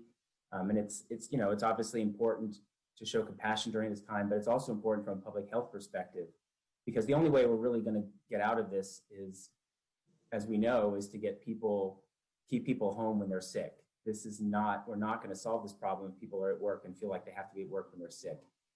We've heard from obviously the members of the community, our fellow council member who has been affected by this. So many people we know have been affected by this. My council office, as some of you know, is now affected by this. And so this is definitely an important issue. I want to thank the council members, my colleagues who obviously have worked on this a lot longer than I have. The last year, you've put a lot of effort into working on this issue. I did spend some time during the holiday speaking to the firefighters at our local fire department. They told me about how much time basically they're spending, almost all their calls going on COVID calls, bringing people to the hospital, going to homes, people who can't breathe, and just the number of calls they're making of people in distress over the holidays. And so this is affecting everybody all across our city right now. One of the things that concerns me a lot, and this is beyond the scope of this conversation, is what's happening when people are at home, because really the problem right now, as Councilmember Arenas pointed out, family members then catch it from people who are home. And one thing we haven't done as a society, as a country, as a city, is find ways to isolate people who are sick, because that's really how we're going to solve this problem. Because even if people are home and paid for unpaid leave when they're home, their family members might not be on paid leave because they might not be sick. They might then be catching it and bringing it and spreading it as well. And so we need to be thinking about how we find ways to isolate people who can't isolate at home. We don't have the luxury of a home where they can isolate. Both my nieces had COVID in the past month. They were fortunate enough to live in homes where they could go in a room, they could bring a television in there and have food pass through a door and be separated from the rest of their family safely enough that their families didn't catch it. But that's not necessarily the lifestyle of many of our residents in our city. And we need to figure out a way to keep people safe at their homes as well. So just something else we need to be thinking about as we make sure people are able to be home when they're sick and suffering from COVID as well. But I want to just thank though the city and our fellow council members for their attention to this problem. It's definitely important that we take immediate action and make sure that people are able to be home and not be at work when they're suffering from COVID. And I want to thank you for allowing me to be part of this this vote today. Thank you, Councilmember. Councilmember Mann? Thanks, Mayor. I also want to thank the members of the public who spoke from the heart about the importance of extending our sick leave ordinance. I'll just say for myself, growing up, my parents' access to healthcare and paid sick leave, despite being relatively low income, just made a huge difference for our family. And I think about that often. And so a lot of the comments today really resonated with me personally. And as many said more articulately than I will, I think having the safety net option is all the more important amidst a pandemic. And as Councilmember Carrasco said, there needs to be a recognition that we're in this symbiotic relationship where the decisions we each make affect everyone else in our community. I think philosophically, I think maybe all of us would prefer to see our federal and state government provide universal safety net support that doesn't put the burden on individual employers and the employment status of individuals and the status of an individual company. And so I do have a question which relates to that. Since what is within our purview and what this ordinance does is put a mandate on employers, and recognizing that small businesses are also a critical part of our community and critical for so many of our workers and families. I do want to understand a little bit better the private right to enforce. And I would have guessed, and I'm not a lawyer by training, but I would have assumed that anyone in San Jose has a private right to enforce, whether or not that's included. So I wanted to understand a little more of the rationale behind that and what we're going for there. That this may be a question for the city attorney. And then the part two of my question is, given that we're calling that out explicitly, which may be a good thing to do, did we consider any language around opportunity to cure that might help us avoid unnecessary and costly litigation? I think the last thing we want to do is put more of our small businesses at risk as well. And so I wanted to better understand that component of the ordinance. Thank you, Councilmember Matt. Do you want me to Sure, then I can add on. Respond on that? Okay.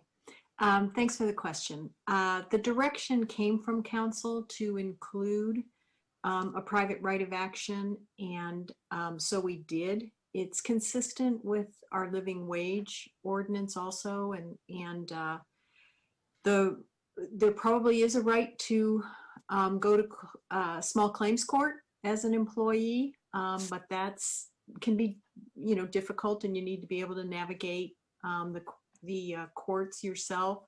There may also, I think the concern from the council was the city staff and our office wouldn't necessarily have the ability to litigate on behalf of people who weren't getting this benefit after the city enacted the ordinance. And so it's belts and suspenders truly. But it allows, it makes it clear that there's a private right of action, and it's not just enforcement by the city.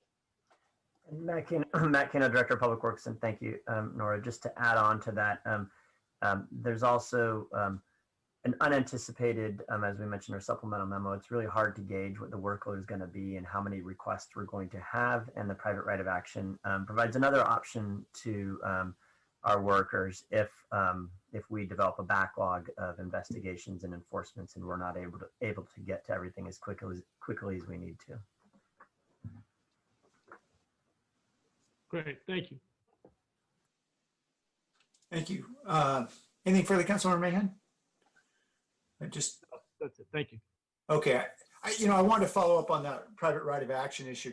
I do appreciate you including that, Nora. I know that's something I pressed forward. I think it was indicated in one of the reports that we've seen very few. I think it was one actual lawsuit that resulted from, I think, wage enforcement. And I can imagine that the reason for that, of course, is we know if it's a attorney charging a fee, an awful lot of our residents don't have the resources. Even if it's an attorney looking for a contingency fee where nobody gets paid unless there's actually a recovery, generally the amount has to be sort of worth it for attorneys to even get interested and take it on. And I wonder if we had considered something along the lines of provisions that would enable, for example, treble damages or fee shifting, things like that, so that if someone really needed legal help, they could actually get legal help to be able to pursue this, just because I know that the city staff just isn't going to have the resources to enforce. As far as I know, that was not looked at, but there's another route for employees also through the Department of Labor. Okay. And that's a non-court setting. And I think there's some ability, you can have lawyers there. And I think that part of that process would allow some type of payment for attorneys, but we did not look at that issue. So folks could go to the state DOL with a violation of our ordinance. Is that right? Yes. Okay. All right, that's encouraging. As long as It's because it falls under the purview of a wage claim. yeah. Oh, good. Okay, that's great. I just want to make sure people have an access, some way to actually enforce. All right, wonderful. Well, I want to thank staff for working so quickly to get all this done under pressure. I know this was not easy, particularly over the break, when I know so many were actually working. So thank you, everyone, for your hard work. Everybody in Matt's team, the attorney's office, Nora's team, and everyone who's jumped in. All right, let's vote on the motion from Councilmember Esparza. Jimenez. Aye. Perales. Perales. Sorry, aye. Sorry, Cohen. Aye. Carrasco. Aye. Davis. Aye. Esparza. Yes. Arenas. Aye.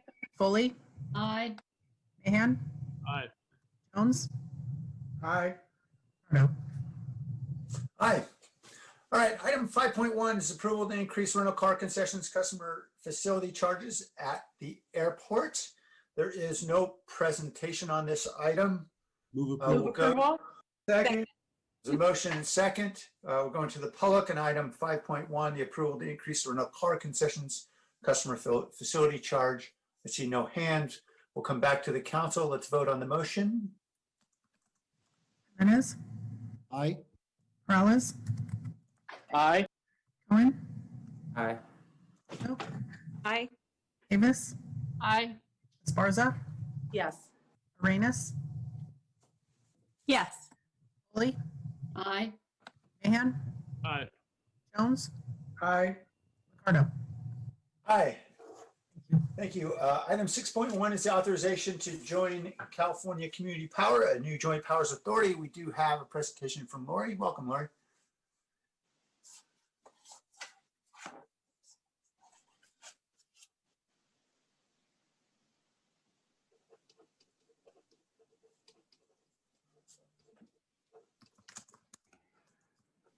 Lori, you're muted. Sorry about that. Can you hear me now? Yes, we can. Yes, we can. Sorry. All right. Well, so I'm Lori Mitchell, and I'm the Director of Community Energy. And tonight I'm joined by Jean Soleil. He's our Deputy Director of Power Resources. And this item is the California Community Power. It's a new joint powers authority that several CCAs are interested in forming. And the intention is to contract for large infrastructure projects. So forming CC Power addresses concerns that individual CCAs are too small to contract for these large projects. The initial focus is on projects that ensure grid reliability. So specifically, that would be long duration storage, which are resources that can generate more than 8 hours. It could also help us assist with our resource adequacy requirements. So these are the CCAs that are interested. In terms of how it works, joining CC Power gives San Jose Clean Energy an opportunity to participate in large projects that may not be otherwise possible. The cost to join the JPA are estimated to be about $10,000 to $30,000 a year initially. And it's important to note that joining CC Power doesn't commit us or any organization to participate in a specific project or purchase any services. It does preserve the option to jointly procure if the benefits outweigh the risks. And the majority of the costs will be related to participating in a project. So joint projects require additional agreements. If we do proceed with that, those agreements would address sharing costs, risks, and benefits, and would require additional council approval, likely in the fall of 2021. So this is an illustration of how it would work. We are here tonight to consider this blue box joining the JPA and the enabling agreement. If that goes forward, then we may look at several different power purchase agreements, and you can see two examples of how we may share the projects. The one on the left is where we would share them with CCAs equally, and the one on the right is where a CCA may take a smaller amount and larger CCAs take a larger part of the project. So that is still to be determined.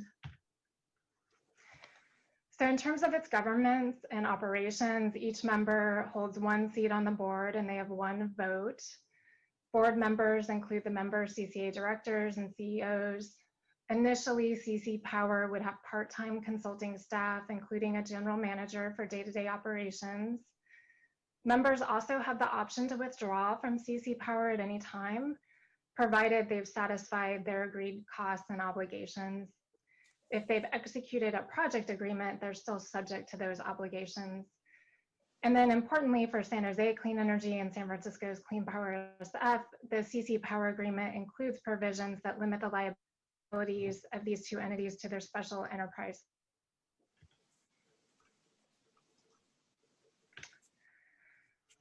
This model is similar to what municipal utilities have done. You can see several examples here.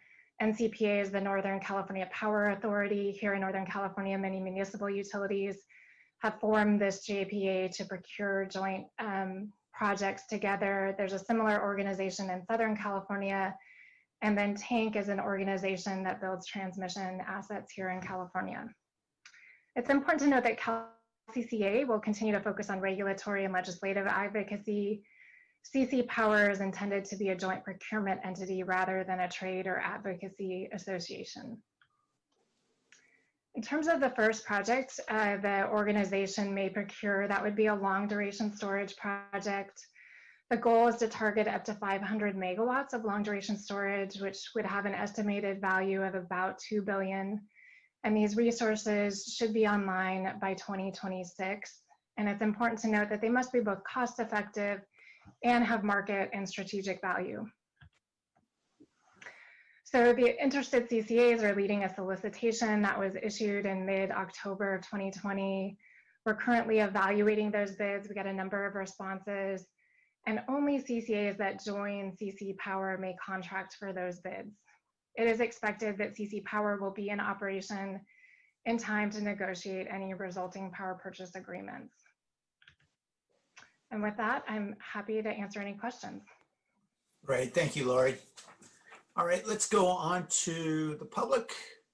This is for public comments on joining this California Community Power. Mr. Beekman. Hi, thank you.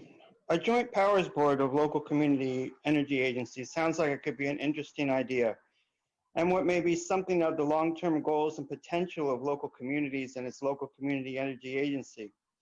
As I've tried to describe this past fall, to consider the future of nuclear power and how to distance ourselves from the continued use and economics of nuclear energy are issues that all local Bay Area community energy agencies, including San Jose Clean Community Energy, need to consider at this time, and should possibly be an important function of a joint powers group.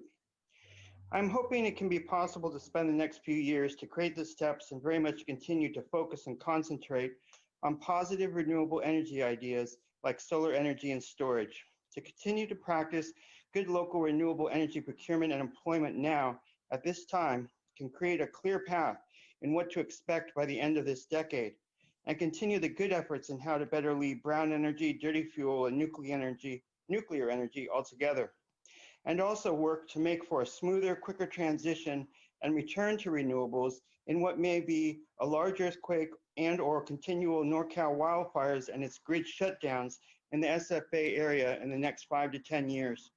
As we can practice and learn to more quickly counter the needs of brown energy and dirty fuel for backup generator use immediately after a future SF Bay area natural disaster event. Thank you. I just hope we can really practice, renewable energies for the next few years that I think just can easily guide whatever problems may arise in the next 5 to 10 years, and can just simply give us the good directions what our future will be by 2030. Thank you. Thank you. Paul Soto? Good evening, Council. Paul Soto from the Horseshoe. Nikola Tesla, back in the late 1800s, early 1900s, came up with the very ideas that we're trying to implement now. George Westinghouse and Rockefeller blocked that because they wanted to exploit and not have free energy around the world. I mean, that's what I find so interesting about this, is that we're having conversations now that Nikola Tesla was just like throwing on the table like it was nothing, because he knew that we were going to be able to have a system to where we were going to have a renewable, constant renewable, clean source of energy that we would be able to tap into and to use.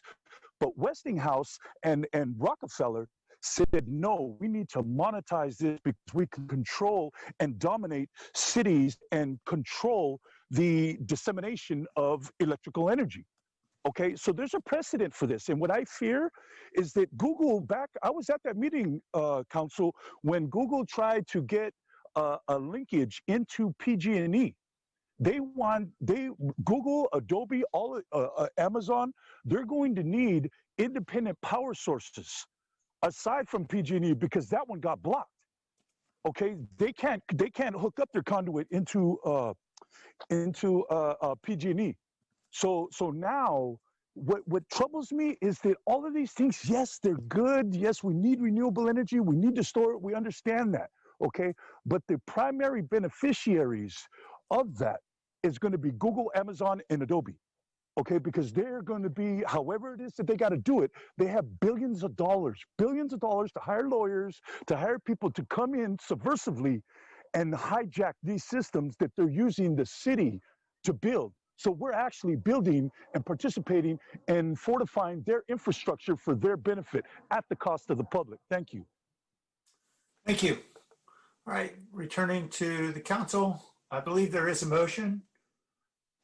Move approval. Second. Tony? Okay, thank you very much. Forgive me, Tony, was I mistaken? Was there already a motion? I didn't have a motion. Okay, good. Well, we got one now from Councilmember Esparza. Let's vote. Jimenez? Aye. Morales? Aye. Cohen? Aye. Cohen? Thank you. Crosco? Aye. Davis? Aye. Rosa? Yes. Reyes? Yes. Foley? Aye. Mahan? Aye. Jones? Aye. Licardo? Aye. All right, thank you. I heard a unanimous vote and a very hungry cat in somebody's house. Item 7.1 is the Police Activities League Operating Model Contract. There is a brief presentation here as well, I believe. Thank you, Mayor. John Cicerelli, Director of Parks, Recreation, Neighborhood Services. With me today, Avio Tom, Interim Deputy Director for Parks. He'll run through a quick presentation. I also want to make you aware, I believe we have a representative from the police department here, Stanley McFadden, and also in the audience, we have Jay Baca from the board of PAL and Joe Gagliardi, the executive director of PAL.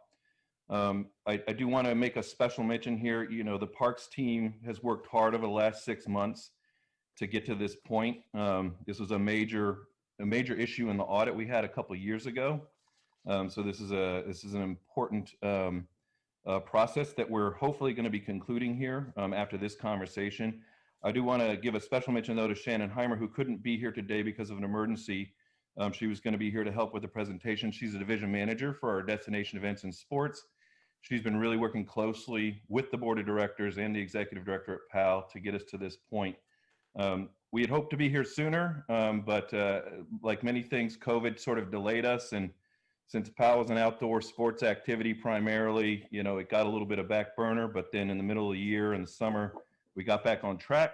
So here we are. Avi's going to walk you through the major deal points. What we're really looking for here from the council today is any discussion, questions. Are we missing anything? Are there things we should add that you think of? And then really what we're asking for is authorization then to go negotiate and execute on these deal points and any changes you may have or suggestions you may have today.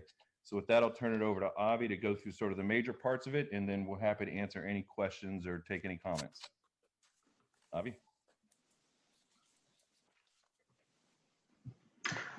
Thank you, John. Mayor, council members, my name is Avi Otam, and I'm Interim Deputy Director of the Parks Division, here to present the guiding principles for an agreement between the City of San Jose and the San Jose Police Activities League that will result in PAL's continued implementation of athletic-focused programs, define roles for PRNS and the San Jose Police Department, and the establishment of a strategic plan for developing sustainable operations for PAL. First, a little bit of background. PAL is a California nonprofit 501c3 organization established in 1968, whose mission is to promote a constructive relationship between law enforcement, young people, and citizens of the community to develop the young people into responsible and mature citizens. Over many decades, PAL has offered a host of programs, including Taekwondo, boxing, a cadet program, as well as integrated 3 different sports leagues, Metro PAL, PAL Pony Baseball, and the Football Cheerleading Conference. And during COVID, has offered a few modified programs with social distancing in cohorts. The cities provide significant support to PAL through the free use of the J.R. Blackmore Police Activities League Stadium complex located on the east side of San Jose. The complex includes office buildings, a sports field house, fitness center, futsal courts, baseball field, softball field, and a football soccer field, including spectator stands, press boxes, restrooms, and a running track. In 2018, the City Auditor's Office conducted a review of PAL's financial reporting, facility use, service delivery, and compliance with city agreements that revealed significant weaknesses in administration of the program and called for the city to re-examine its relationship and formal agreements with PAL. In response to the audit, PRNS outreached and engaged the community, and PAL, the police department, and PRNS saw their roles change. As recommended in the audit, PRNS and the police department re-examined the city's relationship with PAL and held partnership discussions, eventually presenting 3 potential operating models to the City Council's Neighborhood Services and Education Committee. Staff recommended and the committee supported a model of joint operation of the facility.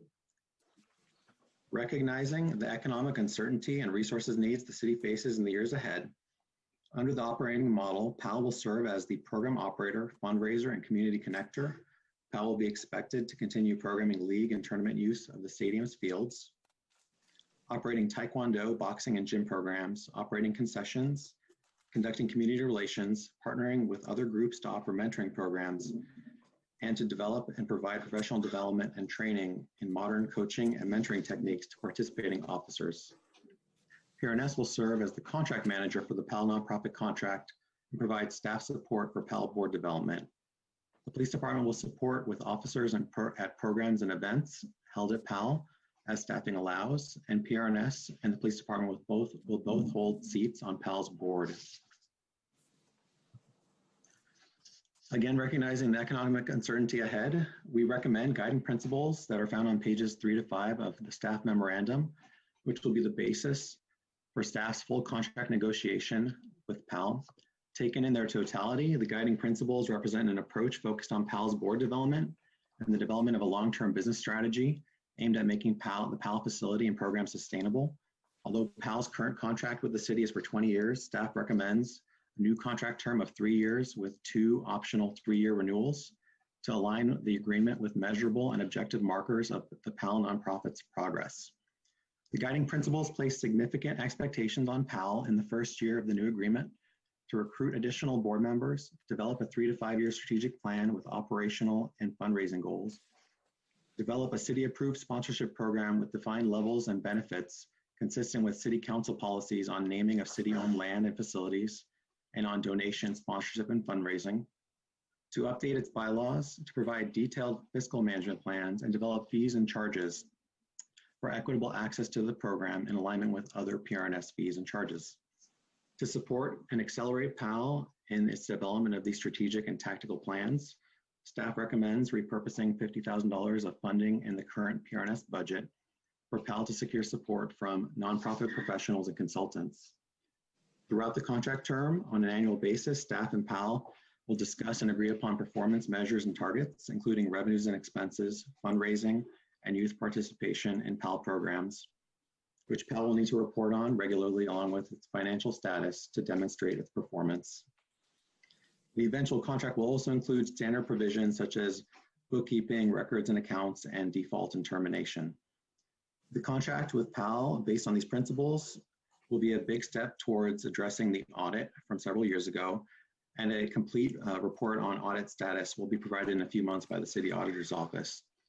I will also briefly note that the PRNS role in supporting PAL operations and maintenance, which currently includes staff positions to support community programs at PAL and enhance daily field maintenance, will be evaluated as part of the upcoming budget development process, as these positions are currently funded through June 30th. With that background, staff recommends the City Council approve guiding principles for an agreement between the City of San Jose and the San Jose Police Activities League, and we are available for Council's questions and comments. Thank you. Thank you for the presentation, and thank you for bringing this to fruition. Let's go to the public first, and we'll come back to the council. Paul Soto.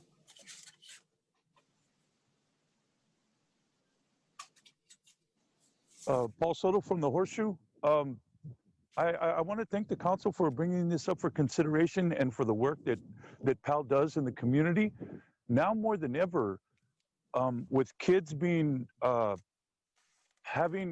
we've created a society where children are interacting with machines and they're sitting and they're very sedentary now. I mean, I have seen some kids in elementary school and these kids are overweight. They're suffering from childhood diabetes type 2. So this is a lifestyle oriented disease. And so we're creating systems that actually are detrimental to the health and well-being of our children. Okay, and so PAL can't carry all that weight. So what I would suggest is that there be a component of PAL's contract to have a relationship with the nonprofits that are in their communities. Because a lot of the mentorship that was mentioned, that's what the nonprofits do. The nonprofits carry and bear the weight of some of the things that the city cannot do, and for whatever reasons, the nonprofit is the one that bears. Rather than being on the police department for the mentorship and guidance and nurturing the next generation towards maturity, civic engagement, and a sense of responsibility, that the nonprofits be included in relationships with PAL in order to better serve the public, the monies, because I remember going to PAL. I'm a PAL recipient, and I remember going to PAL and the feeling that I felt of going and playing there. I mean, you feel like a pro at like 10, 11 years old. I mean, it's a highlight of my youth. So I'm in full support of what you're doing, just if there can be the nonprofit component. Thank you. Thank you. Councilmember Esparza. Thank you, Mayor. First, I wanted to thank my colleague, Councilmember Carrasco, for initiating the audit and really out of her concern and care for the children in the East Side in particular. I came in much later as the PAL liaison, and we got to work together on this. So I'd just like to thank her for her leadership on this. I'd also like to thank Shannon Heimer, who has done some incredible work in the last few months, working with PAL, working with the community, working with PRNS. And would also like to thank the SJPD. I know Captain Ta isn't on tonight's call, but had been a part of the process, and former Chief Garcia, who had been very involved in the SJPD's continued commitment and looking for creative ways to keep it a PAL. And so I know that there's a lot of work that has gone into this, and PAL itself has undergone a lot of change. And so I'd like to give a shout out to Jamal, Joe, and Jay. And no, your name doesn't need to start with Jay to serve on the PAL board. But I'd like to thank them for an incredible amount of work. A lot of difficult conversations have been had, and a lot of hopes shared for the future. And, you know, one of the things, I'll leave the rest to Councilmember Carrasco, but one of the things I really wanted to talk about tonight was the need for long-term success, the need to include and really focus and build this around the needs of our children, particularly the communities around PAL, who used to enjoy PAL in its heyday way back in the day, but now, you know, just it's this beautiful resource that is really not enjoyed to the extent that it should be and that it will be. And so in order to have that long-term success, it's my belief that we need those strategic plans. We need that strategic planning process mentioned in the city's plan, and also performance measures and those milestones. And so I wanted to ask that question. I don't know if Avi, if that's for you or John, but if you can talk about that as we rebuild, how we will incorporate as a city those performance measures and those milestones throughout this contract with PAL. Yeah, Avi can talk any specifics you might want, but you know, we're going to build performance measures into the actual contract, and then non-performance will be a factor. So we're actually going to put timelines on performance. So if you look in the memo, we talk about things like these things must be done in the first year, and then by the time we get to the second year, assuming everything goes well, we'll say these things need to be done in the second year. These are the milestones you need to get to. And of course, these contracts have provisions for us to terminate, not only for cause, you know, if someone's not meeting the standard that we put in the contract, but oftentimes given enough notice, you can leave the contract without cause. So we have an ability to do that. The trick with that, though, is then if we're not partnered with PAL, then who either helps or partners with us, or is the city left to do it on their own?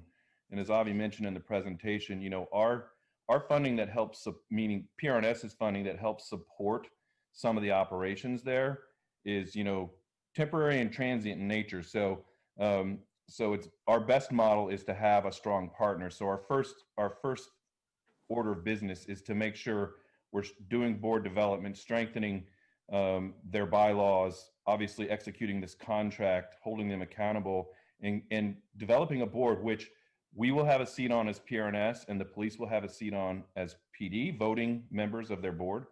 So that gives us direct control in the conversation in the board.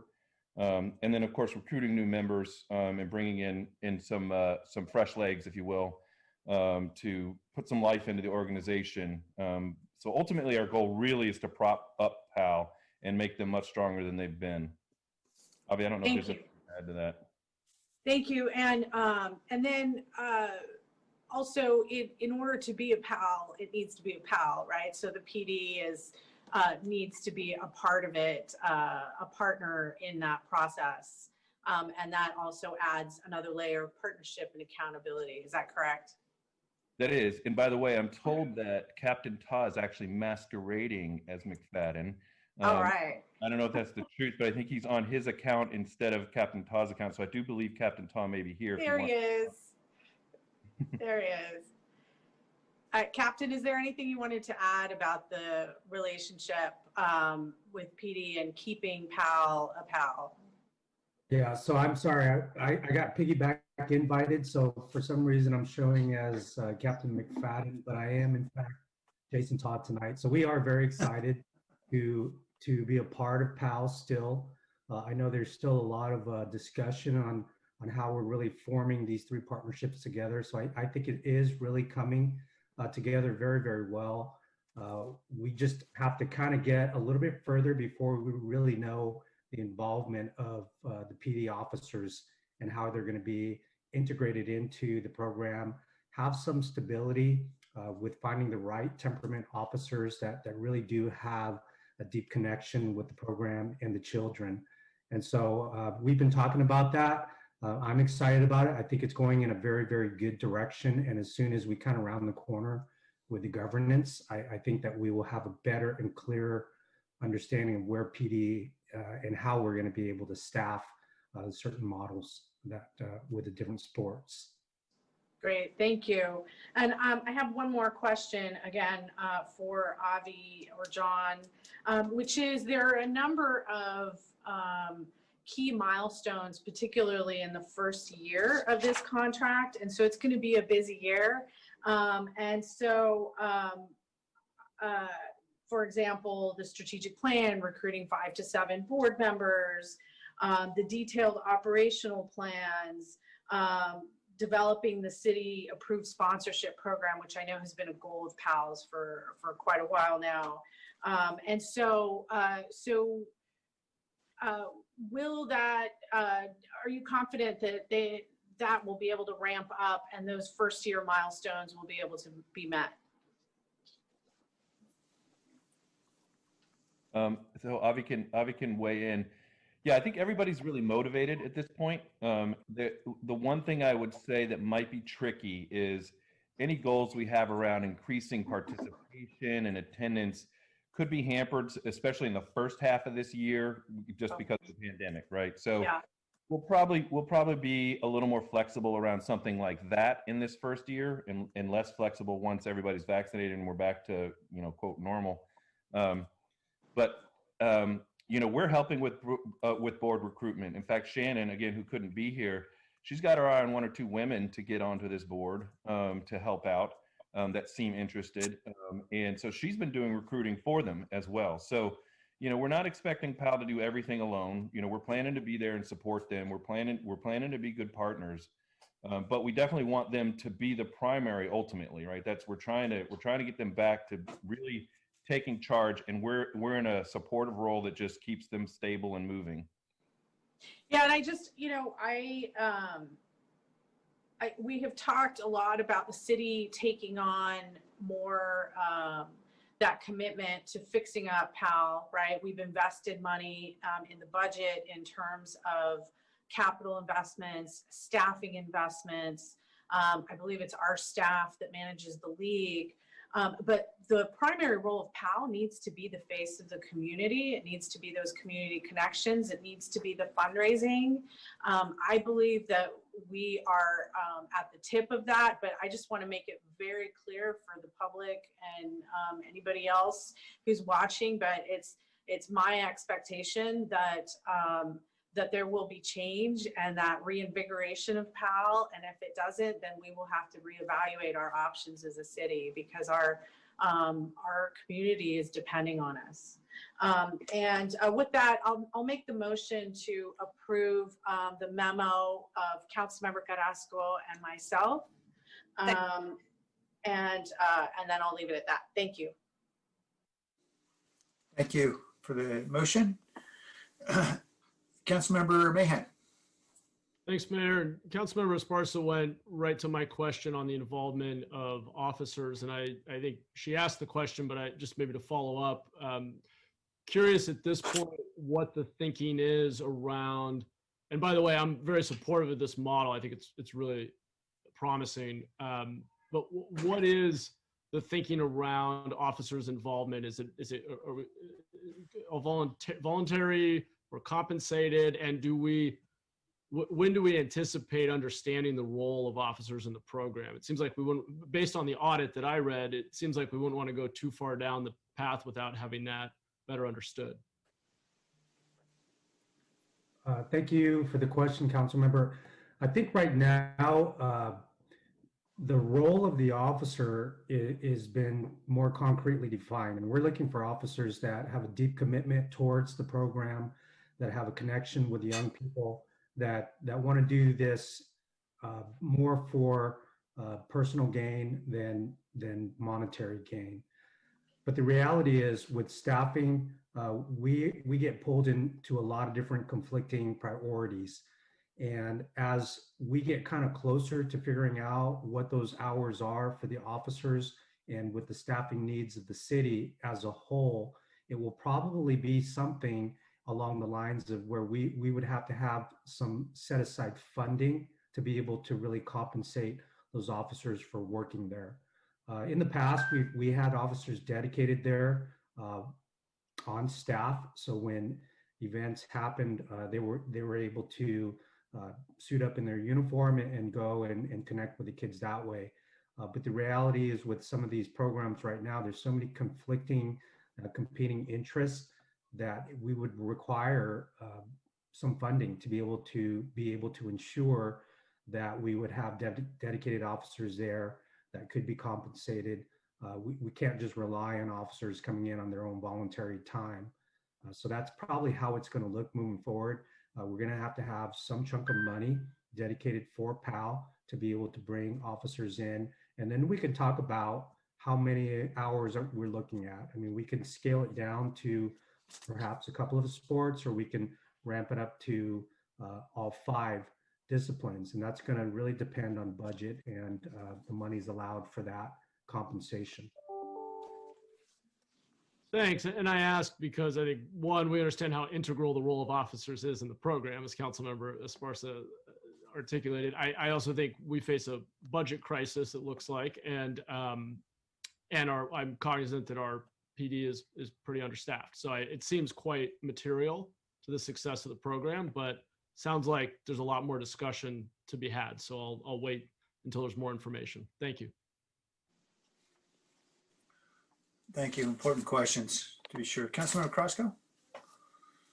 Yeah, I want to, there's so much here, and I want to echo a lot of what Councilmember Esparza has already said, so I won't go down that line, but I do want to thank all of the staff and our captain, everyone that's been involved, because PAL is that important to us, and I'm so grateful also for the community involvement. PRNS went out, they did a couple of surveys to find out what the community thought of PAL and how they could use it and how they could be more involved with PAL. And what we know is the following. I mean, it's in the memo. COVID has done a number on us, but let's talk about pre-COVID. Pre-COVID, which is what launched this audit, posed such an interesting situation. I'll call it interesting, for lack of a better word, especially for our kiddos on the east side. We don't have access to a lot of the sporting programs or a lot of the activities that keep a family and especially kiddos healthy. And PAL has always been at the center of the east side of San Jose. What's wonderful about PAL is that it doesn't belong to District 5. It belongs to the entire city, but it sits so strategically in between 3 really important districts, and I'll add 4 actually. Councilmember Perales, the downtown area, so he and I share a border. I share a huge border with Councilmember Esparza, so a lot of our kiddos from District 7 come right over and they participate. And then the most challenged part of District 8, because let's keep in mind, it's not all evergreen and beautiful hills and mansions.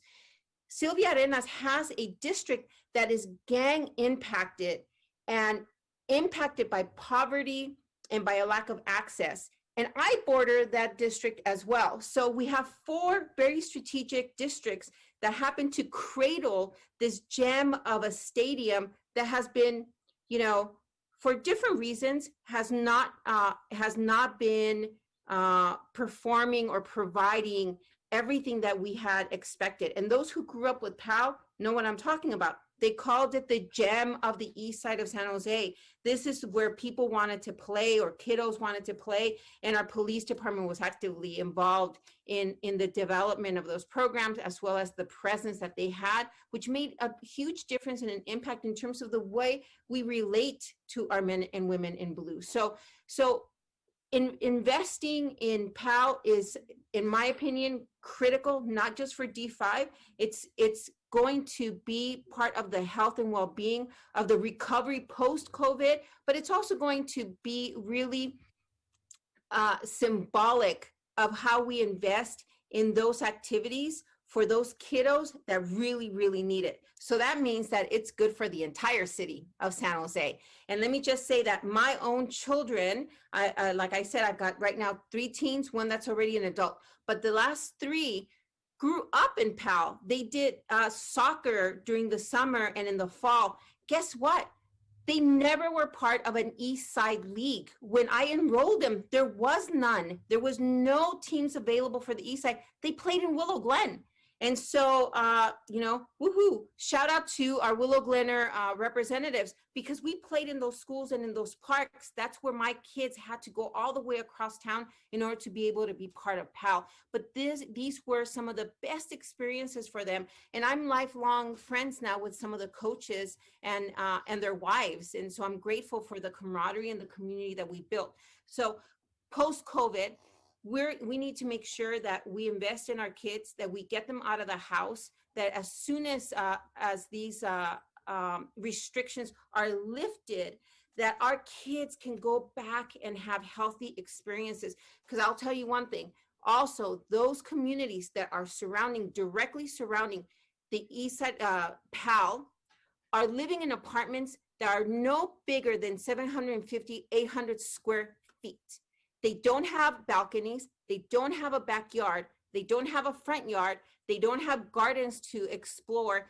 This is it. Being able to provide the activities and having it so strategically connected to Emma Push Park. I can go on and on and on, but I'm just very grateful that we are at this point. What I want to make sure from our staff is that, because I didn't see it, and if you could point me to it, maybe I'm blinded to it. I didn't see the accountability piece that Councilmember Esparza was asking about. So I know that you've mentioned it, you've verbalized it. I'm going to take your word for it, but if it's not written, it doesn't hold up any sort of legalities or any accountability. I just want to make sure that I see something in writing real soon that holds our partners. And I consider the board our partner, I consider the police department our partner, I consider the community our partner, but that holds those folks who we're going into contract with, that you're committing to me that we're going to have matrix, we're going to have measurables, we're going to have accountability that we can truly be proud of, and we can turn to the community and say, we're now turning it over to you, use it, come and enjoy it. Send your children so that they can have these kind of moments and experiences and build community. So John, the question is probably being thrown at you. I just want to make sure that that is going to be, and how soon will we see that?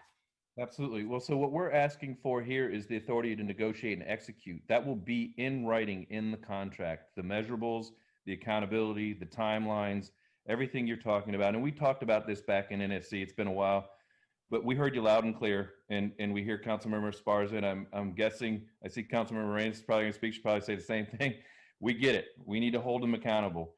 But the holding accountable is important to the success. And so we understand that, and that will be in writing in the contract that is signed. Well, and I want to thank you again. Thank you for that. What this means truly is that we're turning over something that we can be really proud of and that our kids can participate. I always want to make sure that our North Star are those kiddos that are the future of the city of San Jose, and that guides us in whatever we do. If we're holding someone accountable, it's because, we want to make sure that our kids get the best deal. If we're requesting a higher bar, if we're raising that bar, it's because we want to make sure that our kids are safe, that they have somewhere to go, that the predators that are out there recruiting for their armies of gangs are not recruiting our kids, that their hands stay clear off of our children, and we have other alternatives where we can send kids and they have role models and they have examples and they have great relationships with adults that nurture their development. So again, thank you so much. And I want to thank also my council colleagues, because I know that you've been pushing just as much as I have, and this is just as important as it is to me, because again, the future of San Jose, it's not just in District 5, ladies and gentlemen. This center is good for the entire city of San Jose. Thank you. Thank you. Add one more Agreed. thing, just one more component from police side that I failed to mention earlier. So our goal is to really nurture that relationship, as the council member was talking about. And so how we plan to achieve that at the PD is by getting consistent contact with the children. So once we get fully going, we would have somebody, ideally would have somebody that is involved in the practices, that would also be involved with the games for that duration of that sporting cycle. And so the strategy behind that is obviously building relationships, having that long-term relationship, that buy-in with the officer, and really establishing that role model that Councilperson Carrasco was talking about. I mean, that is very important to us, and the consistency of the contact with the right officers is truly important. So once we do get that far along and figure out the funding process of it, I think that would be my challenge, to try to get those people, the right people in place, and then to try to, with a lot of staffing challenges, try to get the most consistency that I can from our officers, because that's where we're going to get the true benefits and the accountability piece that you guys are talking about. Thank you. Councilmember Arenas? Thank you, Mayor. I promise I'm not going to talk about performance measures and milestones. I think my colleagues did an excellent job in thoroughly vetting that, so I'm going to leave that one alone. But I am going to go back to what Paul Soto said in his comments, and it's something that actually I was thinking about yesterday when I was reviewing this. I was thinking about the relationship between some of the programs and folks out there who are former police officers who are doing some really great work. And Shop with a Cop comes to mind. They're in probably all of our districts. Maybe the ones that Councilmember Carrasco mentioned. They're probably in our districts, the Shop with a Cop, because this is basically a reading program. It doesn't sound like it, right? It sounds, but because we focus on the prize, this topic with our police officers. Sergio, you might want to mute. I don't want to have an accidental conversation revealed, unless it's juicy. I can still hear you. Not anymore. Thank you. Sorry about that. No, I'm kidding. Thank you. So I was thinking about, his advocacy to include other partners, and I think this is along the same lines that I was thinking about. How are we integrating some of those folks who are former police officers, maybe not on active duty, but still our police officers still have that, connection with our community, want to provide some of that volunteer time. I know that part of this is working some of the details out with our police officers. But I think we also should take a look at some of the programs that are already out there. And I tried to do a quick search, although I couldn't get to it, or at least I sidetracked on Google and I didn't look at all of the police-based or former police officer-based programs. You probably know better than I do, Captain Todd, what those are. And I just wonder if we can think about some of those, bringing some of those resources and those relationships in, because, Shop with a Cop does an absolutely fabulous job in connecting children with this, multi-level law enforcement agencies, from the FBI to our police officers here to the sheriff. I mean, it's just really amazing. And I think that's the kind of network that we really need to bring into PAL. I mean, I love our police officers, and I think that these are mentors for our children. And I want them to continue to be, but if this issue about figuring out the cost of or how are we going to pay for those police officers and their time that they invest in our program, maybe we have to take a look at some of the volunteer-based opportunities, and how do we angle this so that this is so lucrative to people, especially our police officers and all law enforcement in this county, to want to be part of this, that, you have to sign up, and maybe you're even on a waiting list, because we don't know whether you'll get into the PALS program to be a volunteer, right? It's like Teach for America became so illustrious, right? I think it's part of how we develop it and how we angle it. And we are I think this is part of how we invest in our youth. And I think it's really exciting that we are getting to this point where we can kind of shape it. And so if we're shaping it, I think we need to bring in some of those nonprofits that Paul Soto was talking about. I think some of these former police officers, possibly the union, the Retired Police Officers Union, firefighters and police officers. Everybody loves a firefighter as well, right? And so we can have everybody take part of that and just really grow this. So that is one suggestion that I have for that. And really the programming that we're looking for on a day-to-day basis is probably something that a nonprofit or a community-based organization is really going to know how to conduct. And our police officers, we don't expect that from our police officers, because we in fact expect law enforcement from them, right? And so I think we're expecting something from our police officers that they're not hired to do. So I think we need to take a look at our organizations that can help us bring that or bridge that. The second thing I wanted to talk about was on page 4 of the memo, where it has where you've outlined some of the agreement sections and descriptions. Really helpful. And in the PAL role and responsibilities, there is a list of, I'm sure this is not a complete list, but it does say operate Taekwondo, boxing, and gym programs. And I've got to tell you that I grew up in the East Side, and after church every Sunday, we would go to, there was not very many Mexican bakeries, and so there's this one bakery right across the way from PAL Stadium that we used to go. It's still there. It's called Buen Gusto. And and Pink Elephant is across the way, but anyways, I love both. I love both. I don't, unfortunately, I love bread. And so we, or anytime we pass through that area of the East Side, I lived off of Capitol Expressway and Capitol Avenue. So it was not very far from where I lived and where I grew up.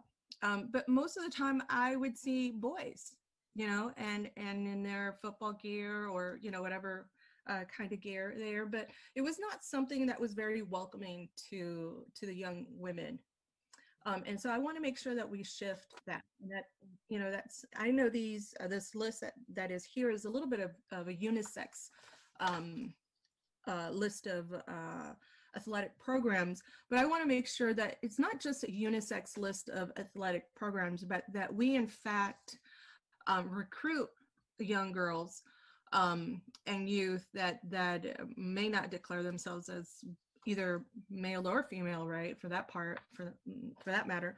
So I think that we need to take a look at what kinds of programs and services we are offering, how we are offering them, so that way we make sure that we're sure to include everyone, because I certainly did not feel that part, that included this was kind of, you know, the boy, this is what the boys do on their extra time and for fun, and the girls just kind of watched. So I want to make sure that we don't continue on with that level of generation or gender different, you know, based programming, and that these programs that we have, and I'm sure, you know, Avi, you're here, and John, you're here. I'm sure that I know that you know this, especially leading some wonderful programs on PRNS side, that you'll have this more gender free. But I just want to make sure that in the contract we really reflect this kind of future programming for our youth. Sure, absolutely. And can I add, Please. we're looking at programming beyond sports too, just so you're aware, right? So we want to attract broader activity to that site. You know, what we heard from the community was that they feel this is a really safe space for them. And, you know, part of that contract is going to be about how do we engage the community around Powell Stadium more directly so that they do feel a bit more ownership. We have our own recreation specialist there now, who is starting to do programs actually connected now to Mayfair Community Center just across the way.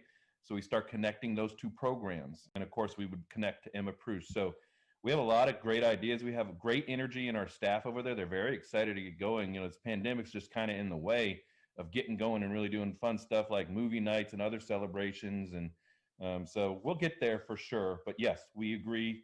We want more participation from all kids, from all stripes, you know, in every category. And it doesn't just have to, it's not going to just have to be sports. I love it. I love it. I know that we had, I think, some NSC conversations, and I heard a lot of really great ideas from my colleagues. And from what I recall, I think it was after school programming with some of that. And I think you already know the rest. I just wanted to make sure that before we move forward, that's none of that is lost. I can hear that none of that is lost. And in fact, we have additional suggestions from our community. So let me ask you just one last thing. I know that the 50,000 is meant to develop the board.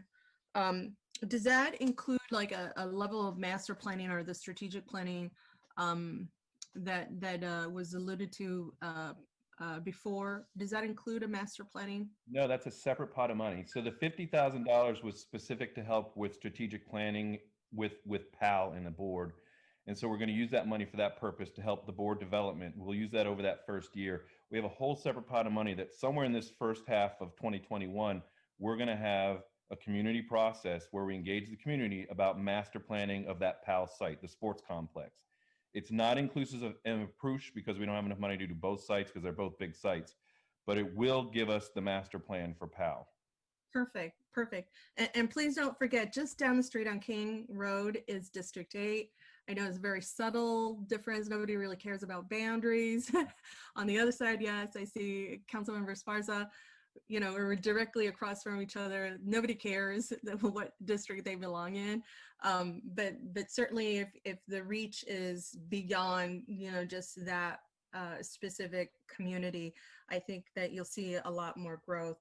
And lastly, I just wanted to close up that idea about bringing in more partners. I did want to mention, and this is probably you're already doing some of these things because I know you are all very fabulous at your job, but bringing in some of the you know, our professional athletic groups around like the earthquakes, right? Or you know, okay, I'm not into sports obviously because I didn't get into PAL because it was only for boys, so I have no idea what other athletic groups are out there, but people tell me there are. I only know the earthquakes because my brother was in it for a bit when he was younger. That's it. That's my extent. So I'm going to rely on you to bring in some of those folks in and bring in some of the athletic programs to really integrate into PAL. So I think those were just my recommendations. I really want to just thank you for all the work that you're doing. I know that it's very difficult to work with an entity that's outside of our jurisdiction. Like we can't. We want to work in a spirit of collaboration, and I know that takes time. That it's easier just to tell people this is what you need to do, but it doesn't, you're not developing capacity for those folks. Really, this is a journey for all of us, and you're doing most of the work here. And so I really want to thank you and Avi and your team, and Captain McFadden.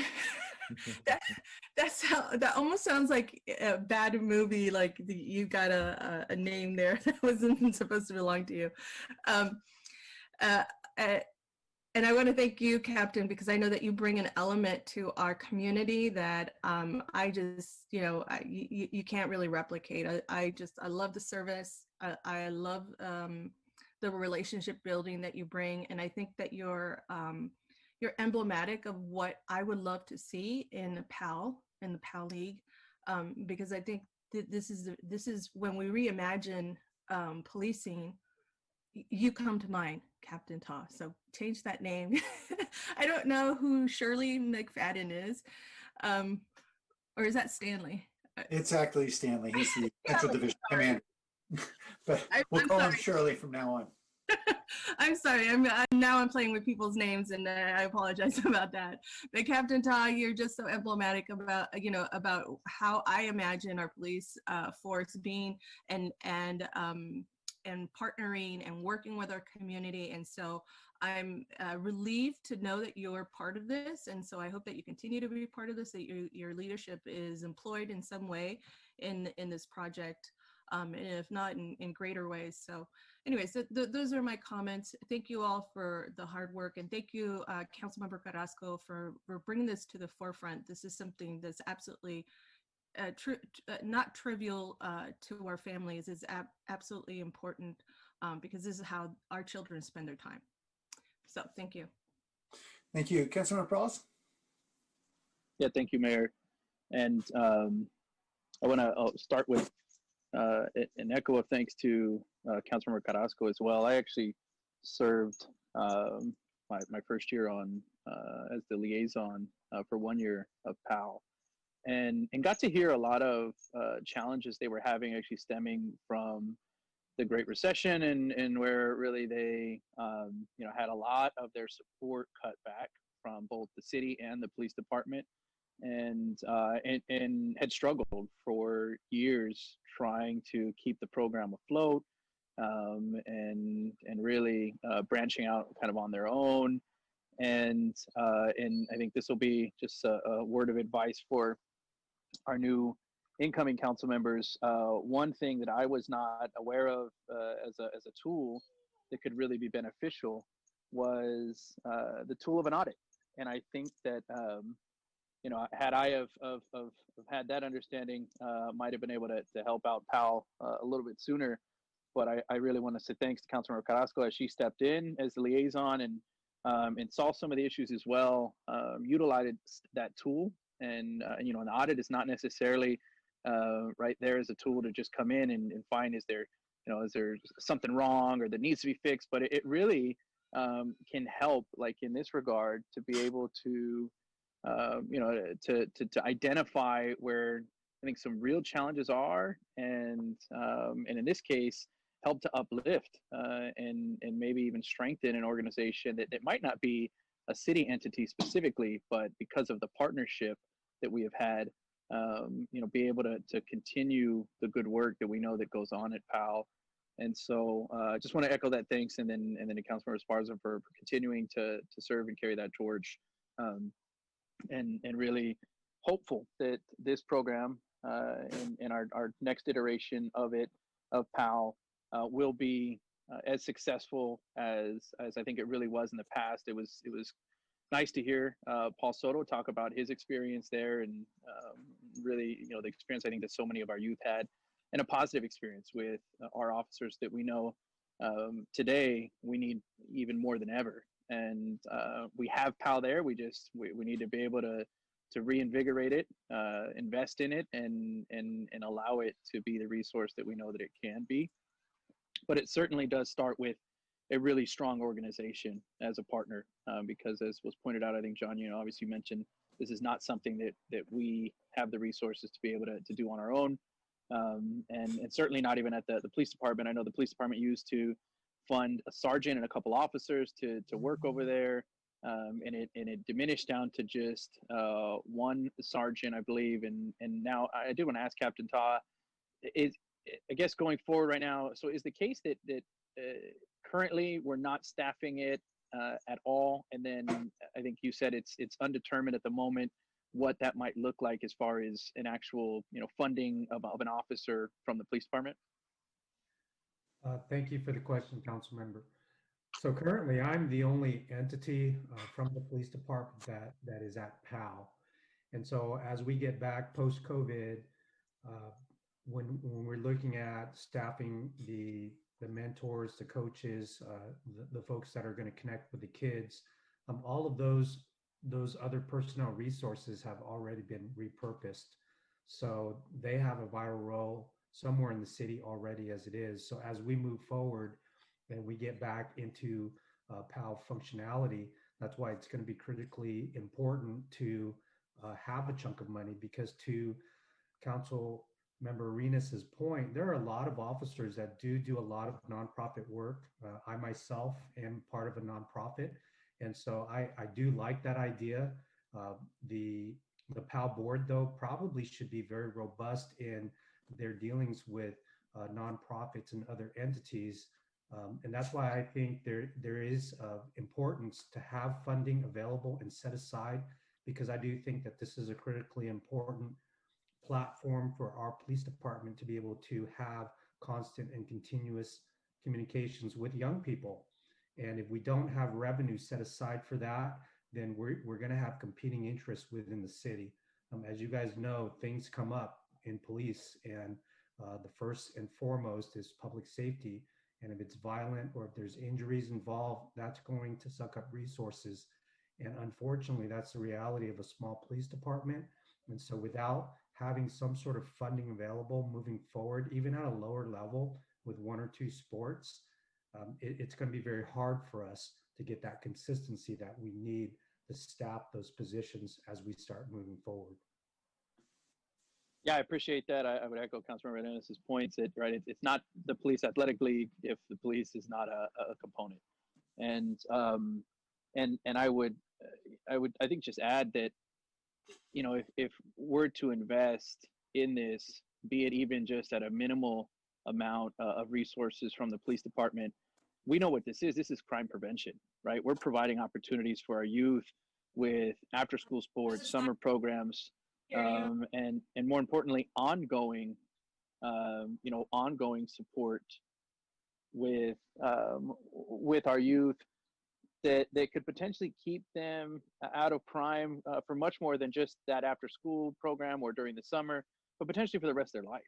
And we know that sports in general, right, can do that.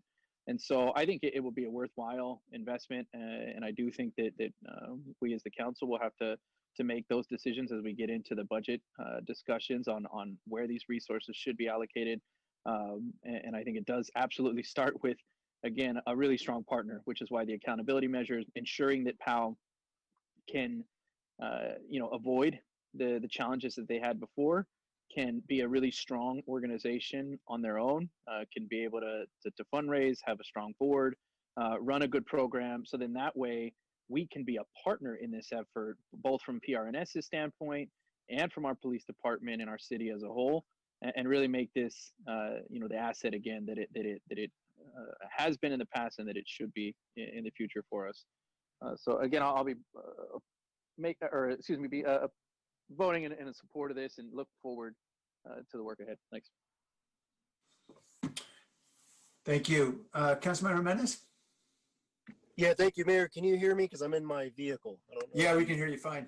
Okay, wonderful. Well, listen, I can speak to the value of PAL in that growing up in East San Jose, I used to play baseball there. And so I'm a byproduct of some of the good work that has happened there over the years. So I just wanted to share that and just thank everyone for their work moving forward on this. I very much appreciate it. And I'm sure the kids and the families in that part of town and in all the city, quite frankly, are going to benefit tremendously from this organization and this space getting up and running as it should be and how it has been in the past. A question for John.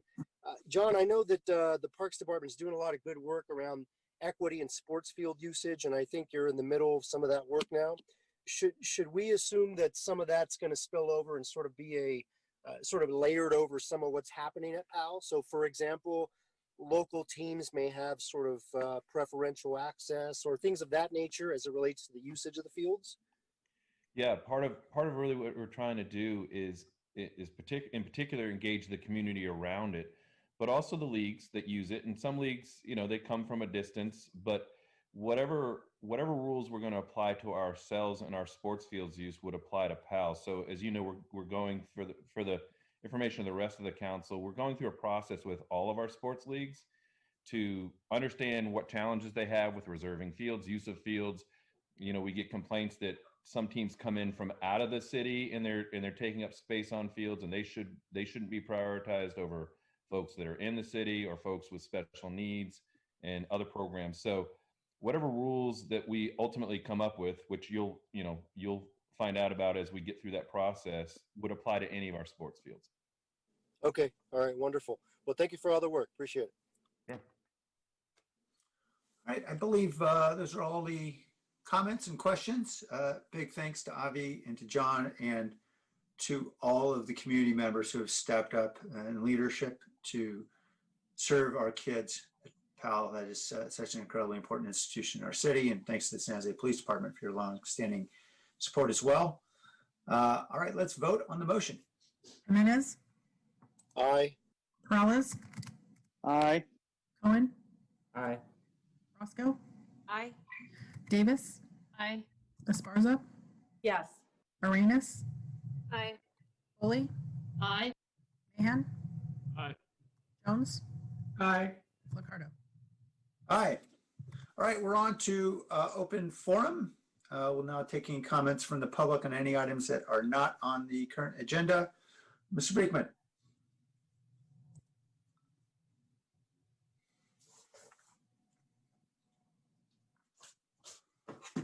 Hi, thank you. To try to mention a few things today, post council meeting.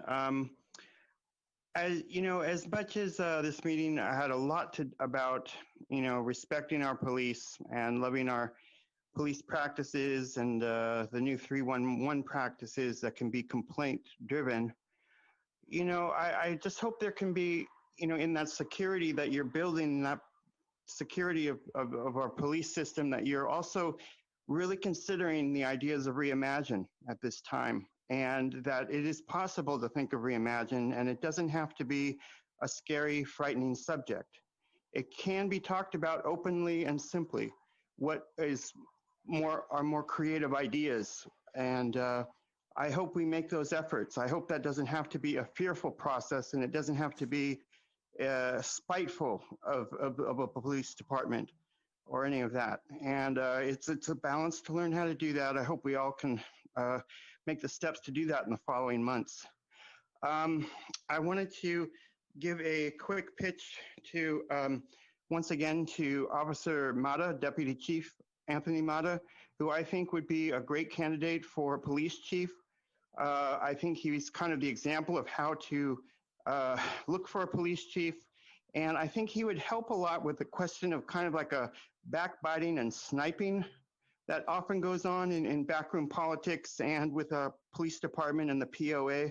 I think Anthony Mata would be great at calming that sort of situation. So good luck in deciding. I can always go on about that subject. And good luck on how we deal with Trump in his final days, and how we can, really prepare for his national security plans that may be a mess, and just that we're all prepared for that. Saying it here hopefully can be of help. Thank you. Thank you. Thanks, everybody. This meeting is adjourned. Good night, everyone. Stay healthy.